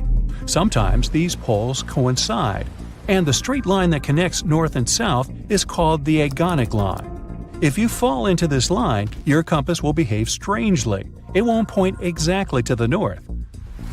Astronauts of the International Space Station notice the Earth's magnetic field is weakened in the Bermuda Triangle area.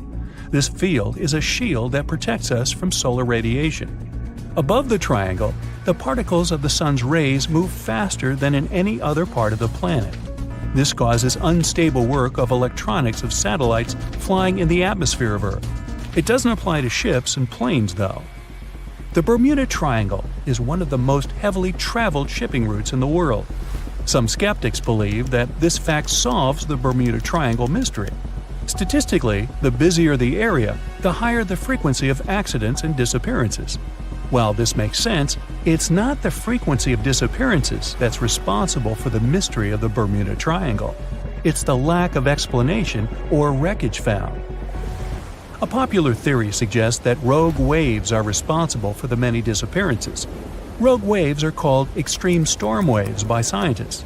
They occur when different weather patterns take place at the same time and cause large, unexpected waves that reach up to 100 feet tall. Witnesses say that the waves look like giant walls of water. These waves could explain why ships go down fast and without leaving any trace. Alaska has its own triangle. Since the late 80s, 16,000 people have disappeared there. Eyewitnesses to the Bermuda Triangle anomaly talk about thick fog, lightning, balls of light, and hallucinations. In Alaska, everything's a bit more complicated. People, planes, ships, they just disappear without a trace. There's no one around to tell us what it felt like. In 1950, a plane took off from Anchorage, Alaska, headed for Great Falls in Montana. It was carrying 8 crew members and 36 passengers. 2 hours after the start of the flight, the captain radioed that everything was fine, and then silence. The 100-foot-long plane seemed to evaporate into thin air. 85 aircraft and around 7,000 people searched for the plane. No trace, not even a screw, bolt, nothing. That plane mystery made the Alaskan Triangle famous. If you look on a map, it's a wild and mostly unpopulated zone that passes near Anchorage, Barrow, and Juneau. Hey, I didn't know about the Alaskan Triangle. Juneau? Yeah, that must be an old joke. The Bermuda Triangle is one of the most heavily traveled shipping routes in the world. Some skeptics believe that this fact solves the Bermuda Triangle mystery. Statistically, the busier the area, the higher the frequency of accidents and disappearances. While this makes sense, it's not the frequency of disappearances that's responsible for the mystery of the Bermuda Triangle. It's the lack of explanation or wreckage found. On his very first voyage to the New World in 1492, Christopher Columbus sailed through the Bermuda Triangle. Columbus reported that one night, when he was on the deck of the ship, he noticed a giant light appear in the distance, unlike anything he'd ever seen before. Columbus looked at his compass for direction, and it gave off erratic readings. You might have noticed that the Bermuda Triangle doesn't appear on any world map. This is because official institutions refuse to acknowledge that the area actually exists. No one exactly knows how many ships and planes have disappeared in the Bermuda Triangle. The rough estimate is 50 ships and 20 planes.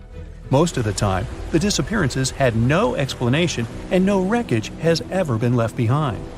When the TBF Avenger planes went missing, a massive search operation was conducted. Boats and planes searched the Bermuda Triangle for any signs of the aircraft. One of the boats searching was a PBM-5 Mariner airboat. The airboat took flight at 7:27 p.m. and called in a routine radio message 3 minutes later. Then, it was never heard from again. No trace was ever found of the rescue airboat or the 5 Avenger aircraft. A huge investigation was launched into the disappearance of all these vehicles, but nothing was ever discovered. The Bermuda Triangle is home to some pretty intense and unexpected weather. Storms build up quickly and unexpectedly, then disappear soon after. If you blink, you might miss it. This could explain why few distress signals are issued. Pilots and sailors never saw the weather coming. A popular theory suggests that rogue waves are responsible for the many disappearances. Rogue waves are called extreme storm waves by scientists. They occur when different weather patterns take place at the same time and cause large unexpected waves that reach up to 100 feet tall. Witnesses say that the waves look like giant walls of water. These waves could explain why ships go down fast and without leaving any trace. Just off the coast of Japan, you'll find the Bermuda Triangle of the Pacific Ocean. They call it the Devil's Triangle. Between 1950 and 1954, 9 ships disappeared in this area without leaving a trace. The ship Kaio Maroon 5 was sent to investigate these unexplained disappearances when it also vanished. After this incident, the Japanese authorities labeled the area as a danger zone, and sailors were encouraged to avoid it. Some people blame all disasters on the extraterrestrial paranormal activity. Others suppose it's all about raging natural phenomena. Some scientists believe the cause of anomalies is the environmental changes. Also, there's a really high concentration of methane hydrates on the bottom of the ocean in the Pacific Bermuda area. This gas tends to set off, and when it happens, bubbles start forming on the surface of the water. These gas eruptions can interrupt the ability to float and can easily sink a ship. Because of this chemical reaction, there won't be even a trace left. Underwater volcanoes are said to be another possible explanation for the Japanese Dragon's Triangle. In fact, they can take down even small islands. Luckily, nobody lives there. It's a pretty common thing in this area that some of them disappear underwater and others appear out of the blue because of seismic activity. You'll never find the Dragon's Triangle on any official map of the world, so nobody's quite sure about how large it is in reality. In July 2015, 2 teenagers disappeared after setting sail off the coast of Florida. There's some mystery about what the 2 teens were really getting up to. They told their parents that they were just going to fish, but they told their friends that they were crossing to the Bahamas.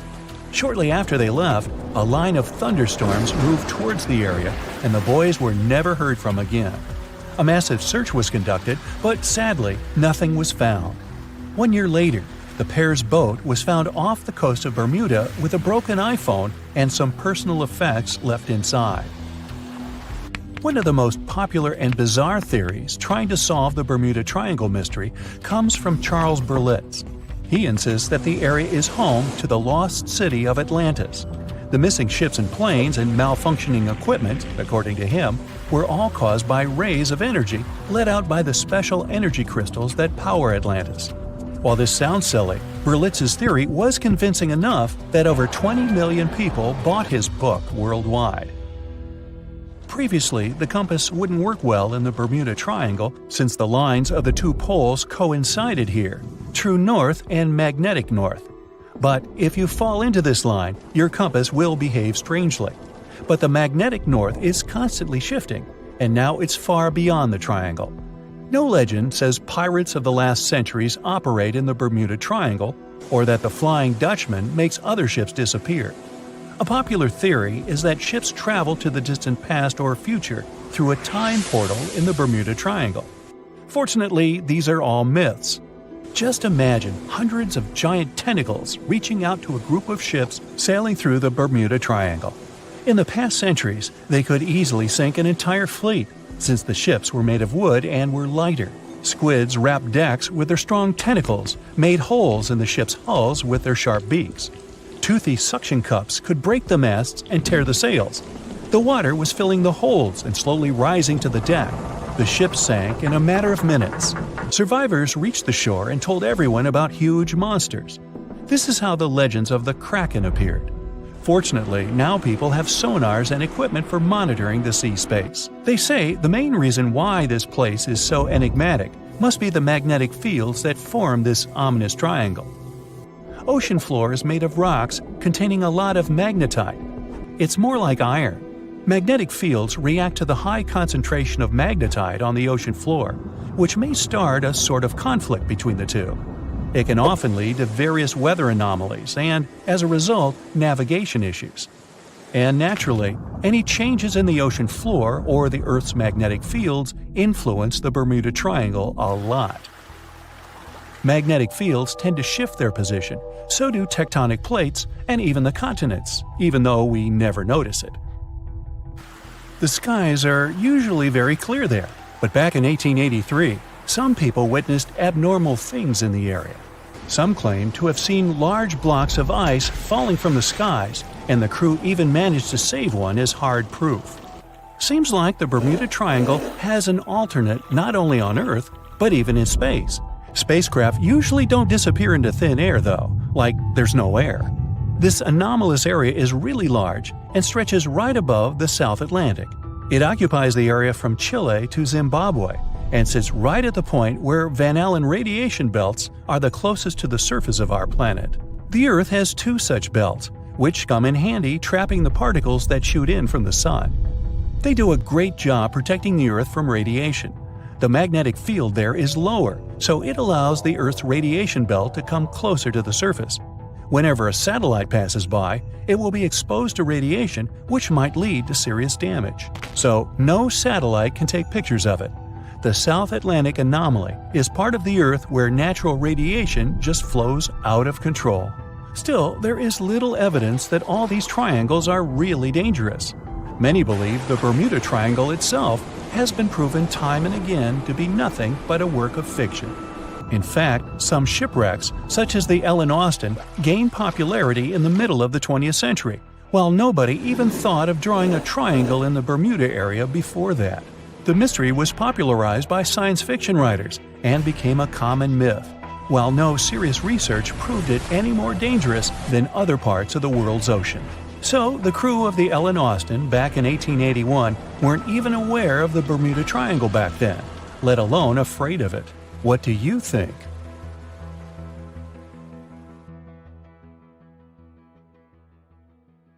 It was the wealthiest and most beautiful city ever to be seen. Stepping through its central gate alone would take your breath away with its elaborate decorations and towering marble statues. Everywhere you'd look, you'd find yet another marvel of civil engineering and cultural prowess. Yes, the lost city of Atlantis was truly the pinnacle of ancient civilization. That is, if it ever existed. Since it was supposedly swallowed by the sea in its entirety, it's no wonder some curious minds linked it to the Bermuda Triangle, another subject of endless mystery in popular culture, suspected of swallowing quite a few missing planes and ships. In the late 1960s, it's said that a group of treasure hunters stumbled upon the remains of an ancient city while diving in the Bermuda Triangle off the coast of Miami. Not only did they claim to encounter some intricate-looking ruins, but they also claimed that they found a glass pyramid there, larger than any other pyramid ever discovered in Egypt.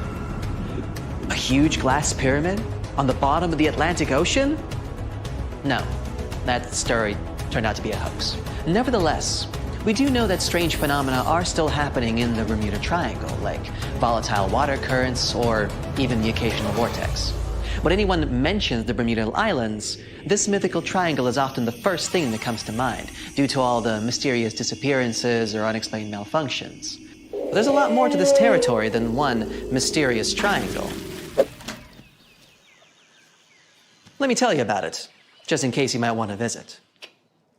For a time after its discovery, Bermuda was briefly known as the Somers Isle, named after George Somers, a British privateer and naval hero.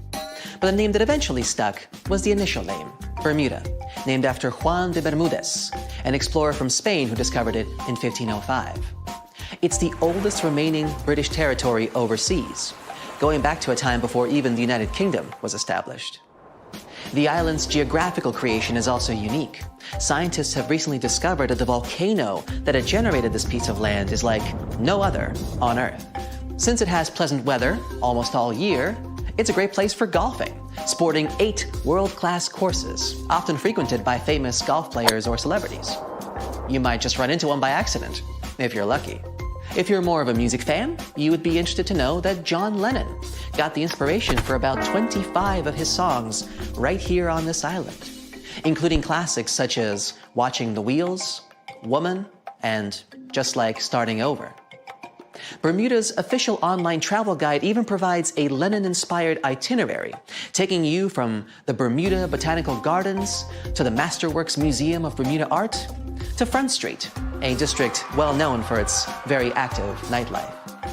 William Shakespeare himself has an interesting connection with this island.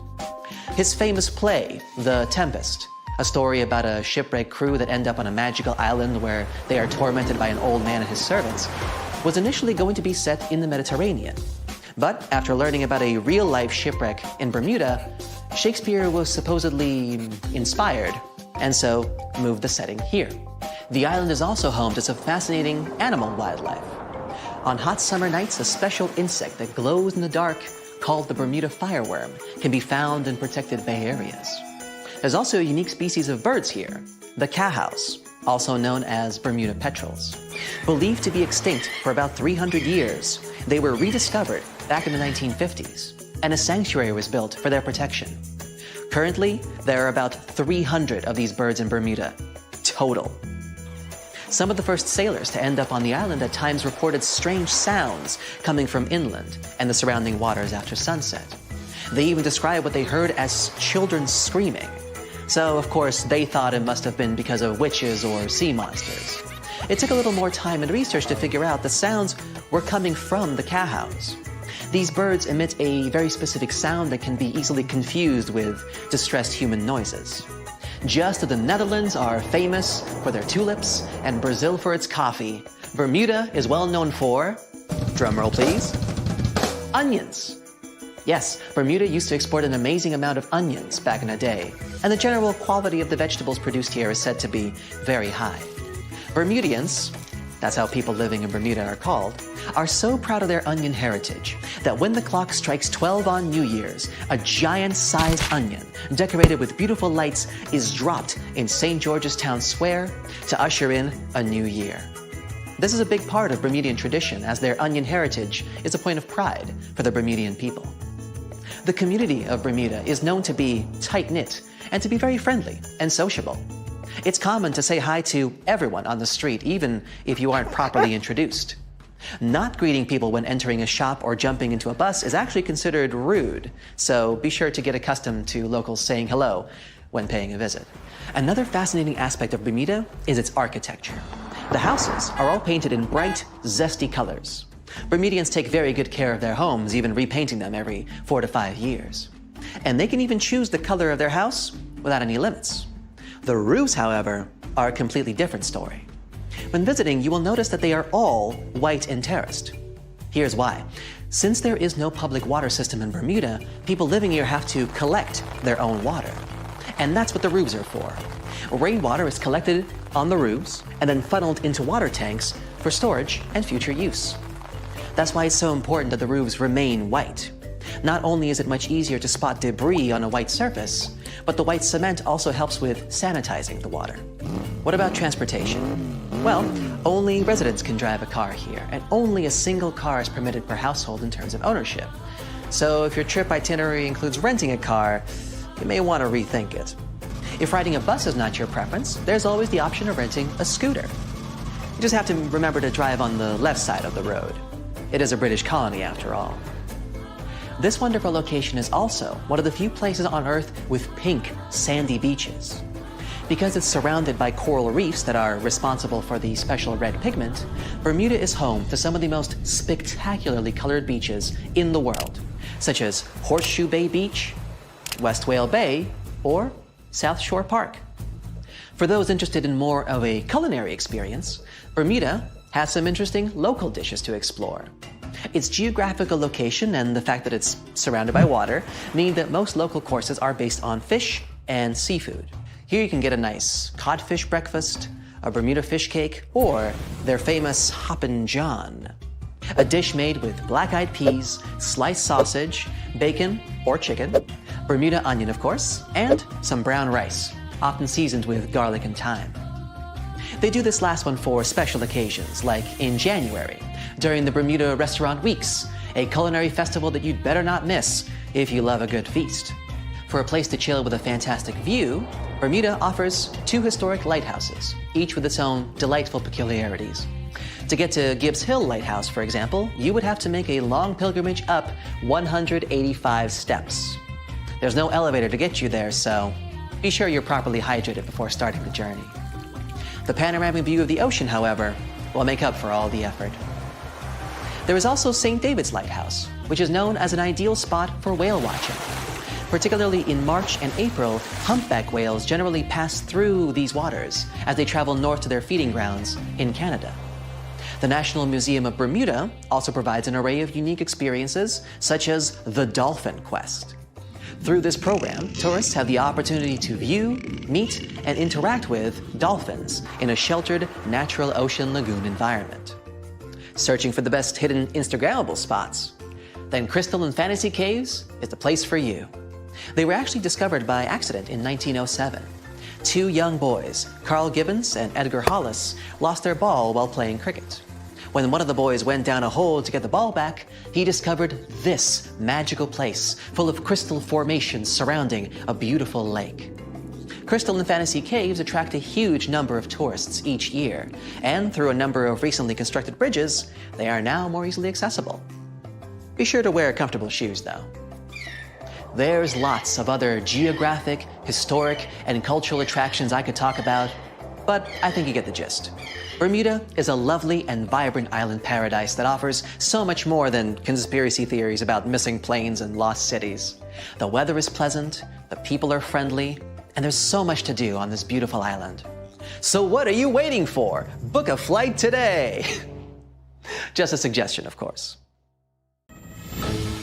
As an experienced sailor and the first man to ever sail non-stop on his own around North and South America, Matt Rutherford has seen a lot during his voyages. But what he saw in 2013 while sailing through the waters of the Atlantic with his colleague surely stands out. Some 800 miles off the coast of Bermuda, not far away from the famous Bermuda Triangle, they noticed a boat that seemed to be moving by itself. The sails weren't up and the motor wasn't running. The sailors decided to check if there was someone who needed their help aboard, so they moved closer to the mysterious ship. Once they got there, things only got weirder, as they realized there wasn't a living soul aboard. Rutherford started filming to document their discovery.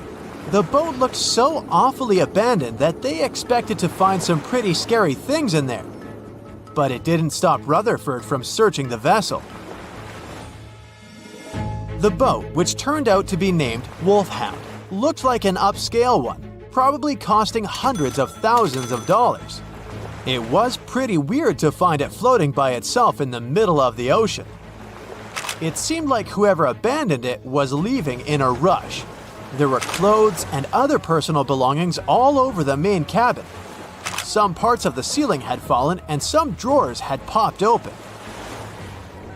The brave sailors decided to tow the ghost ship back to Bermuda. It wasn't easy because Wolfhound was bigger and heavier than their boat. After days at sea, the crew was running low on fuel and asked a passing freighter to stop and give them some gas. They kept pulling Wolfhound until the tow line got wrapped around the rudder and they realized they could get stranded in the Bermuda Triangle. So they had to abandon the ship. What really happened and how Wolfhound ended up in the middle of the ocean will probably remain a mystery. Rumor has it that it belonged to a member of the Royal Irish Yacht Club. The ship was going on its first voyage from Connecticut to Bermuda and then Antigua. It got in a terrible storm around 400 miles away from Delaware. The winds were so strong that the yacht suffered 2 knockdowns. A Greek cargo ship rescued the crew. They left the ship with an emergency beacon on. The rescued crew members shared that they saw the ship sink, which only adds more questions to the story. How did it get back to the surface? Does the Bermuda Triangle have anything to do with that? Christopher Columbus himself reported some unusual compass activity going on in this mysterious area while he was on his way to the New World. Despite the stories of more than 50 ships and 20 planes disappearing in the area, it remains one of the most heavily traveled shipping routes in the world. Some skeptics believe that this fact solves the Bermuda Triangle mystery. It could make sense because the busier the area, the more accidents happen there. But then again, it's not the number of disappearances that makes the place so mysterious. It's the lack of explanation and wreckage lost for good. The first ever confirmed ship to vanish in the Bermuda Triangle was the USS Pickering. In 1800, it departed from the US on its way to the West Indies. The ship sailed into the Bermuda Triangle along with its 90-man crew. No one ever heard anything from them ever since. The popular explanation is that the ship was taken out by a storm. But because no one found any wreckage, we'll never know for sure. The largest ship that has ever disappeared in this mysterious area was the USS Cyclops. In March 1918, carrying a crew of 306 people, the USS Cyclops left Barbados and headed home to Baltimore. The ship passed through the Bermuda Triangle on its journey and vanished into thin air, or rather, water. The Cyclops never sent any distress signal and disappeared without any explanation or trace. The Bermuda Triangle isn't the only place in the world where ships go missing or mysteriously resurface. One of the most famous ghost ship stories would be of SS Bechimo. The large cargo steamer was built in Sweden.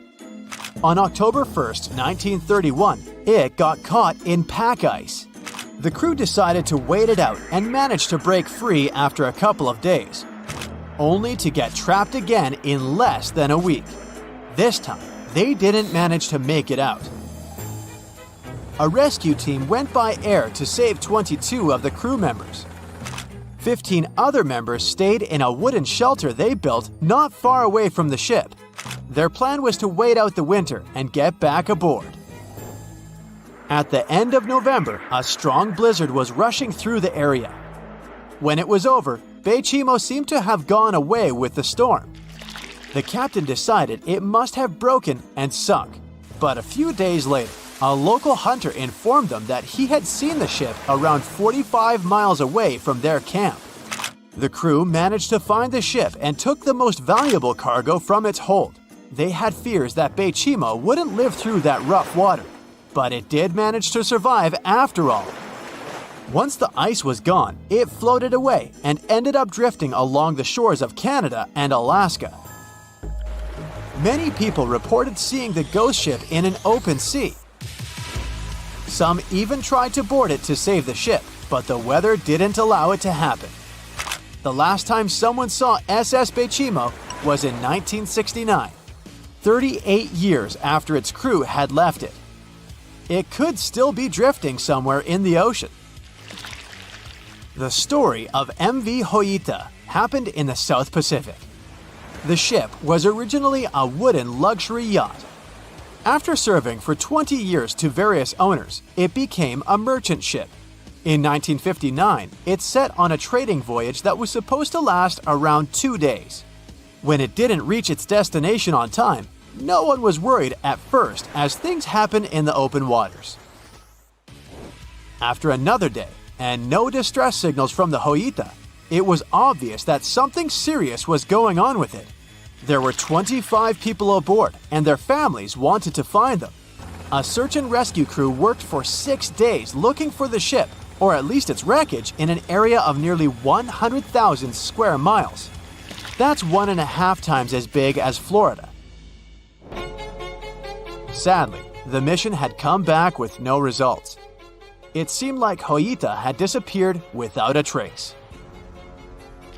A month later, another merchant ship noticed Hoita drifting in the ocean, miles and miles away from its original route, and none of the crew members or passengers were on board. The cargo had also disappeared. The lifeboats were also gone, so the people must have escaped the ship hoping to save themselves. It turned out that the crew had been trying to get help as they tuned the radio to the International Distress Channel. But the damaged cable didn't let them send the signal any further than 2 miles. It also looked like when they were leaving the ship, the crew took the logbook with them, and we still don't know what exactly happened to Hoita. Family members of those who were on board are still looking for answers. One professor claims it must have been a corroded pipe that leaked and flooded the vessel, but we'll most likely never know for sure. In the Pacific Ocean, near Japan, there is an area nicknamed the Devil's Sea. It's believed to be one of the 12 vile vortices around the Earth. Some people claim that vile vortices have weird things going on in them because the pull of the planet's electromagnetic waves is stronger there than anywhere else. The most famous ship that disappeared in the area was a fishery patrol vessel in 1952. The ship went there to investigate the vessels that went missing previously and disappeared along with 31 crew members. Scientists who don't believe it was a mysterious disappearance blame the underwater volcano eruption for what happened. In 1945, 5 TBF Avenger aircraft took flight for a routine training exercise around the Bermuda Triangle. In the middle of the exercise, the planes were struck by intense rain and heavy winds, despite the clear weather forecast. The pilots became extremely disoriented and radioed the base to report that their navigational equipment had stopped working. The last thing the base heard was, "When the first plane drops below 10 gallons, we all go down together." And then, static. The 5 planes and their 14 passengers were never seen or heard from again. On his very first voyage to the New World in 1492, Christopher Columbus sailed through the Bermuda Triangle. Columbus reported that one night, when he was on the deck of the ship, he noticed a giant light appear in the distance, unlike anything he had ever seen before. Columbus looked at his compass for direction, and it gave off erratic readings. You might have noticed that the Bermuda Triangle doesn't appear on any world map. This is because official institutions refuse to acknowledge that the area actually exists. In March 1918, carrying a crew of 306 people, the USS Cyclops left Barbados and headed home to Baltimore.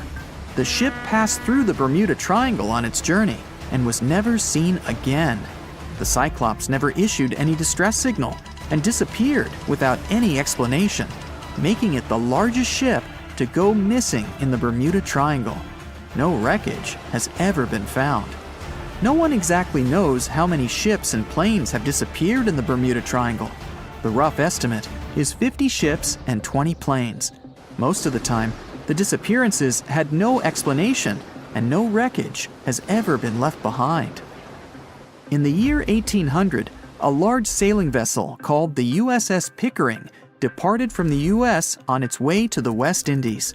The ship sailed into the Bermuda Triangle along with its 90-man crew and was never heard from again. The USS Pickering was the first ever confirmed ship to vanish in the Bermuda Triangle. It's believed that the ship was taken out by a storm, but because no wreckage was ever found, we'll never know for sure. William Shakespeare's famous play, The Tempest, was inspired by the Bermuda Triangle. Sailors returned home to England to tell stories of treacherous waters near the Bahamas, where ships mysteriously disappeared. These stories made it back to the bard himself and inspired his final play about a storm at sea transporting a ship to a mysterious land. The shipwreck in Shakespeare's play is based on the 17th century ship Sea Venture. The ship was carrying supplies from England to Virginia when it was struck by a massive storm in the Bermuda Triangle. Sea Venture was battered by the storm for 3 days and barely made it to the shore. Survivors of the wreck were stranded on a desolate stretch of Bermuda for 9 months. When the TBF Avenger planes went missing, a massive search operation was conducted. Boats and planes searched the Bermuda Triangle for any signs of the aircraft. One of the boats searching was a PBM-5 Mariner airboat. The airboat took flight at 7:27 p.m. and called in a routine radio message 3 minutes later. Then, it was never heard from again. No trace was ever found of the rescue airboat or the 5 Avenger aircraft. A huge investigation was launched into the disappearance of all these vehicles, but nothing was ever discovered. Because the Bermuda Triangle isn't a recognized place, no one knows its exact location or size. Some people believe it covers around 500,000 square miles around the Bermuda area. Other people believe the triangle is as big as 1.5 million square miles. The Bermuda Triangle is one of the most heavily traveled shipping routes in the world. Some skeptics believe that this fact solves the Bermuda Triangle mystery. Statistically, the busier the area, the higher the frequency of accidents and disappearances. While this makes sense, it's not the frequency of disappearances that's responsible for the mystery of the Bermuda Triangle. It's the lack of explanation or wreckage found. The Bermuda Triangle is home to the deepest point in the Atlantic Ocean, the Milwaukee Deep. The area has a maximum depth of over 27,000 feet. This is one of the deepest points in the ocean floor, but still not close to the massive 35,000 feet of the Mariana Trench. But the huge depth might explain how such little wreckage has been found. The Bermuda Triangle is home to some pretty intense and unexpected weather. Storms build up quickly and unexpectedly, then disappear soon after. If you blink, you might miss it. This could explain why few distress signals are issued. Pilots and sailors never saw the weather coming. In the year 1800 again, the ship USS Insurgent was on patrol when it stopped briefly at a coastal base before heading back out to sea. That was the last time USS Insurgent was ever seen. A severe storm reportedly struck the West Indies around that time. It's believed that storm was so powerful, it could have caused the sinking of both the USS Insurgent and USS Pickering, which vanished around the same time. Like the Pickering, no wreckage of the Insurgent was ever discovered. A popular theory suggests that rogue waves are responsible for many disappearances. Rogue waves are called extreme storm waves by scientists. They occur when different weather patterns take place at the same time and cause large unexpected waves that reach up to 100 feet tall. Witnesses say that the waves look like giant walls of water. These waves could explain why ships go down fast and without leaving any trace. Joshua Slocum was an extremely talented sailor. He was the first person to ever sail single-handedly around the world. But sadly, he was no match for the Bermuda Triangle. In November 1909, Slocum said goodbye to his wife and set off on one of his usual winter voyages to the West Indies. Slocum's wife reported him missing after several months passed without any contact. It's said that he called in at Miami to resupply before vanishing into the Bermuda Triangle. Just off the coast of Japan, you'll find the Bermuda Triangle of the Pacific Ocean. They call it the Dragon's Triangle. Between 1950 and 1954, 9 ships disappeared in this area without leaving a trace.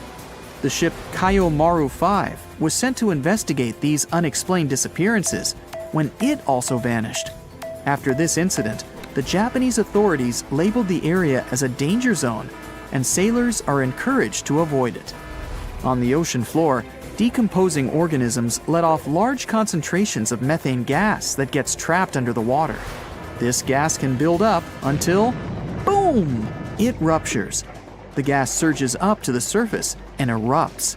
If a ship was in the area of one of these ruptures, the water would become much less dense and cause the ship to sink rapidly and without warning. Scientists believe this could be the cause of the many disappearances in the Bermuda Triangle. While this theory makes a lot of sense, it doesn't seem too likely. The United States Geological Survey has stated that no large releases of gas are believed to have occurred in the Bermuda Triangle for the past 15,000 years. In July 2015, 2 teenagers disappeared after setting sail off the coast of Florida. There's some mystery about what the 2 teens were really getting up to. They told their parents that they were just going to fish, but they told their friends that they were crossing to the Bahamas. Shortly after they left, a line of thunderstorms moved towards the area, and the boys were never heard from again. A massive 15,000-mile search was conducted, but sadly, nothing was found. 1 year later, the pair's boat was found off the coast of Bermuda with a broken iPhone and some personal effects left inside. One of the most popular and bizarre theories trying to solve the Bermuda Triangle mystery comes from Charles Berlitz. He insists that the area is home to the lost city of Atlantis. The missing ships and planes and malfunctioning equipment, according to him, were all caused by rays of energy let out by the special energy crystals that power Atlantis. While this sounds silly, Berlitz's theory was convincing enough that over 20 million people bought his book worldwide. Welcome, dear listeners, to another exciting episode of our podcast. Today, we are diving deep into the mysteries of the ocean, exploring the enigmatic depths and the creatures that lurk beneath. We are setting sail on a journey into the unknown, a journey that will take us into the heart of one of the world's most enduring maritime mysteries, the Bermuda Triangle. The Bermuda Triangle, a region that has captured the imagination of explorers, scientists, and the public alike, is a place where ships and planes have mysteriously vanished without a trace. It's a place shrouded in mystery, a place of strange occurrences and unexplained phenomena. But what really lies beneath the surface of this infamous triangle? What secrets does it hold? And what can it tell us about the world we live in? In this episode, we'll be exploring these questions and more. We'll delve into the historical legends of the Kraken, the scientific evidence of giant squids, and the unique characteristics that make these creatures so fascinating. We'll also discuss the various theories surrounding the Bermuda Triangle, from magnetic anomalies to methane gas bubbles, and try to separate fact from fiction. So buckle up, listeners, as we embark on this thrilling journey into the depths of the ocean and the mysteries of the Bermuda Triangle. Let's dive in. However, it's important to note that the Bermuda Triangle is not recognized as an official region by the U.S. Board on Geographic Names or any other international geographic organization. It does not appear on any official world maps. Instead, it exists primarily in the realm of popular culture and folklore, a testament to our fascination with the unexplained and the unknown. Despite the lack of official recognition, the Bermuda Triangle continues to captivate the public imagination. It's a place where the ordinary rules of physics and nature seem to be suspended, a place where the unexplained is the norm. Whether or not the Bermuda Triangle is a hotbed of paranormal activity or simply a region prone to natural disasters and human error, the term Bermuda Triangle has become a symbol of the world's most enduring maritime mysteries. Let's remember Christopher Columbus. the famed explorer, had his own brush with the mysteries of the Bermuda Triangle. On his first voyage to the New World in 1492, Columbus sailed through what is now known as the Bermuda Triangle. His logs from this voyage provide the first written accounts of strange occurrences in this region. According to Columbus's logs, on the evening of October 11th, 1492, he noticed that his compass was behaving strangely. The needle, instead of pointing to magnetic north, was fluctuating and pointing erratically. This was one of the first recorded instances of compass anomalies in the Bermuda Triangle. In addition to the compass anomalies, Columbus also reported seeing a strange light in the distance. He described it as a small wax candle that rose and lifted up, which to some seemed to be an indication of land. However, the light was observed 4 hours before land was sighted, and its source remains a mystery. Columbus's encounter with the Bermuda Triangle adds an intriguing historical dimension to the region's mystery. His accounts of compass anomalies and strange lights are consistent with many of the later reports of unexplained phenomena in the Bermuda Triangle. While Columbus may not have understood the significance of his experiences at the time, his logs provide early evidence of the unusual occurrences that have come to define the Bermuda Triangle. Let's talk some more about one of the most famous incidents associated with the Bermuda Triangle is the disappearance of Flight 19. This incident occurred on December 5th, 1945, when 5 TBM Avenger torpedo bombers, collectively known as Flight 19, vanished during a routine training mission. The flight, led by experienced flight instructor Lieutenant Charles Taylor, took off from the Naval Air Station Fort Lauderdale in Florida. The plan was for the squadron to conduct a bombing exercise in the area, then head north over the Grand Bahama Island before returning to base. However, things didn't go as planned. About an hour and a half into the flight, Taylor reported that his compasses were malfunctioning and that he believed they were flying in the wrong direction. Despite attempts from the ground control to guide them back, the flight continued to stray off course. As the hours passed, the weather deteriorated and radio contact with Flight 19 became increasingly sporadic. The last transmission from the flight was a request for a weather check. After that, Flight 19 was never heard from again. A search and rescue mission was launched, involving hundreds of ships and aircraft. Tragically, one of the search and rescue planes, a PBM Mariner with a 13-man crew, also disappeared without a trace. Despite one of the most extensive sea and air searches in history, no wreckage or bodies from Flight 19 or the Mariner were ever found. The disappearance of Flight 19 remains one of the most enduring mysteries of the Bermuda Triangle. The incident has been the subject of numerous investigations, theories, and speculations, but the fate of the 5 bombers and their 14 crew members remains unknown. The Flight 19 incident serves as a stark reminder of the Bermuda Triangle's reputation as a place where planes and ships seemingly vanish without a trace. What else can we learn? Bruce Gernon's experience in the Bermuda Triangle is one of the most documented and intriguing accounts. On December 4th, 1970, Gernon, along with his father and a business associate, were flying from the Bahamas to Miami in a Beechcraft Bonanza, a small private aircraft. As they were flying over the Bahamas, Gernon noticed a strange cloud formation in front of them. It was a lenticular, or lens-shaped cloud, which is not uncommon. However, as they approached it, the cloud began to change shape and size rapidly, forming a tunnel or vortex. Despite his initial hesitation, Gernon decided to fly into the tunnel, hoping it would provide a shortcut through the storm. Inside the tunnel, Gernon reported experiencing a sensation of zero gravity and seeing lines of white light streaking past the aircraft. His compass was spinning wildly, and his navigational instruments were malfunctioning. After what felt like only a few minutes, they emerged from the tunnel. When Gernon contacted Miami Air Traffic Control, they informed him that only 47 minutes had passed since his last radio check in the Bahamas. However, the flight should have taken 75 minutes. Somehow, Gernon and his passengers had traveled a distance of 250 miles in a time frame that seemed impossible based on their speed and the time elapsed. Gernon believes that he experienced a time warp or time dilation, a concept from Einstein's theory of relativity, which suggests that time can speed up or slow down depending on the speed at which an object is moving. While this theory is generally applied to objects moving at or near the speed of light, Gurnon's experience suggests that it might also occur under certain conditions in the Bermuda Triangle. The Bruce Gernon experience is one of the most fascinating accounts of unexplained phenomena in the Bermuda Triangle. It's a story that challenges our understanding of time and space and adds another layer of mystery to the enigma of the Bermuda Triangle. Let's talk about the inhabitants of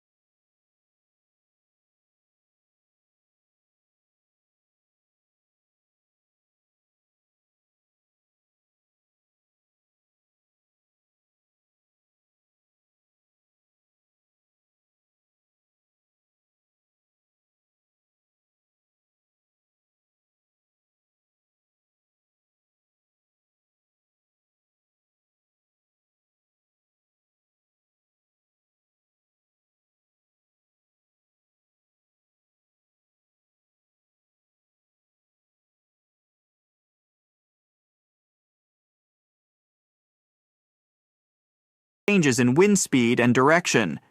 These weather conditions can be particularly dangerous for ships and aircraft. The Gulf Stream, a powerful ocean current that flows through the Bermuda Triangle, is another natural phenomenon that can pose a danger. The Gulf Stream can cause rapid, sometimes unpredictable changes in weather.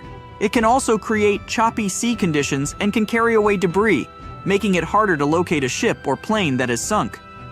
While the Bermuda Triangle is often associated with supernatural phenomena and alien theories, it's important to remember that many of the disappearances in the area can be explained by natural phenomena.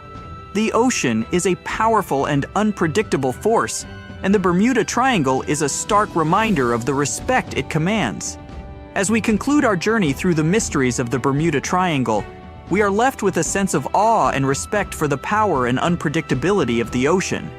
From the legend of the Kraken to the enigma of the Bermuda Triangle, the ocean continues to captivate our imagination and challenge our understanding of the natural world. We've explored the tales of giant squids capable of sinking ships with their enormous tentacles.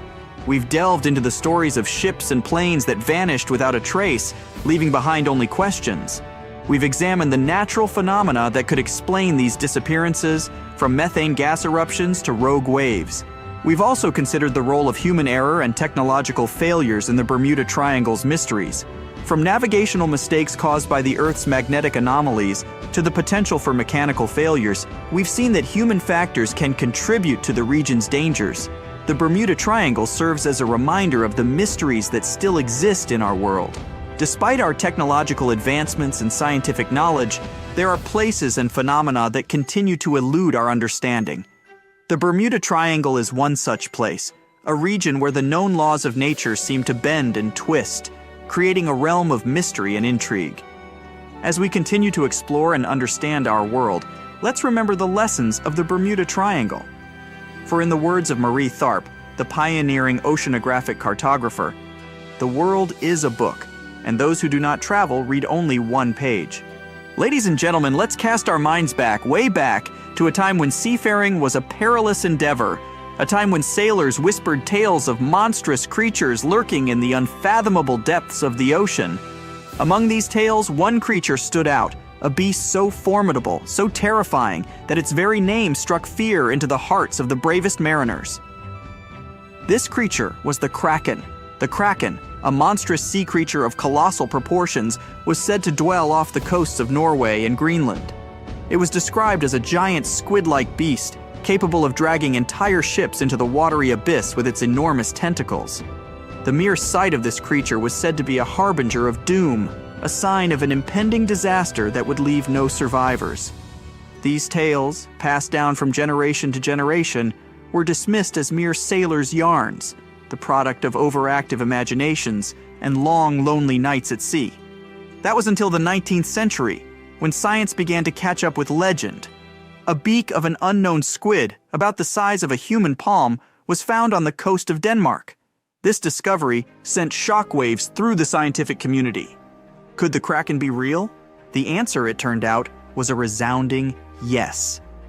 The Kraken was not just a figment of seafaring folklore, but a real creature, a giant squid. Since that groundbreaking discovery, more than 21 species of giant squid have been described, each one more fascinating than the last. The first video of this elusive creature was recorded in 2004 in the waters of the North Atlantic, not far from the infamous Bermuda Triangle. The sight of the giant squid emerging from the ocean's darkness, its tentacles reaching out in a swift, predatory attack, was a sight to behold.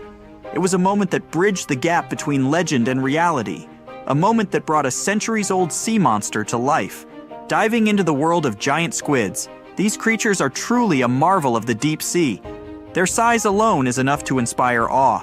Some records indicate that the largest giant squid ever found was a staggering 59 feet long and weighed almost a ton. That's the size of a big bus. Some scientists even believe that giant squids can reach up to 150 feet in length, almost twice the size of a basketball court. But it's not just their size that makes these creatures fascinating. Giant squids are equipped with the largest eyes in the animal kingdom, each one about the size of a basketball. These enormous eyes allow them to see prey in the pitch-black depths of the ocean, a feat that most creatures on the planet are incapable of. When a giant squid spots a potential meal, it employs its 8 limbs and 2 extra-long tentacles to secure its prey. These tentacles are covered with dozens of suction cups, each filled with sharp teeth. Once the squid has its prey in its grasp, escape is nearly impossible. The giant squid's hunting technique is one of surprise. They come from the depths, unseen from the deck of a ship or the surface of the water. But they can see their prey from afar, thanks to their exceptional eyesight. In a swift, sudden attack, they use their tentacles to ensnare their prey, bringing it to their beak-shaped mouth. Despite their size and formidable hunting skills, giant squids remain some of the most elusive creatures on Earth. They spend most of their time at depths of 1,303,000 feet, far beyond the reach of most human exploration. As a result, scientists know very little about their behavior, social life, or habits. But one thing is certain: the ocean is teeming with these incredible creatures, each one a testament to the wonders and mysteries of the deep sea. Now imagine this: you're on a ship, sailing through the vast expanse of the ocean, when suddenly, a giant squid emerges from the depths. It notices your ship, and mistaking it for food, it quickly approaches and attacks with its tentacles. With its 8 limbs and 2 extra-long tentacles, it wraps around your boat, biting the deck with the sharp teeth on each arm. The squid's surprise attack is its primary weapon. It comes from the depths, unseen from the deck of a ship, but it can see the ship from afar, thanks to its exceptional eyesight. In a swift, sudden attack, it uses its tentacles to ensnare the ship, rocking it from side to side until one of its parts sinks in the water. However, despite its size and strength, the giant squid is unlikely to sink a large metal ship. While it could potentially cause damage, it's unlikely that a single giant squid could sink a large ship that disappeared in the Bermuda Triangle. But what if there were more than one? What if a group of giant squids attacked a fleet of ships sailing through the Bermuda Triangle? In the past centuries, when ships were made of wood and were lighter, it's possible that giant squids could have sunk an entire fleet. They could have wrapped their strong tentacles around the decks, made holes in the ship's bodies with their sharp beaks, and broken the masts and torn the sails with their toothy suction cups. The ships would have sunk in a matter of minutes, leaving only survivors to reach the shore and tell tales of the monstrous creatures that attacked them. These stories could be the origins of the legends of the Kraken, tales of giant sea monsters that have been passed down through generations. While we now have sonars and equipment for monitoring the sea space, the thought of giant squids lurking in the depths, ready to attack, is a chilling reminder of the mysteries and dangers that lie beneath the surface of the sea. The next topic is Bermuda Triangle, a region stretching between the points of Miami, Bermuda, and Puerto Rico, has been the subject of intrigue and speculation for decades. This area, which is one of the most heavily traveled shipping lanes in the world, has been associated with an unusually high number of ships and aircraft disappearing under mysterious circumstances. Theories about the Bermuda Triangle range from the plausible to the fantastical. Some suggest that the area is a hotbed for unusual natural phenomena. For instance, the Bermuda Triangle is known to be a place where compasses point to true north rather than magnetic north, potentially causing confusion and navigational errors. This phenomenon, known as the agonic line, could contribute to the disappearances. Another theory points to the presence of large underwater methane gas bubbles. Scientists have discovered craters off the coast of Norway that were likely created by such bubbles. If similar methane eruptions occur in the Bermuda Triangle, they could theoretically sink ships by decreasing the water's density. However, despite the numerous theories and the triangle's ominous reputation, data from the U.S. Coast Guard suggests that the number of incidents in the Bermuda Triangle is not significantly higher than in other parts of the Atlantic Ocean. Many of the disappearances can be attributed to human error, bad weather, and heavy maritime traffic. Moreover, the Bermuda Triangle is subject to frequent tropical storms and hurricanes, and it is also traversed by the Gulf Stream, a strong ocean current known for causing rapid, sometimes unpredictable changes in weather. The region also includes the Milwaukee Depth, the deepest point in the Atlantic Ocean, adding another layer of danger for ships and aircraft. The mystery of the Bermuda Triangle is a complex puzzle.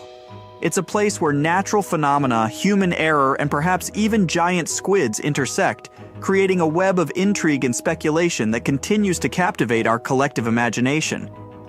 Now let's talk about the Cotopaxi. a ship that has become synonymous with the enigma of the Bermuda Triangle, offers a fascinating tale. This ship set sail in 1925, embarking on a journey from Charleston, South Carolina, to Havana. However, it never reached its destination. The ship, along with its crew, vanished without a trace, adding another mysterious incident to the lore of the Bermuda Triangle. The disappearance of the SS Cotopaxi remained an unsolved mystery for decades. Then, in the 1980s, a shipwreck was discovered 40 miles off St. Augustine, Florida. The wreck was initially unidentifiable, earning it the nickname Bear Wreck. It was only after years of research and investigation, primarily by marine biologists, that the ship was finally identified as the missing SS Cotopaxi.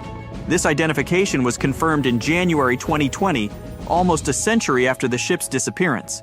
The reappearance of the SS Cotopaxi raised more questions than it answered. How did the ship end up so far from its intended route? And why did it sink? The shipwreck's location, outside the boundaries of the Bermuda Triangle, added another layer of mystery to the incident. The SS Cotopaxi incident serves as a poignant reminder of the ocean's unpredictability and the enduring mystery of the Bermuda Triangle. It's a tale of a ship that set sail on a routine voyage, only to disappear into the annals of maritime lore, leaving behind a trail of questions that continue to intrigue and mystify to this day.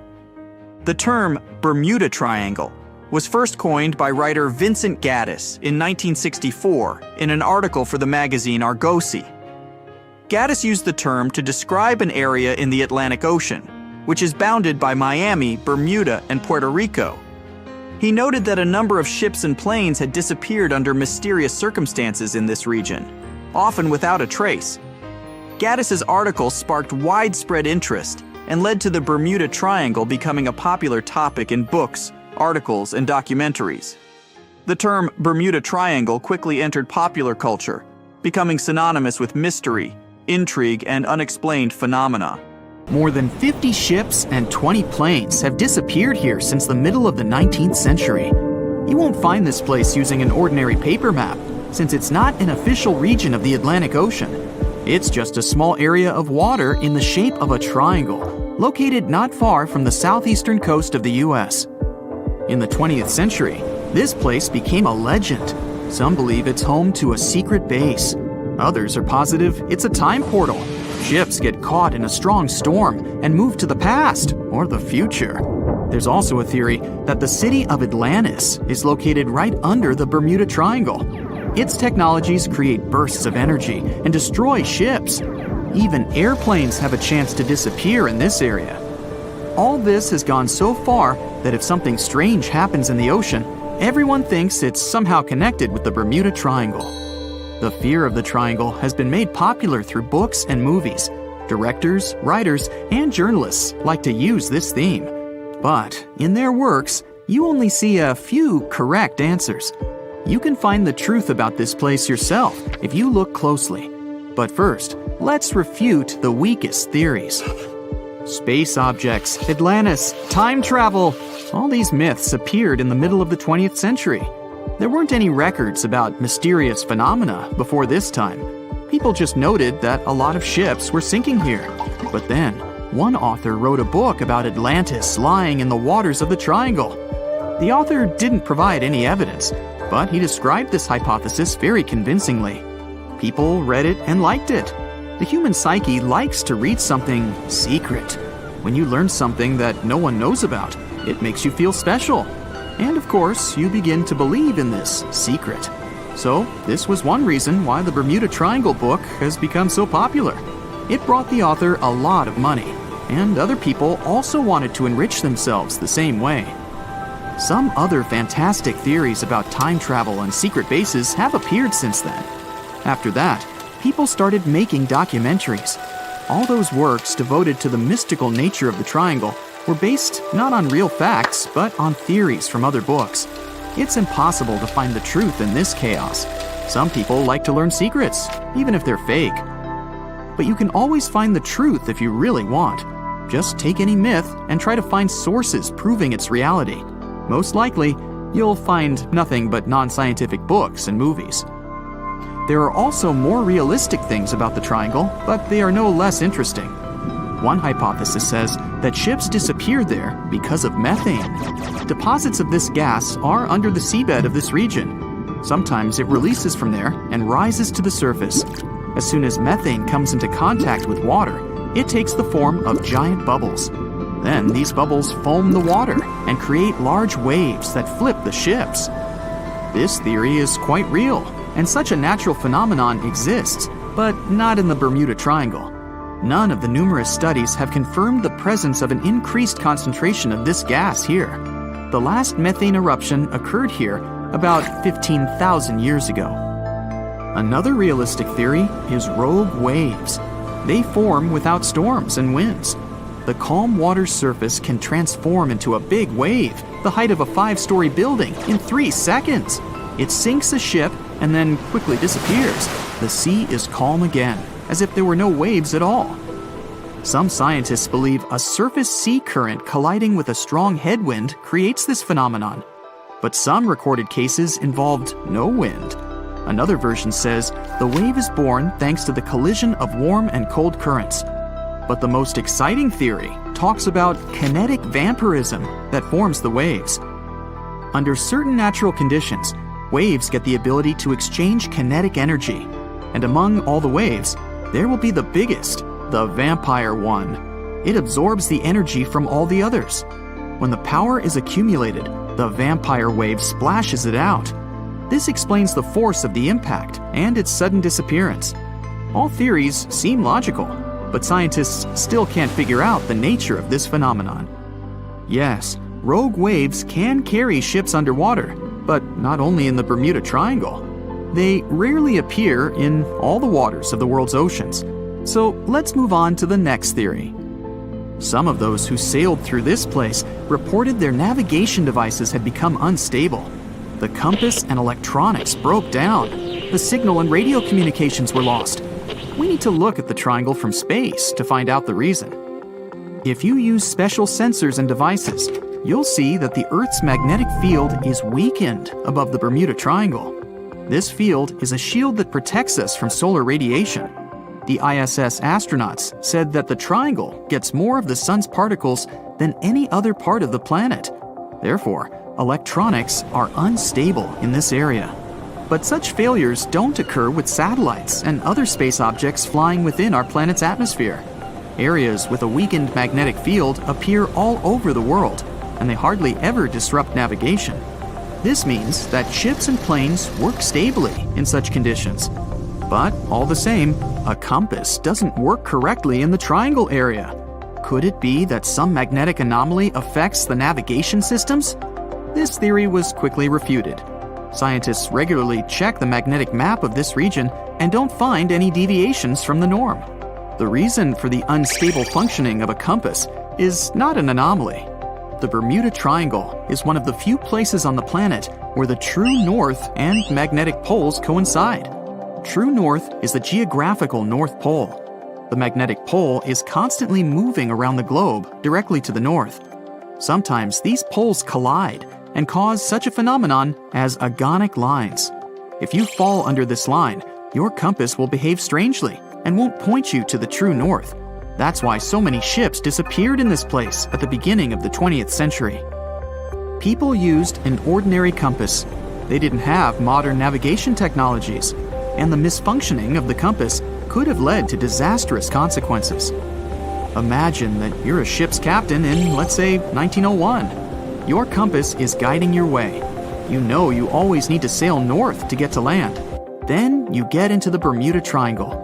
You look at the compass and notice the arrow position has slightly changed. Now you need to move in another direction. This direction is the wrong one, but you don't know about it yet. You take the wrong path and end up in the Caribbean region. This area is full of tiny islands, and the seabed is not deep here. Your ship gets on a shoal. You're stuck and have no idea where you are. That's how some ships disappeared in this region.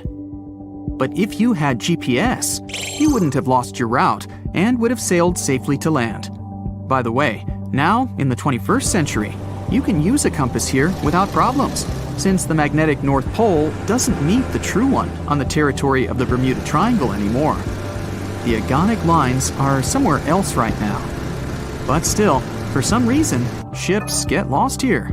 And now we come to the most unexpected solution to the Bermuda Triangle problem. Yes, boats sometimes disappear in this region.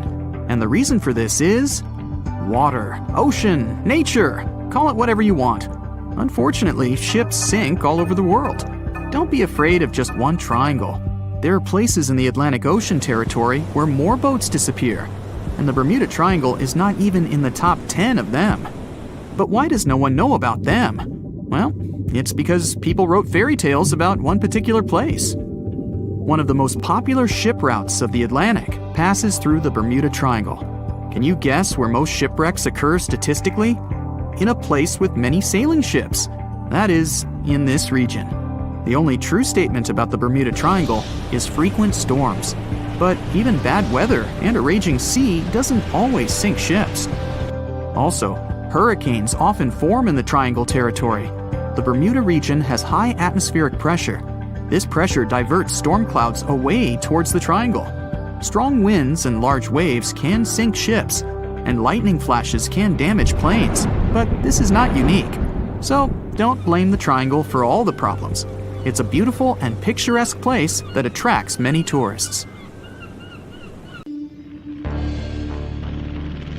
In 1945, 5 TBF Avenger aircraft took flight for a routine training exercise around the Bermuda Triangle. In the middle of the exercise, the planes were struck by intense rain and heavy winds, despite the clear weather forecast. The pilots became extremely disoriented and radioed the base to report that their navigational equipment had stopped working. The last thing the base heard was, "When the first plane drops below 10 gallons, we'll all go down together," and then static. The 5 planes and their 14 crew members were never seen or heard from again. On his very first voyage to the New World in 1492, Christopher Columbus sailed through the Bermuda Triangle. Columbus reported that one night when he was on the deck of the ship, he noticed a giant light appear in the distance, unlike anything he had ever seen before. Columbus looked at his compass for direction, and it gave off erratic readings. You might have noticed that the Bermuda Triangle doesn't appear on any world map. This is because official institutions refuse to acknowledge that the area actually exists. A popular theory suggests that rogue waves are responsible for the many disappearances. Rogue waves are called extreme storm waves by scientists. They occur when different weather patterns take place at the same time and cause large, unexpected waves. Witnesses say that the waves look like giant walls of water. These waves could explain why ships go down fast and without leaving any trace. The Bermuda Triangle is home to some pretty intense and unexpected weather. Storms build up quickly and unexpectedly, then disappear soon after. If you blink, you might miss it. This could explain why few distress signals are issued. Pilots and sailors never saw the weather coming. No one knows exactly how many ships and planes have disappeared in the Bermuda Triangle. The rough estimate is 50 ships and 20 planes. Most of the time, the disappearances had no explanation and no wreckage has ever been left behind. Another bizarre theory trying to solve the Bermuda Triangle mystery comes from Charlie Berlitz. He insists that the area is home to the lost city of Atlantis. The missing ships and planes and malfunctioning equipment, according to him, were all caused by rays of energy let out by the special energy crystals that power Atlantis. While this sounds silly, Berlitz's theory was convincing enough that over 20 million people bought his book worldwide. In the year 1800, a large sailing vessel called the USS Pickering departed from the U.S. on its way to the West Indies. The ship sailed into the Bermuda Triangle along with its 90-man crew and was never heard from again. The USS Pickering was the first ever confirmed ship to vanish in the Bermuda Triangle. It's believed that the ship was taken out by a storm, but because no wreckage was ever found, we'll never know for sure. When the TBF Avenger planes went missing, a massive search operation was conducted. Boats and planes searched the Bermuda Triangle for any signs of the aircraft. One of the boats searching was a PBM-5 Mariner airboat. The airboat took flight at 7:27 p.m. and called in a routine radio message 3 minutes later. Then, it was never heard from again. No trace was ever found of the rescue airboat or the 5 Avenger aircraft. An enormous investigation was launched into the disappearance of all these vehicles, but nothing was ever discovered. This particular area of the ocean is one of the most heavily traveled shipping routes in the world. Some skeptics believe that this fact solves the mystery. Statistically, the busier the area, the higher the frequency of accidents and disappearances. While this makes sense, it's not the frequency of disappearances that's responsible for the mystery of the Bermuda Triangle. It's the lack of explanation or wreckage found. On the ocean floor, decomposing organisms let off large concentrations of methane gas that gets trapped under the water. This gas can build up until, boom, it ruptures. The gas surges up to the surface and erupts. If a ship was in the area of one of these ruptures, the water would become much less dense and cause the ship to sink rapidly and without warning. Scientists believe this could be the cause of the many disappearances in the Bermuda Triangle. While this theory makes a lot of sense, it doesn't seem too likely. The U.S. Geological Survey has stated that no large releases of gas are believed to have occurred in this area for the past 15,000 years. The ocean floor is made of rocks containing a lot of magnetite. It's more like iron. Magnetic fields react to high concentrations of magnetite on the ocean floor, which may start a sort of conflict between the two. It can often lead to various weather anomalies and, as a result, navigation issues. And, naturally, any changes in the ocean floor or the Earth's magnetic fields influence the Bermuda Triangle a lot. Since the magnetic field is constantly moving, it might be also taking the Bermuda Triangle with it. Now that people know where the triangle is, it's easy to avoid it. It supposedly moves eastward together with the magnetic poles. But scientists still can't answer where exactly it will be in a couple of years. Some people blame all the disasters on the extraterrestrial paranormal activity. Others suppose it's all about raging natural phenomena. There's another triangle in Lake Michigan. Just like the one near Bermuda, the Michigan Triangle got its shady reputation for some disappearances. The first recorded one dates back to 1679. A large vessel, one of the largest of that time, set out on an expedition. Yet once it got in the sinister triangle, it never came back. Much later, an aircraft disappeared in this triangle. The skies are usually very clear there, but back in 1883, some people witnessed abnormal things in the area. Some claim to have seen large blocks of ice falling from the skies, and the crew even managed to save one as hard proof. Meanwhile, the Pacific Ocean Mystery Area is another sinister triangle. Off the south coast of Japan, not far away from Tokyo, there's a sea where plenty of ships met their doom, disappearing without a trace in these waters. They call it the Devil's Triangle. Some scientists believe the cause of anomalies is the environmental changes. Also, there's a really high concentration of methane hydrates on the bottom of the ocean in the Pacific Triangle area. You're deviating from your original course and sailing in the wrong direction. There's the Caribbean Sea near the triangle, peppered with small islands. The seafloor here isn't deep. The ship can get in shallow waters. And now the ship is stuck on a shoal, and you have no idea where you are. If this were the 21st century, the ship's captain would be able to reach the shore using GPS and other modern navigation. But the most interesting thing is that the compass would work correctly this time, since the magnetic North Pole hasn't already coincided with the true one for a long time in the territory of the Bermuda Triangle. The agonic line is somewhere far away from here. There are no problems with navigation now, but for some reason, this is where ships disappear. In fact, not just here. Throughout the Atlantic Ocean, there are places where many more ships were gone.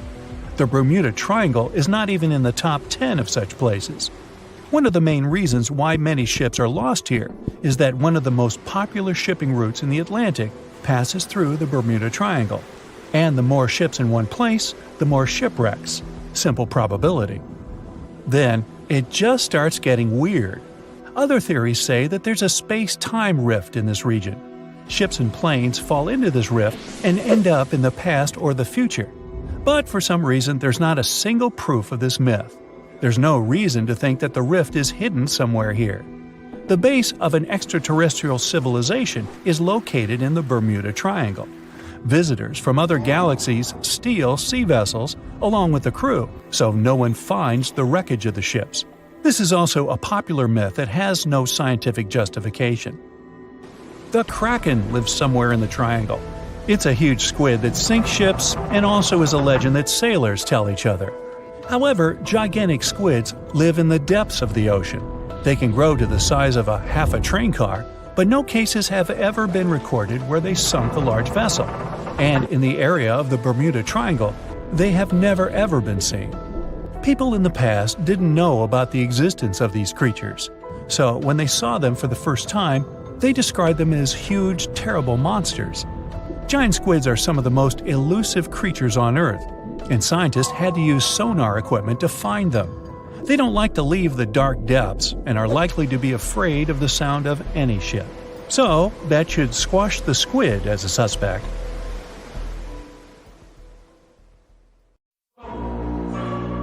What's the most mysterious and blood-chilling place on Earth? The first thing that comes to mind is most likely the infamous Bermuda Triangle. This area has earned its spooky reputation after swallowing numerous ships and airplanes, which then disappeared without a trace. But is this place really so terrifying? Let's ask scientists. But first, I'll tell you a story or two. One of the most infamous disappearances in the Bermuda Triangle was Mary Celeste. The ship was found adrift in the Atlantic Ocean on December 4, 1872. It was days after its journey began. Captain Benjamin Briggs with his wife and a 2-year-old daughter were heading from New York to Genoa in Italy with some important cargo. Besides the family of the captain, there were 7 other crew members on board the ship. Days later, a British ship, Dei Gratia, came across Mary Celeste by accident. Strangely, the ship was floating under a partial sail. Everything on board was intact. There was nothing strange with this situation, except for one thing. There was nobody on board the ship. And the lifeboat was missing. There were no traces of people on the ship. It couldn't be a pirate attack since all the belongings of the crew, as well as the cargo, were untouched. Theories like an undersea earthquake, an attack of a giant squid, or a natural disaster can be ruled out as well. They just don't fit. It was a clear day. The ship was in perfect condition. Why would people leave it and never come back? Whatever the reason, neither the crew nor the lifeboat has ever been found. It was November 29, 1925, when the SS Cotopaxi left Charleston, South Carolina, and headed for Havana, Cuba, carrying a big load of coal and 32 crew members. The story has it that several days later, the steamer ran into a severe storm, got water in its hold, and started to list dramatically. On December 1st, the ship sent out a distress call, and since then, nothing has been heard from the crew ever again. The ship was believed to have vanished into thin air until it was found 95 years later. Scientists found SS Cotopaxi, and it turned out there was nothing mysterious about its story. At the moment, the ship lies at the bottom of the ocean about 35 miles away from St. Augustine, Florida. Researchers are also sure that the ship did send a distress signal during a storm, which most likely led to the sinking of the vessel. USS Cyclops was a huge carrier ship that used to supply fuel to the American fleet. On January 8, 1918, heavy and full of manganese ores, the ship departed from Rio de Janeiro and headed for Baltimore. Being only a couple of years old, the ship wasn't supposed to experience any problems. All 309 people on board felt safe and calm. But this feeling turned out to be deceptive because somewhere around March 4th, 1918, the ship disappeared into thin air without sending a distress call or indicating it was having problems in any other way. In the history of the US Navy, this case remains the accident that caused the largest loss of life at a time. SS El Faro was a much more recent disappearance. This cargo ship left Jacksonville, Florida on October 1st, 2015 with 33 crew members and tons of vehicles, trailers, and containers on board. The huge vessel was supposed to deliver its load to Puerto Rico, but something went wrong. A regular tropical storm that started miles away suddenly transformed into a powerful hurricane that rushed towards El Faro. It started to circle around the cargo ship, making the communication from the vessel go silent. But the most shocking thing was that after causing all this commotion, the hurricane miraculously retreated in the same direction it had come from. Weeks later, after a thorough and extensive search, rescuers finally located the ship. It was still in one piece and sitting upright on the bottom at a depth of 15,000 feet. But the blood-chilling truth was that there was no trace of the crew members on board. As for airplanes, probably the most inexplicable disappearance happened on December 5, 1945. This case got the name the Lost Patrol. Flight 19 was the code name for 5 planes that departed from a naval base in Florida on a training flight. No one knows for sure what happened to the planes, but they never returned to the base. Most experts believe the commander of this group, Charles Taylor, got lost and led the planes in the wrong direction.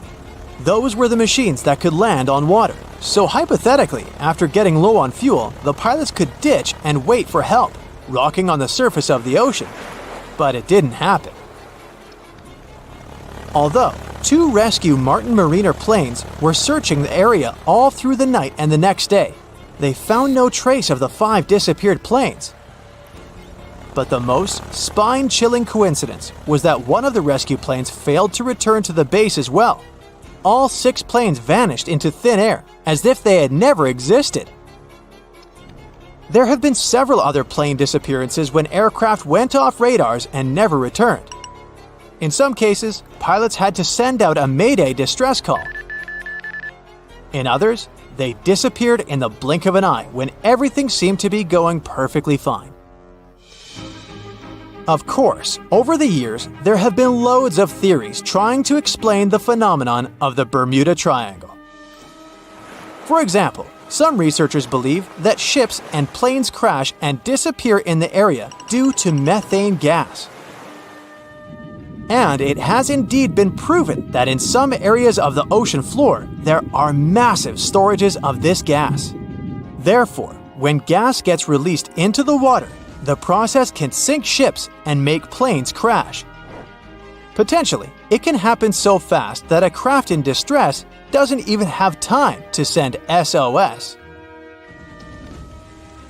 The theory of a wormhole is preferred by those who love sci-fi. In short, a wormhole is a space-time shortcut. While the existence of wormholes hasn't been proven yet, this doesn't stop some people from believing that this phenomenon is what causes vanishings in the Bermuda Triangle. Another sci-fi theory is based on the interface of space civilizations. It's quite convenient to blame such disappearances on extraterrestrial forces. Though why they would choose exactly this area for their abductions remains unknown.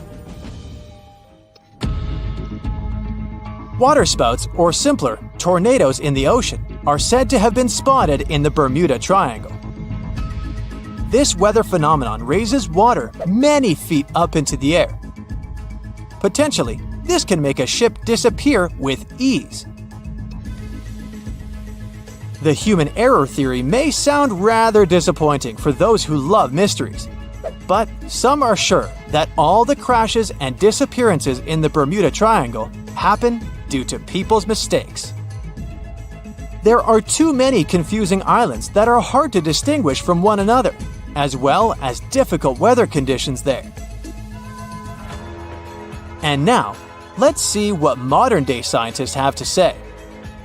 Disappointingly, they claim there's no mystery in the Bermuda Triangle whatsoever. The loss and disappearance of planes and ships is just a fact of probabilities.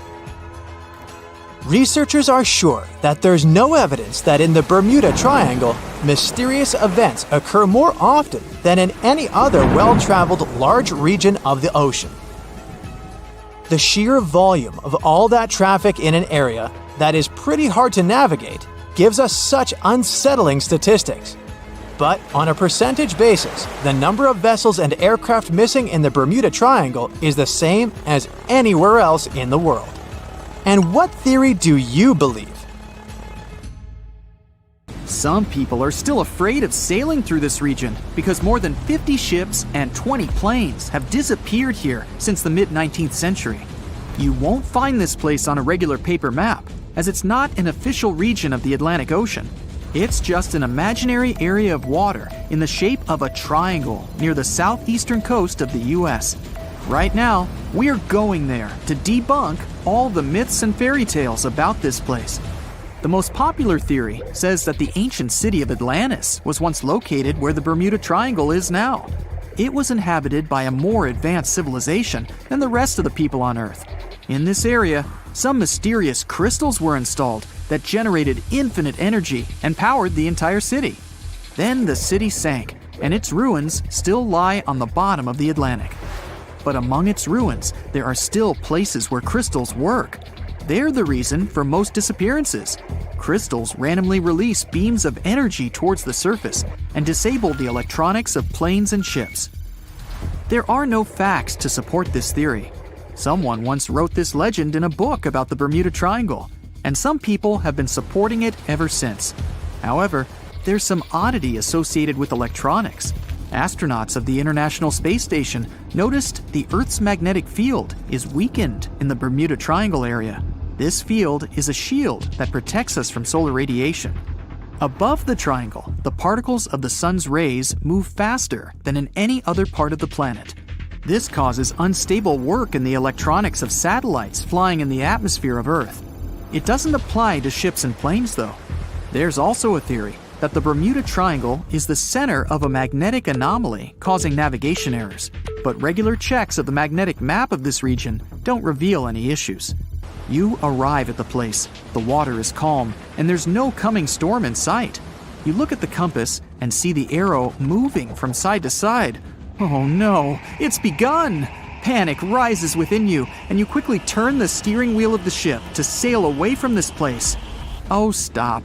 There has long been an explanation for the strange compass behavior in this area.